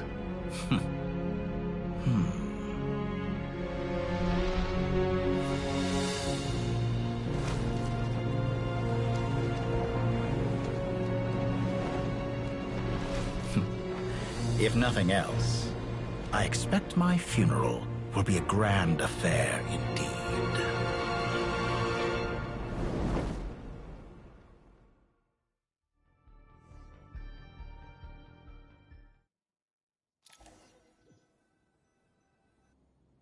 What a magnificent fire. In Snezhnaya, we light fires to ward off the cold. Fire, it seems, is antithetical to ideas such as cold, frozen, and unchanging. Perhaps it has always been that way. From the beginning, fire has been used to drive away wild beasts and warm the body and mind. You could say it's a form of treatment. One that cures the human heart of mortal fear. Mortal fear? Something you haven't been acquainted with in a long time, by the sounds of it. Whereas you, I'm sure, must know the feeling quite well indeed. I remember when we first discussed the elixir of immortality, you claimed that extending your lifespan was about buying more time. But was that really the truth? You fear the prospect of dying a wretched end in this world, don't you? Of course I do. I'm only human, after all. And while you may have forgotten it, you cannot deny that you too were once human, Dottore. I do not believe that there is no such fear in your heart. Perhaps you are right. But I abandoned it long ago and devoted myself to my experiments. I have felt no fear since. From the very beginning, I never thought you could win this game. But still you came, contract in hand, to honor our agreement. Because I am a reputable partner. And as we have discussed, experiments are about more than results alone. The process is equally important. I have come here and completed my creation, and I do not regret my decision. I'm afraid your journey ends here. After I die, there will be no one to make the elixir of immortality, and your remaining stock will only last a few more years. How then will you prove that you didn't perish in this incident alongside everyone else? When I feel optimistic about market environments, I never forcibly adjust them. They have their own direction, and I myself am one such environment. I have been quite particular about many things in my life, but where the manner of my death is concerned, I choose not to be. You make yourself sound so magnanimous. Oh, but I am, and I hope you will be too. It may have been a long time since anyone told you this, Dottore, but I recognize that you are a truly rare talent. Ha! I can see it. The experiment in blasphemy that I've been performing all this time. It has been a long process, and I do not care about the results as much as people might imagine. If the very goal of your experiment was to explore infinite possibilities, then there was never any reason for it to end. Indeed. Yet now, the experiment has officially drawn to a close.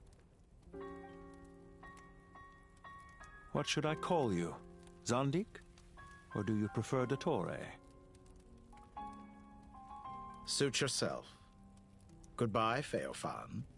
This time, that's what it truly is. And don't I know it? Goodbye, Zandik.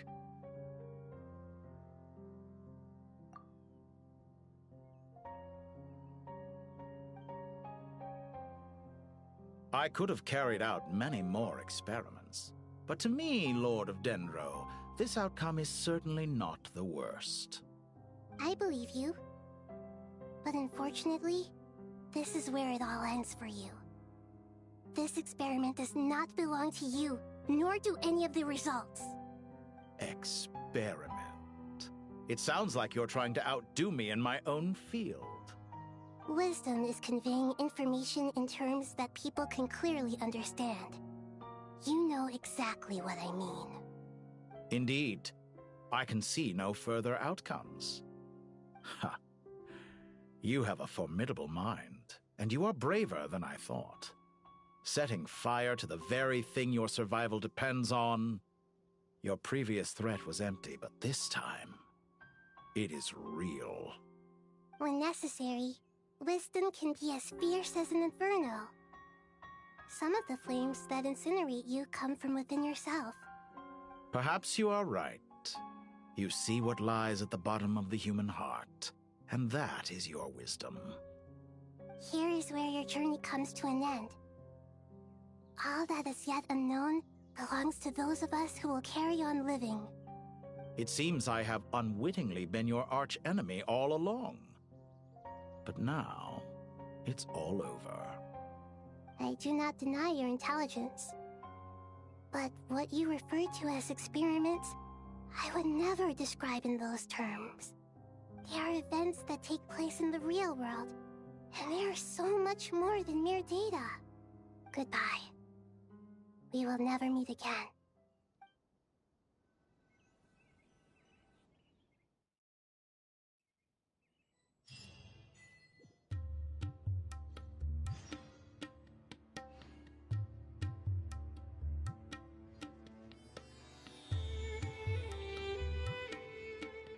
I'll leave my comment to the end. Well, that's the last of them. Everyone on the list is already back where they should be. It was a long, hard road, but we finally finished escorting everyone back. I just pray that we'll never need to leave again. I hope we can stay here forever in this peaceful paradise of our own choosing. Paradise. In the annals of the Temple of Silence, that word carries great significance. It represents the hopes and desires of the gods. Their longing for a place to rest. I wouldn't think gods need such a place. People always think they're the only ones who can lose their homes. They forget that gods too need a place to reside. As the Goat King once said, "A god without his people shall cease to exist." Gods need their believers every bit as much as their believers need them. Only we can truly understand how much the desert faith has faded over the centuries. But we still talk about the gods as though they're a part of our lives. Given the myriad ways in which gods and humans interact, I'd say they really are. How else could Dunyarzad consider the Dendro Archon a friend? Well, that sounds about right to me. Describing them as friends sure makes us feel a whole lot closer. If you told me a few years back that I'd have this many friends, I'd have called you a liar. Belief is a choice, just like friendship. We've made our choices through battle. The right ones, wouldn't you say? I'll be heading back to the Temple of Silence. I heard the Goat King and the Ibis King decided to pay us a visit. How about you? It's back to Aru Village for us. Still plenty of supplies to distribute and people to help. Until next time, old friend. As long as you can find the time, you're always welcome to visit us in Aru Village. Right back at you. Make sure to drop by the Temple of Silence the next time you're free. Word is that 2 of the other 7 pillars, Shezapank and Bennu, might also be dropping by. Since you're wearing the symbols of their power, it'd only be fitting if you came to see them for yourselves. Dropping by? That makes it sound like they're visiting a neighbor's home. Well, the temple was founded by Hermanubis, so I guess to them, that's exactly what it is. Guess that's true. All right. We'll make sure to find time to stop by. Stay safe on your journey home. I will.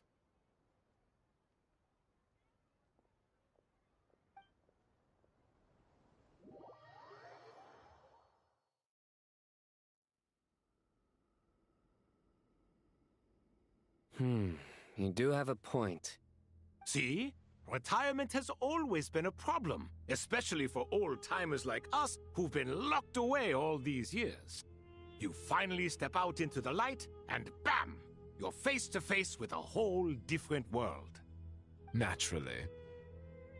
What do you think, Layla? Huh? Why would you think to ask me? How could I possibly be qualified to decide where the servants of King Deshret should live? Sorry if my question was unclear. Do you think their statues will stand out too much if we place them here? Hey, I never agreed to this. How could we possibly allow our statues to be left in Hermanubis' home? That would be like breaking into someone's house, then pretending it belonged to you in the first place. Different beliefs can coexist. We still need to respect one another. By which you mean, you two plan to stay at the Temple of Silence, for a while at least, but you have no intention of relocating your statues here. So, you see this as sort of a family visit? Is that correct? Family. Huh. You could say that. In a sense, Hermanubis would view this as his home. Just look at this place. Magnificent, is it not? The sad truth is, in the past, all 3 of us invested so much into misguided ventures. We failed to build what we should have, and wasted so much time instead. And what do you mean by that? I mean that for the most part, time spent associating with the likes of Sobek, and, let's say, Thoth, might reasonably be considered wasted. Why does that not surprise me? Go on. Anyway, given how much time we'll all be spending together, I'd say that the bonds we built will end up proving to have been a sound investment. Once Sethos, the current leader of the Temple of Silence, returns, you can discuss the matter of staying here with him. But judging by the expressions of everyone here, I imagine you'll receive a very warm welcome. This sacred ground houses untold knowledge, after all. What better place for the servants of King Deshret to appear in the mortal world? How about we share a meal together first? I imagine it's been many years since you last tasted fresh food. Oh, that sounds wonderful! After so many hundreds of years, I can only surmise that desert cuisine has become a lot more varied.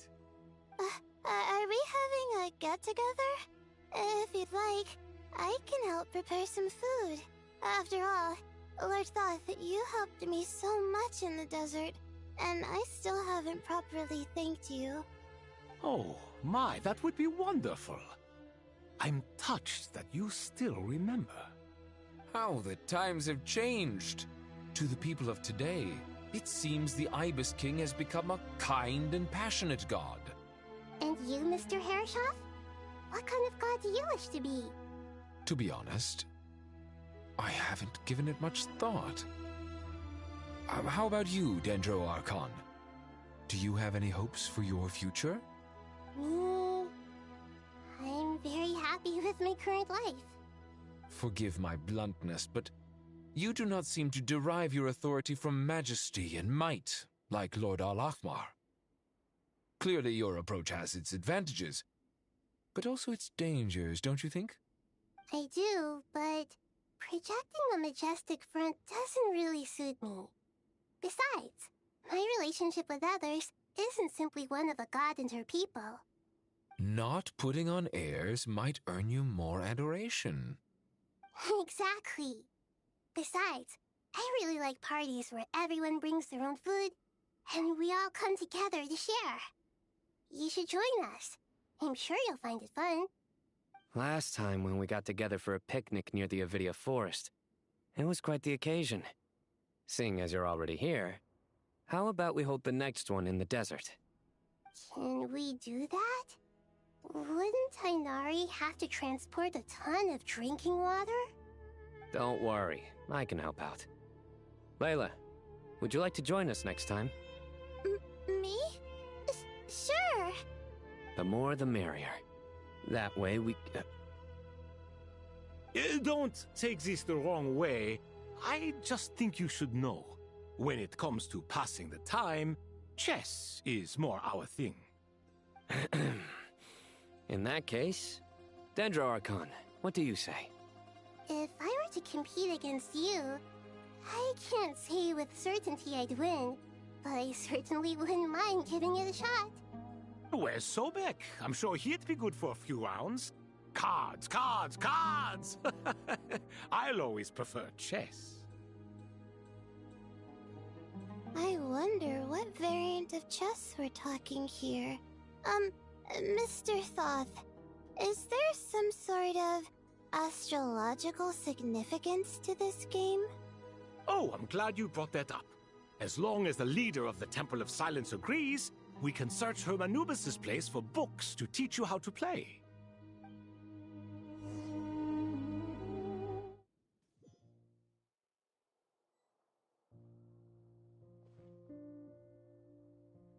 Such devastation visited on Sumeru City. So many houses destroyed or damaged in the fighting. Who could have foreseen this? Look at all of this. It's going to take me forever to tidy up. I suppose living below the academia doesn't always work out to your advantage. I would have thought a little appreciation of my sincerity and effort in helping to clean up this mess might be in order. Helping? Effort? This is your house! Of course you should be putting in the effort! If anything, I'm the one who's helping! So you see yourself as just a helper in this situation. I must admit, I'm rather shocked. If you're trying to say that since I live here too, I have an obligation to tidy up... Fine, I suppose I do. Wait a second, stop changing the subject! Nevertheless... In the wake of a great storm, a missing roof is a predictable inconvenience. Can you stop making it seem like I care more about this house than you do? Doesn't it upset you at all to see your home in this state? I won't pretend it's ideal, but that's no reason to be upset. This is the roof over your head, your shelter from the cold. The furniture is scattered, the paintings have fallen off the walls, the windows are shattered. Don't you feel even a little disheartened? The way I see it, these problems are easily solved. Ugh, this is precisely why I hate talking to you about sentimental things. It's like banging my head against a wall. You simply don't understand just how much work goes into making a proper home. It sounds like this is causing you a lot of anguish. You mean the house or the paintings? I mean your sentimentality. Oh, well, yes. But I'd rather not dwell on such things right now. Generally speaking, when anguish becomes the norm, people usually make an attempt to improve their situation. But there are so many people and things in life that are difficult to change. It's not like you can force them. Besides, anguish can be a source of inspiration, and I'm not sure I could break my reliance on it. I'm glad you're able to make yourself think like that. What kind of a response is that? I was stating a profound truth about the very nature of art. Suffering is the cradle of all creation. Even you can't deny that. And I wasn't trying to. I'm just happy for you. Pure and simple. Can't you tell? Happy about what? Happy that you can always find an answer that backs up your views. You... More often than not, life is a process of running into problems and then searching for answers. Yours more than most. Not everyone's so good at justifying things to themselves. It's something that you've been steadily mastering. Huh. What about you, then? What skills have you been mastering lately? Pass me that box. Huh? Okay. You may consider this my progress on the path to mastery.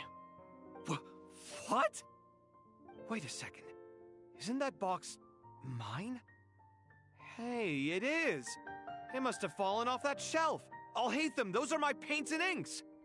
Would you like me to put it in your bedroom for you? Huh? I mean, sure, if you don't mind. What kind of progress is this? Does he think he can bribe me? Not that giving me back my own things is much of a bribe. These books on the floor, they're a complete mess. And this one, didn't he say it was an out-of-print collectible? It's completely covered in dust, and some of its pages have even fallen out. Ugh, guess I should help him repair it. This one too. And this one.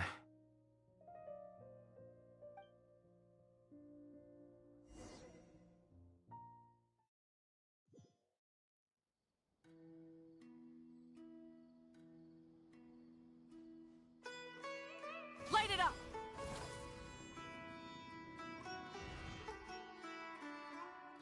Local sumpter beasts, imported goods, such a bright future ahead. I can picture the Mora just rolling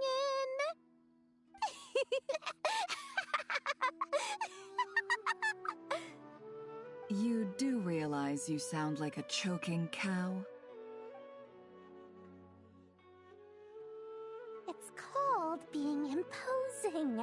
Can't you feel it? Are you not intimidated? Oh, I'm positively shaking in my sandals.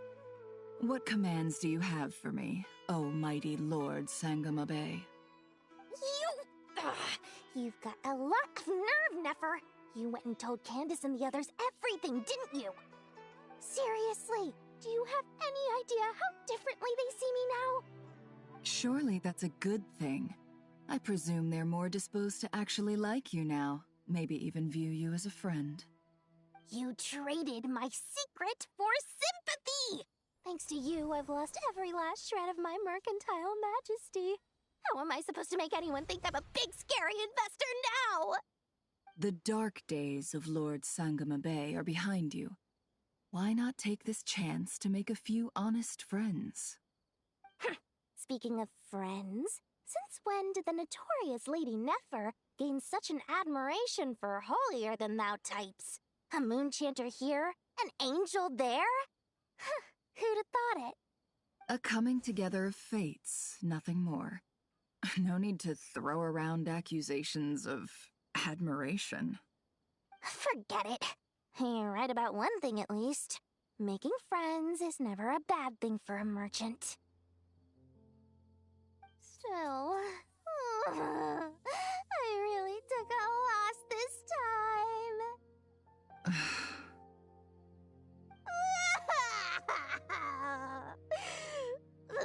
What are you looking at?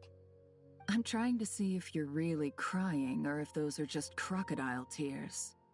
A little birdie told me that when Lord Sangama Bay makes money, the tears flow from the center of her eyes. But when she loses it, they flow from the corners. Which is it this time? Ugh, you are so annoying. I'm not talking to you anymore. Nefer, thank goodness you're here. I've been looking everywhere for you. Huh?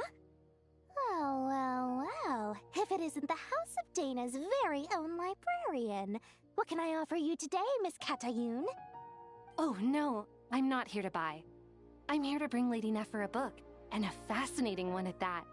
We agreed to meet at the entrance to the mausoleum of King Deshret. One more thing. I bought this copy with my own money. It's not borrowed. Reasoning knows not time of day, but suspense always follows a blizzard. That's quite the mouthful. Huh?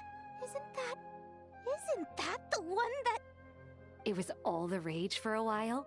People throughout the city were clamoring to get their hands on a copy. The names inside were all circled.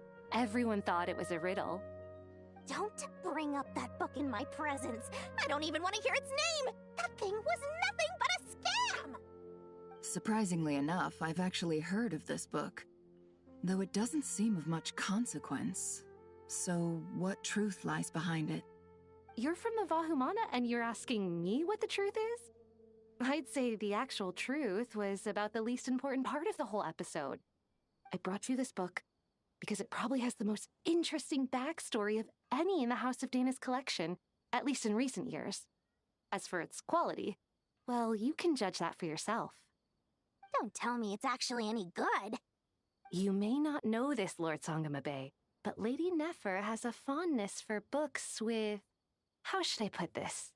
Mixed reviews? No eye for good literature, huh? Perhaps she feels that bad books hide interesting secrets?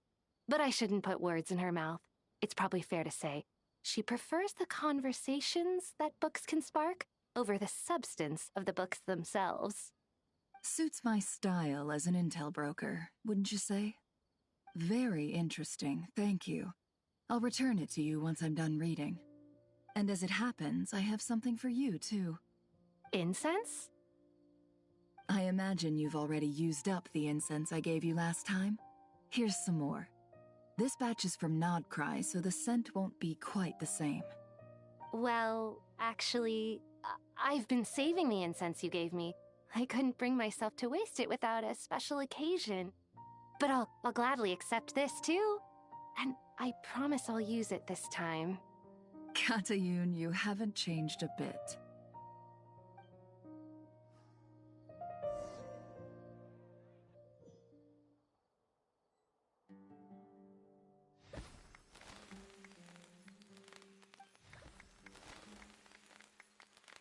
Congratulations, Kale.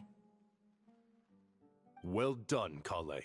After studying for so long, you've finally become a full-fledged ranger. Sure hasn't been easy for you, huh? This really is fantastic news. All grown up. No longer a trainee, but an official forest ranger. Oh, The next step is to secure tenure in the academia. Thanks, everyone. It's true. I'm an official forest ranger now. Master Tainari, thank you for your guidance and support. I wish Mr. Sino were here so I could thank him too. Sino had a matter to attend to at the Temple of Silence. I don't imagine he'll be back for some time. But don't worry, we can celebrate together once he's finished. I'm afraid the party will have to wait. Kale still has some matters to attend to first. Kale? Is everything all right? No, it's not what you think. There's nothing wrong with my health. I just have a few things I need to deal with. I've made plans with the Traveler and Paimon to visit Mondstadt. Master Tainari and Mr. Sino will be accompanying us too. Well, that's a relief. Let's get together when everyone's back. I'm sure you'll be doing even better by then. Of course. I have a feeling you're right.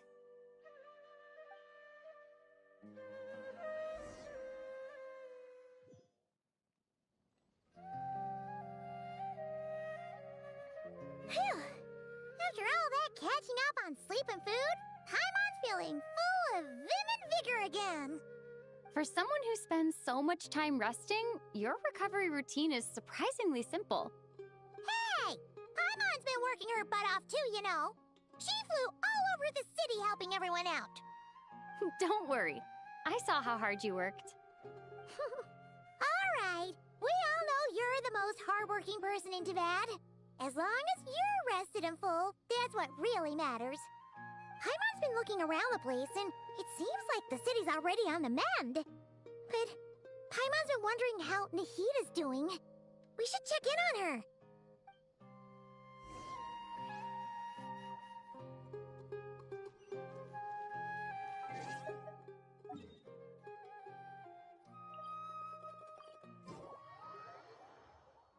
Full throttle!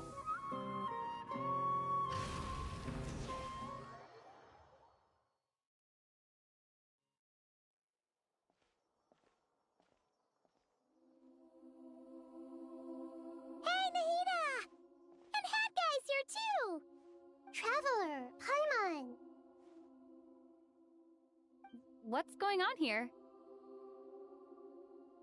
Nothing much. Nahida was just expressing concern for my physical and mental well-being. Oh, the Traveler told Paimon all about that. We've both been very worried about you. Are you feeling alright? You make it sound like I'm on the brink of some kind of breakdown. Truth is, I'm doing much better than you might imagine. If we can just get to the bottom of Dottoro's intentions, we can minimize his negative influence. That's the sort of thing I excel at. Just listen to that newfound optimism. It seems like having you enroll in the Bahumana was a truly inspired move. I can really see the positive influence. Observe, a classic Sumeru specialty. Chalking everything up to education and learning. To be honest, even I can sense the change in you. Everything Dottori said to you was a way to manipulate your mind. Fortunately, you're no longer under his sway. Can someone as old as me really continue to grow? If it helps, just think of yourself as a late bloomer. It's all a matter of phrasing, and it comes down to what standards you measure yourself by. For a puppet, developing at such an age is perfectly normal. But if you choose to call yourself a late bloomer, it sounds more like you consider yourself human. However you see yourself, well done. All right, I see what you mean. Anyway, what's your next step? What else can I do but complete my current courses? Everything else can wait. Anyway, that's enough chit-chat. There are still things in the city I need to help out with. I'll be heading there now.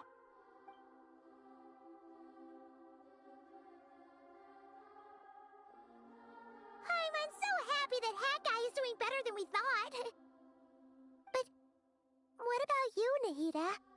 How are you holding up? The pyronosis burned down the corrupted Irminsul. The flames blazed for 7 days and 7 nights before they finally subsided. All that was left were the parts underground. Now, Aru shoulders the responsibilities that once belonged to Irminsul. The situation was contained before it got out of hand, so Tevat's most vital information has largely been preserved. Irminsul has a strong influence over you, doesn't it? How will you cope now that it's gone? There is no need to worry. Thanks to Nicole's extraordinary talents, my connection to Irminsul has been severed and transposed onto Aru. Angels can do things like that? They can. Such abilities are precisely what makes them so powerful. The goddess of flowers, Nabu Malikata, once claimed that she too could perform feats beyond the reach of mere mortals. In my eyes, much of what she went on to achieve reached such transcendent levels. Her and Nicole really are both fascinating and magnificent. So, does that mean your situation is stable now? Correct. Just imagine that Aru has become the new Irminsul, and the essence of my existence has been bound to it. The wisdom of Sumeru has ultimately converged into a single, unified entity. Should we ascribe this all to fate, or is it merely fortune? Whatever it is, the important thing is that you're okay, Nahida. Dendro Archon, Lesser Lord Kusanali. Oh, thank goodness you're here. Greetings, Traveler and Paimon. Sir Nevis, do you have something urgent to say? Yes, there's something I need to report. We've received a message from Snezhnaya.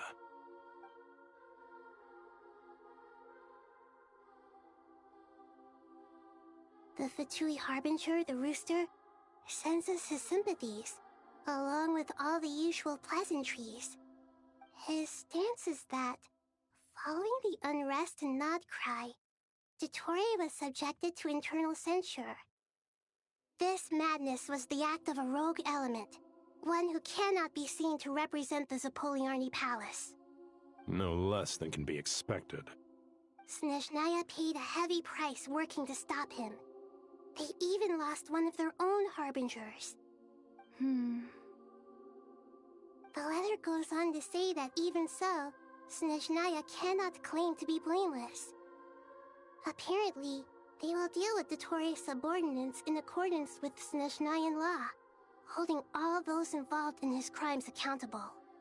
Additionally, they are supplying relief funds and supplies, which are already en route. They hope this will aid in Sumeru's reconstruction. Sounds like he's got an answer for everything. True, but as diplomatic rhetoric goes, it's highly effective. Completely watertight, both in logic and sentiment. This disaster has had a profound impact on Sumeru. There is much that I will keep in my heart. The matter of Dottore can be seen as settled for now.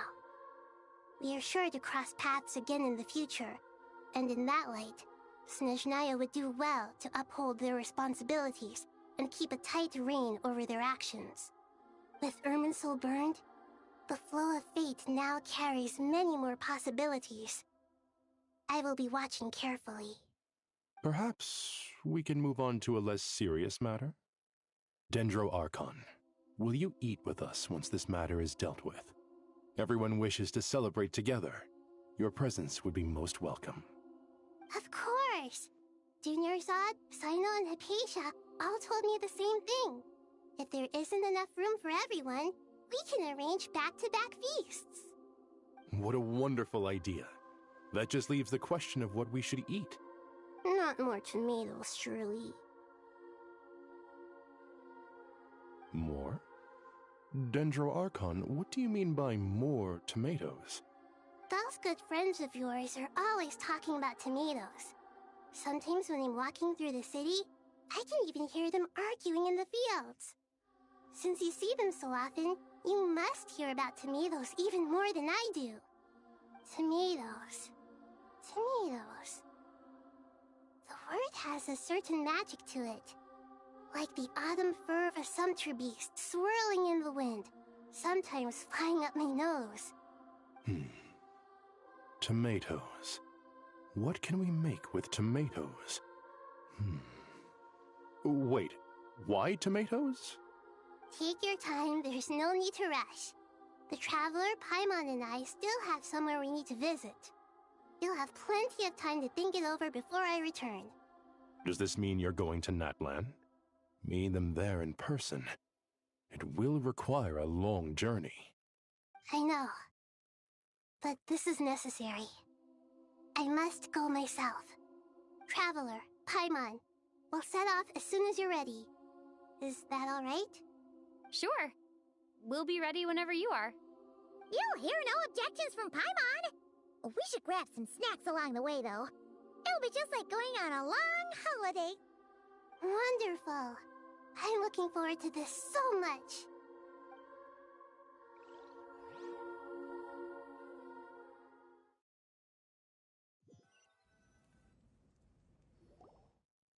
Natlan is such a lively place. It's super cheerful and positive, too. I can see that. There are people outside exercising at all hours. Such a healthy way of life. You came. Welcome, welcome. You must be hungry from your journey. Would you like something to eat? Oh, thanks, but no thanks.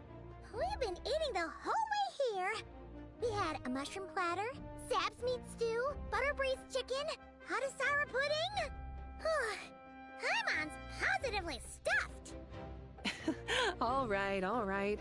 No need for all that detail. I'm starting to get hungry myself. Maybe later then. We can wait till everyone's got an appetite. Then I'll head out for a meal together. Sounds like a plan. Let's find somewhere to sit down.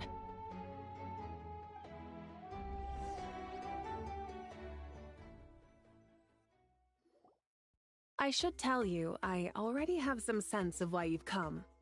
Why's that, Malika? To say thank you. Your senses are spot on. But on top of that, we also feel guilty. Because the pyronosis has vanished? I sensed its loss. Despite scouring through the remnants of Irminsul, we couldn't find any sign of the pyronosis. Not even any trace of it burning to ash. That's certainly unusual. Still, the potential fallout from Irminsul's loss is significant, to say the least. Perhaps the pyronosis's disappearance is simply a knock-on effect of the impact it's had on a certain strand of fate. There's no need to feel guilty. We were clear that this time, there was to be no returning, only giving. Pure and simple. Thank you really is a fascinating phrase. We use it to express gratitude for the smallest of things. Yet, when faced with a kindness too immense to describe, we use exactly the same words. It's not that we lack other means of expression. It's that when we truly need to express our feelings, the simplest and purest words are always the most powerful. You're right. In Natlan, we prefer simple expressions too. Companionship, friendship, support. They might not sound fancy, but the sentiment behind them is sincere. That's wonderful to hear. Sincere feelings are often a vehicle for the deepest wisdom of all. Irminsul's destruction doesn't seem to have done you much harm. I'm glad to see you're doing well. There's still a lot of work to do, but before we begin, we felt it was important to come here and speak with you. Partly to express our gratitude, but also because we felt that seeing you, in a sense, is like basking in warm sunlight. That's a nice way of putting it. I like that. To tell you the truth, though, I'm not a fan of somber meetings. So, since there's nothing more to say, why don't we go bask in some actual sunlight? The weather's beautiful today. What a great idea! Paimon's gonna lie back and soak up some rays.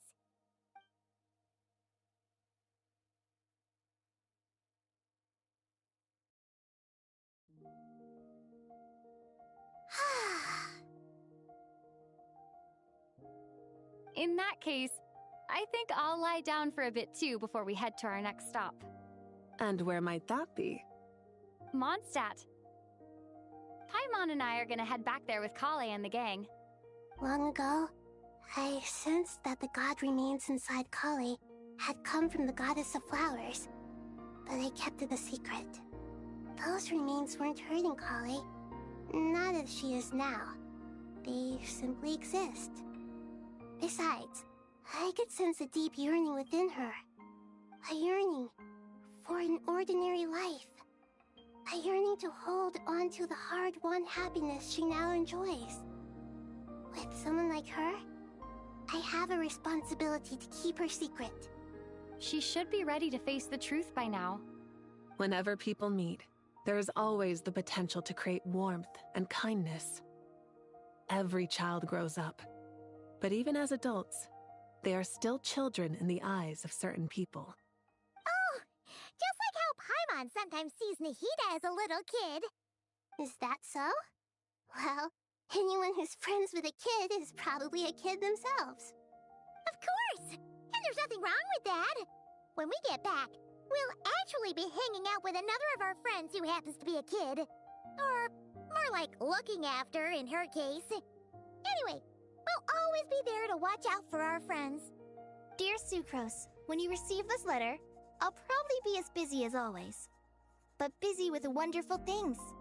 That's because I'm no longer a trainee. I'm now an official forest ranger. Impressive, right?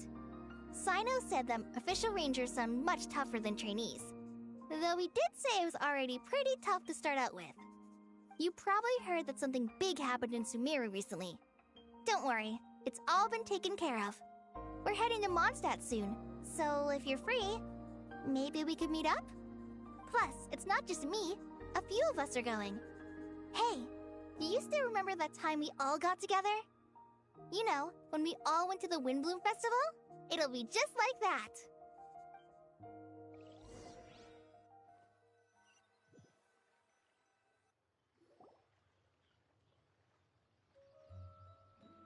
Dainari, is that...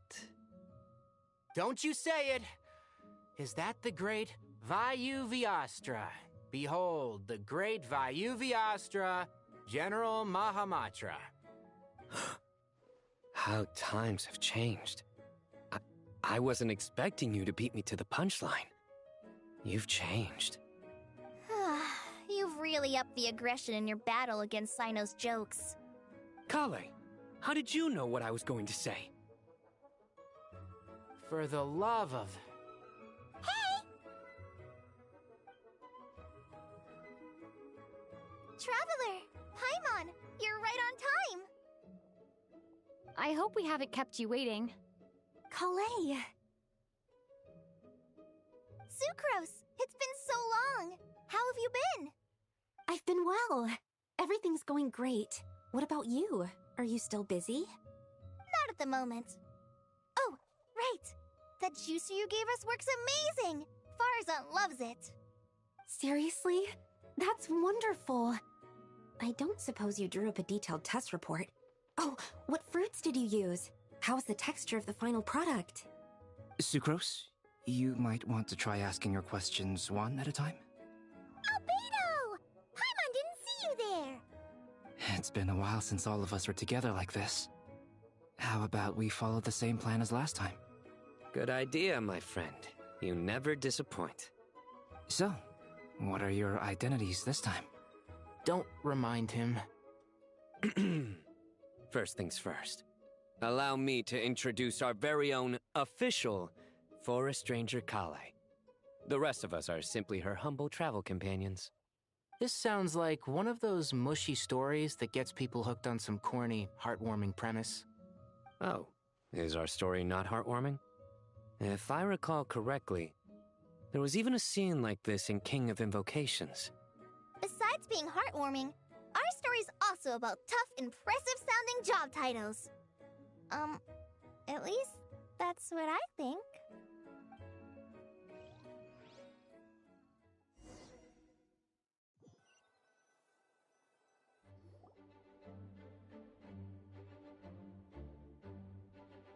Oh, You're here already? I'm still giving Dodeko a little trim. I won't be a moment.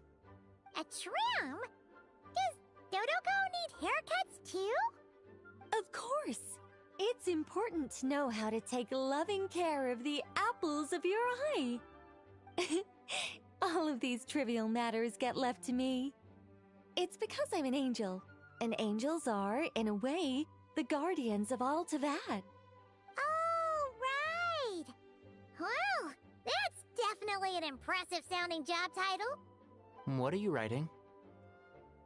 I'm just brainstorming some cool-sounding lines. Oh, write them on these card backs. Of course.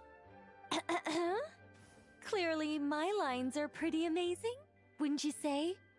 Miss Nicole. Kale? You seem a little nervous. I was just wondering, who was the person you mentioned who needed their wish fulfilled? Wish? What do you mean? Miss Nicole asked if we could meet up in Mondstadt once everything was over. She said a friend of hers had a wish that needed my help to come true. Well, you never mentioned that before. All we knew was that you'd arranged to meet in Mondstadt. But we thought it had something to do with the god remains. To be fair, everything I told you was true. Anyway, my friend is waiting. Come on, let's pay her a visit.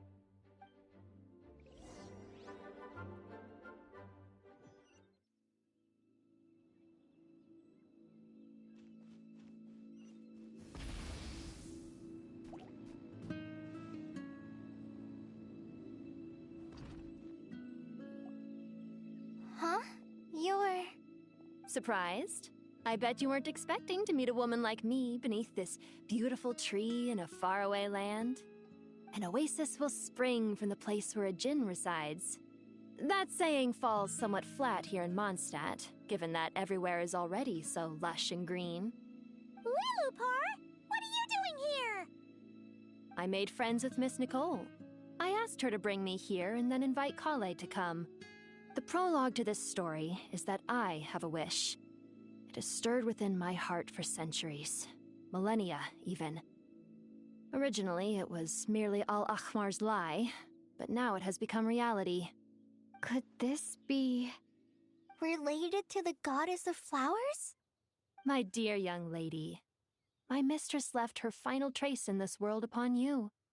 I can't tell you how glad I am to see you here. And now I have seen you, and peered into your heart. You have experienced hardships and suffered setbacks. The torment an ordinary person might expect to face has befallen you threefold. This is the source of your resilience. But, beneath all this, I've witnessed the seeds of desire. You yearn to return to the simple life you once knew, do you not? I do. I want to throw away everything that isn't mine. But how do you decide what is yours? The scars that others carve into your flesh? The kindness and love they inscribe? Are these things not yours as well? They are. This is something I've talked about with Miss Nicole. Miss Nicole said I should learn how to adjust my standards. I just want to live as an ordinary human. Anything beyond that isn't mine. Don't you want anything from the remains of the goddess of flowers? She gave me a revelation once. I think that's already more than enough. In the past, you would not have possessed such a rich heart. Your brief life has taught you to hold on to everything good, to home in on kindness. How fascinating. You're nothing like Nabu Malikata, and you're certainly not her. Of course not. I'm not some great and powerful being, Miss Lilopar. Yet I am a djinn. We exist because of the Lord of Flowers. We revere and love her. My wish is to see her one last time, to give everything for her. Kale, can you do this for me? But her remains won't be easy to remove. Are you sure this is what you want? That's beside the point. First, I need to know. Are you willing to do something for the soul of this lonely, wandering woman? I'm willing. But look, you know nothing about me. Even if you have heard the stories about me, all you would know is that I was rightly punished for the many evil deeds I committed. Ah, so you do know. Your lips are quivering, your eyes trembling, and still you're willing to do something for me. Life has been cruel to you, and yet you've learned to be kind. My dear young lady, to repay your kindness, I too must play my part. Are you sure about this, Lilupar? I yearn to see my mistress. For this moment, the world can burn to ashes, the universe be engulfed in flame. I care about nothing else. And you, Kale, I can give you a gift. You'll become just another ordinary human. But Miss Lilupar, what will happen to you? My wish will be fulfilled, and I can die happy. Why would you wish for that? A long, unending life might seem desirable for one who has never possessed it, yet it brings torment to one who has. My remains are scattered across the yellow sands, but my soul can find no peace. Since you've promised to grant my wish, give me that release. Allow the dying to die, and let the dead rest in peace. You have my thanks. Kale, there's no pressure on you. What she said, it's all true. A wish is a genuine desire, after all. It's as if you want to use the last of your life to give me a better future. Nothing's so selfless. We'll be using our futures to fulfill each other's wishes. This is a noble act, a beautiful and secret transaction between two women. I understand. Miss Lilupar, I'm ready. Close your eyes, Kale. Then open your soul. From there, I will embrace my mistress. The downpour of flowers is your touch. Like returning to the very beginning. Like surrendering to your grace, my mistress. People say that devotion is beautiful, yet filled with pain. How foolish of them. For me, devotion is beautiful, pure and painless. Devotion is my love. Thank you.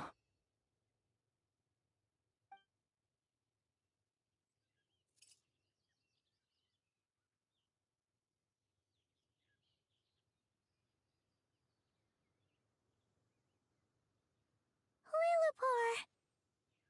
She disappeared? She left, carrying the blessing of flowers. Kale, are you alright?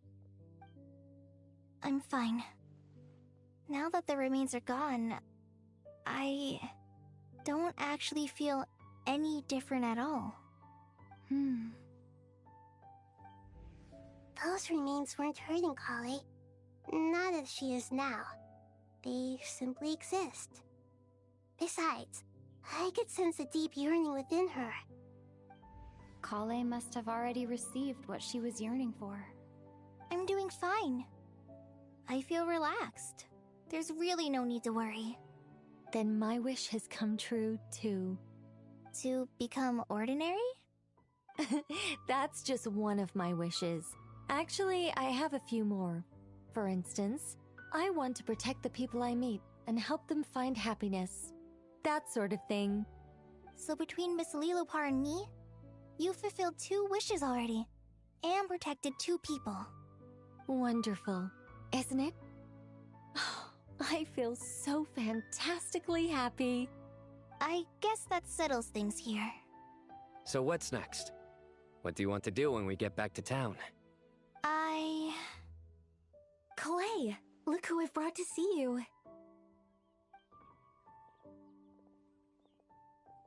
Hey, Kale! I heard you guys were holding some kind of secret event. How come you started without me? Huh? Oh no, it's nothing like that. We were just saying goodbye to an old friend. Really? Who? Me. The old me. So that's what this is all about.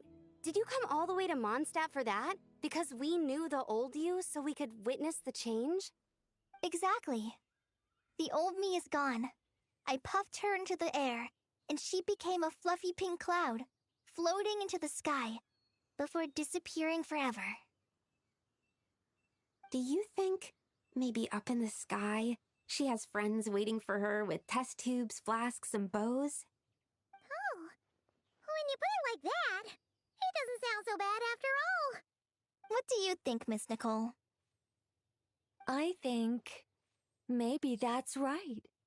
At least, if it were up to me, I'd consider that a happy ending. Dear Sucrose, even though my childhood ended long ago, these past few days have really felt like growing up again. I've become stronger, and I feel like I can finally accomplish things by myself. Surely someone as mysterious as you will find a friend like this fascinating?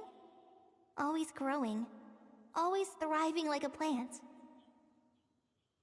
I came to say goodbye to my old self. I know that after this, she'll be gone. Thinking about it makes me feel a little lonely. I know the weakness that kept me company will one day leave me too. But somewhere in my heart, I feel a great sense of joy. It feels like I've always wanted to take this step, to walk towards the new me.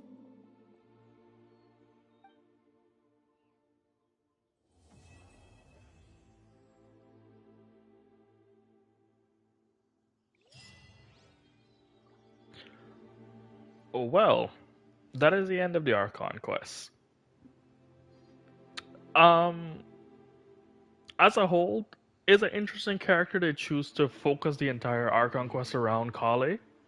Personally, the Archon quest for me, I did not like it. Like, don't get me wrong, there's some epic scenes in there with Nahida, the Doctor, Mavwika, the Pillars of Seven. I just felt really bored through the entire quest.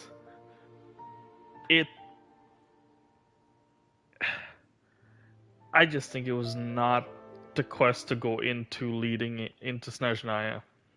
And Kale is not the character to be leading a Archon quest, for my personal pick. It was, for me, just very boring. And such a waste of both of the Archon quests, such a waste. But that's how Genshin sees it so far.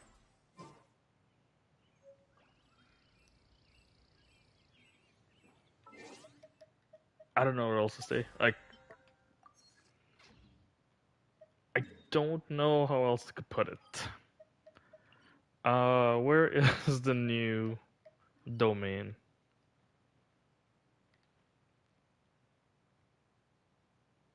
It has to be...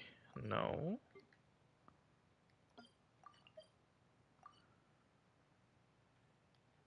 Am I...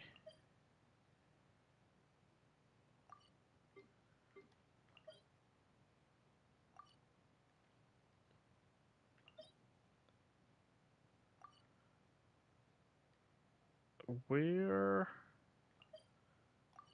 is the Tories domain?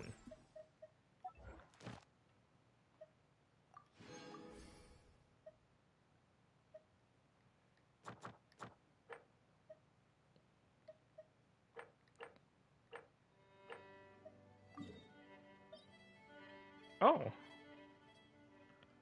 An interesting spot to put it.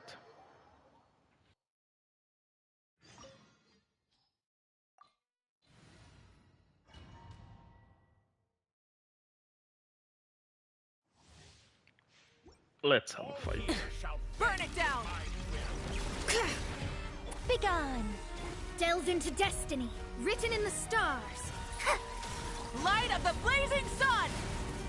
Incinerate! Incinerate!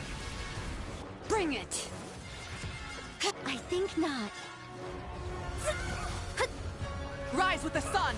Full throttle! Incinerate!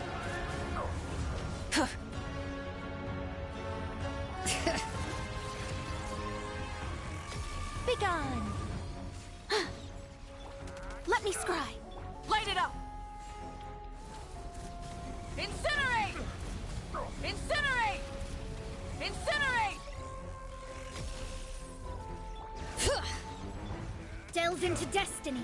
Such defiance.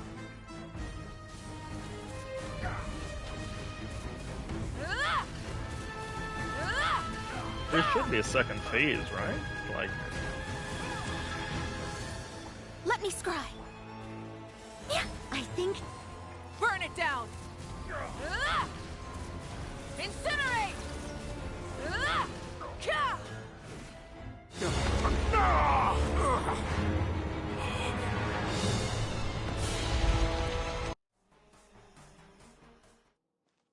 Get back! Such defiance. Fate is upon you.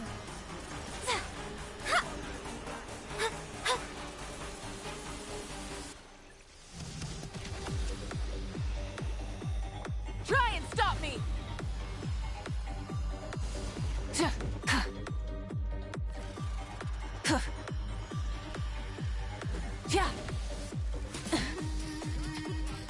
Begone.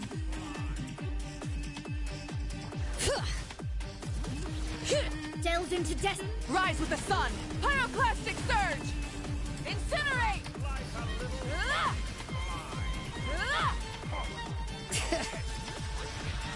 I think not. Let me scry. Destiny cannot be denied. how? Bring it. Hear the echoes of the valley. Wrath from the sky!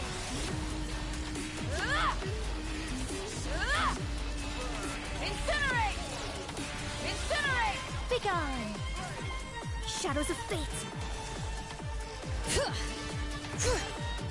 Let the mountain's veins boil. Rev the engines!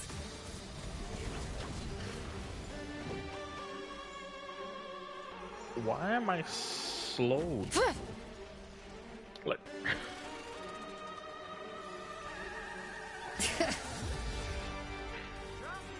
Such defiance. Heaven's will delves into destiny. Bring it. Pyroclastic surge!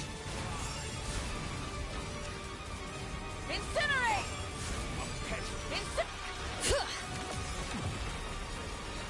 My reckoning has come.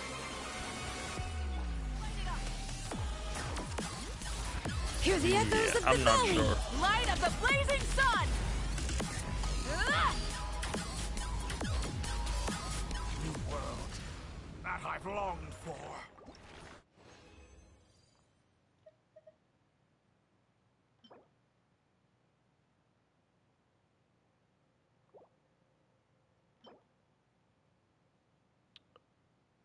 what? An anomalous tree marrow 2?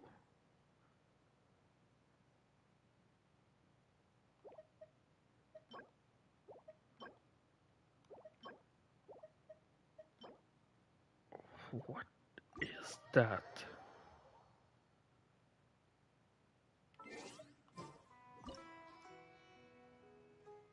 That has to be a quest item.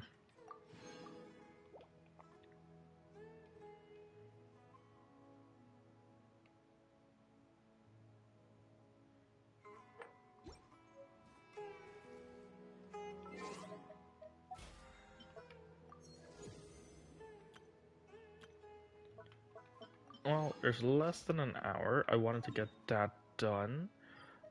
Let's go to Notcar really quick. Add Astro. Thank you for Toss in our Add commissions. Astra.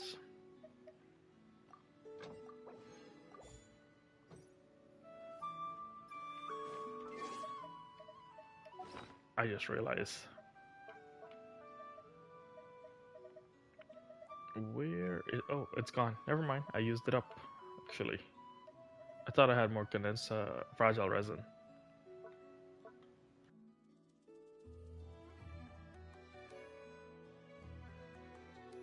But that has been used up, so which is good.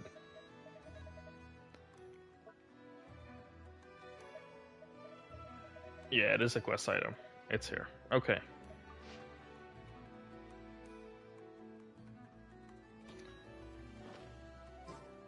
But needless to say, as I said, I'm not a big fan of the quests. It was nice and all for what it is. Kale is not the character you should focus the quest around, to be fair, as a main Archon quest, in my opinion. Oh, I should probably grab that particular.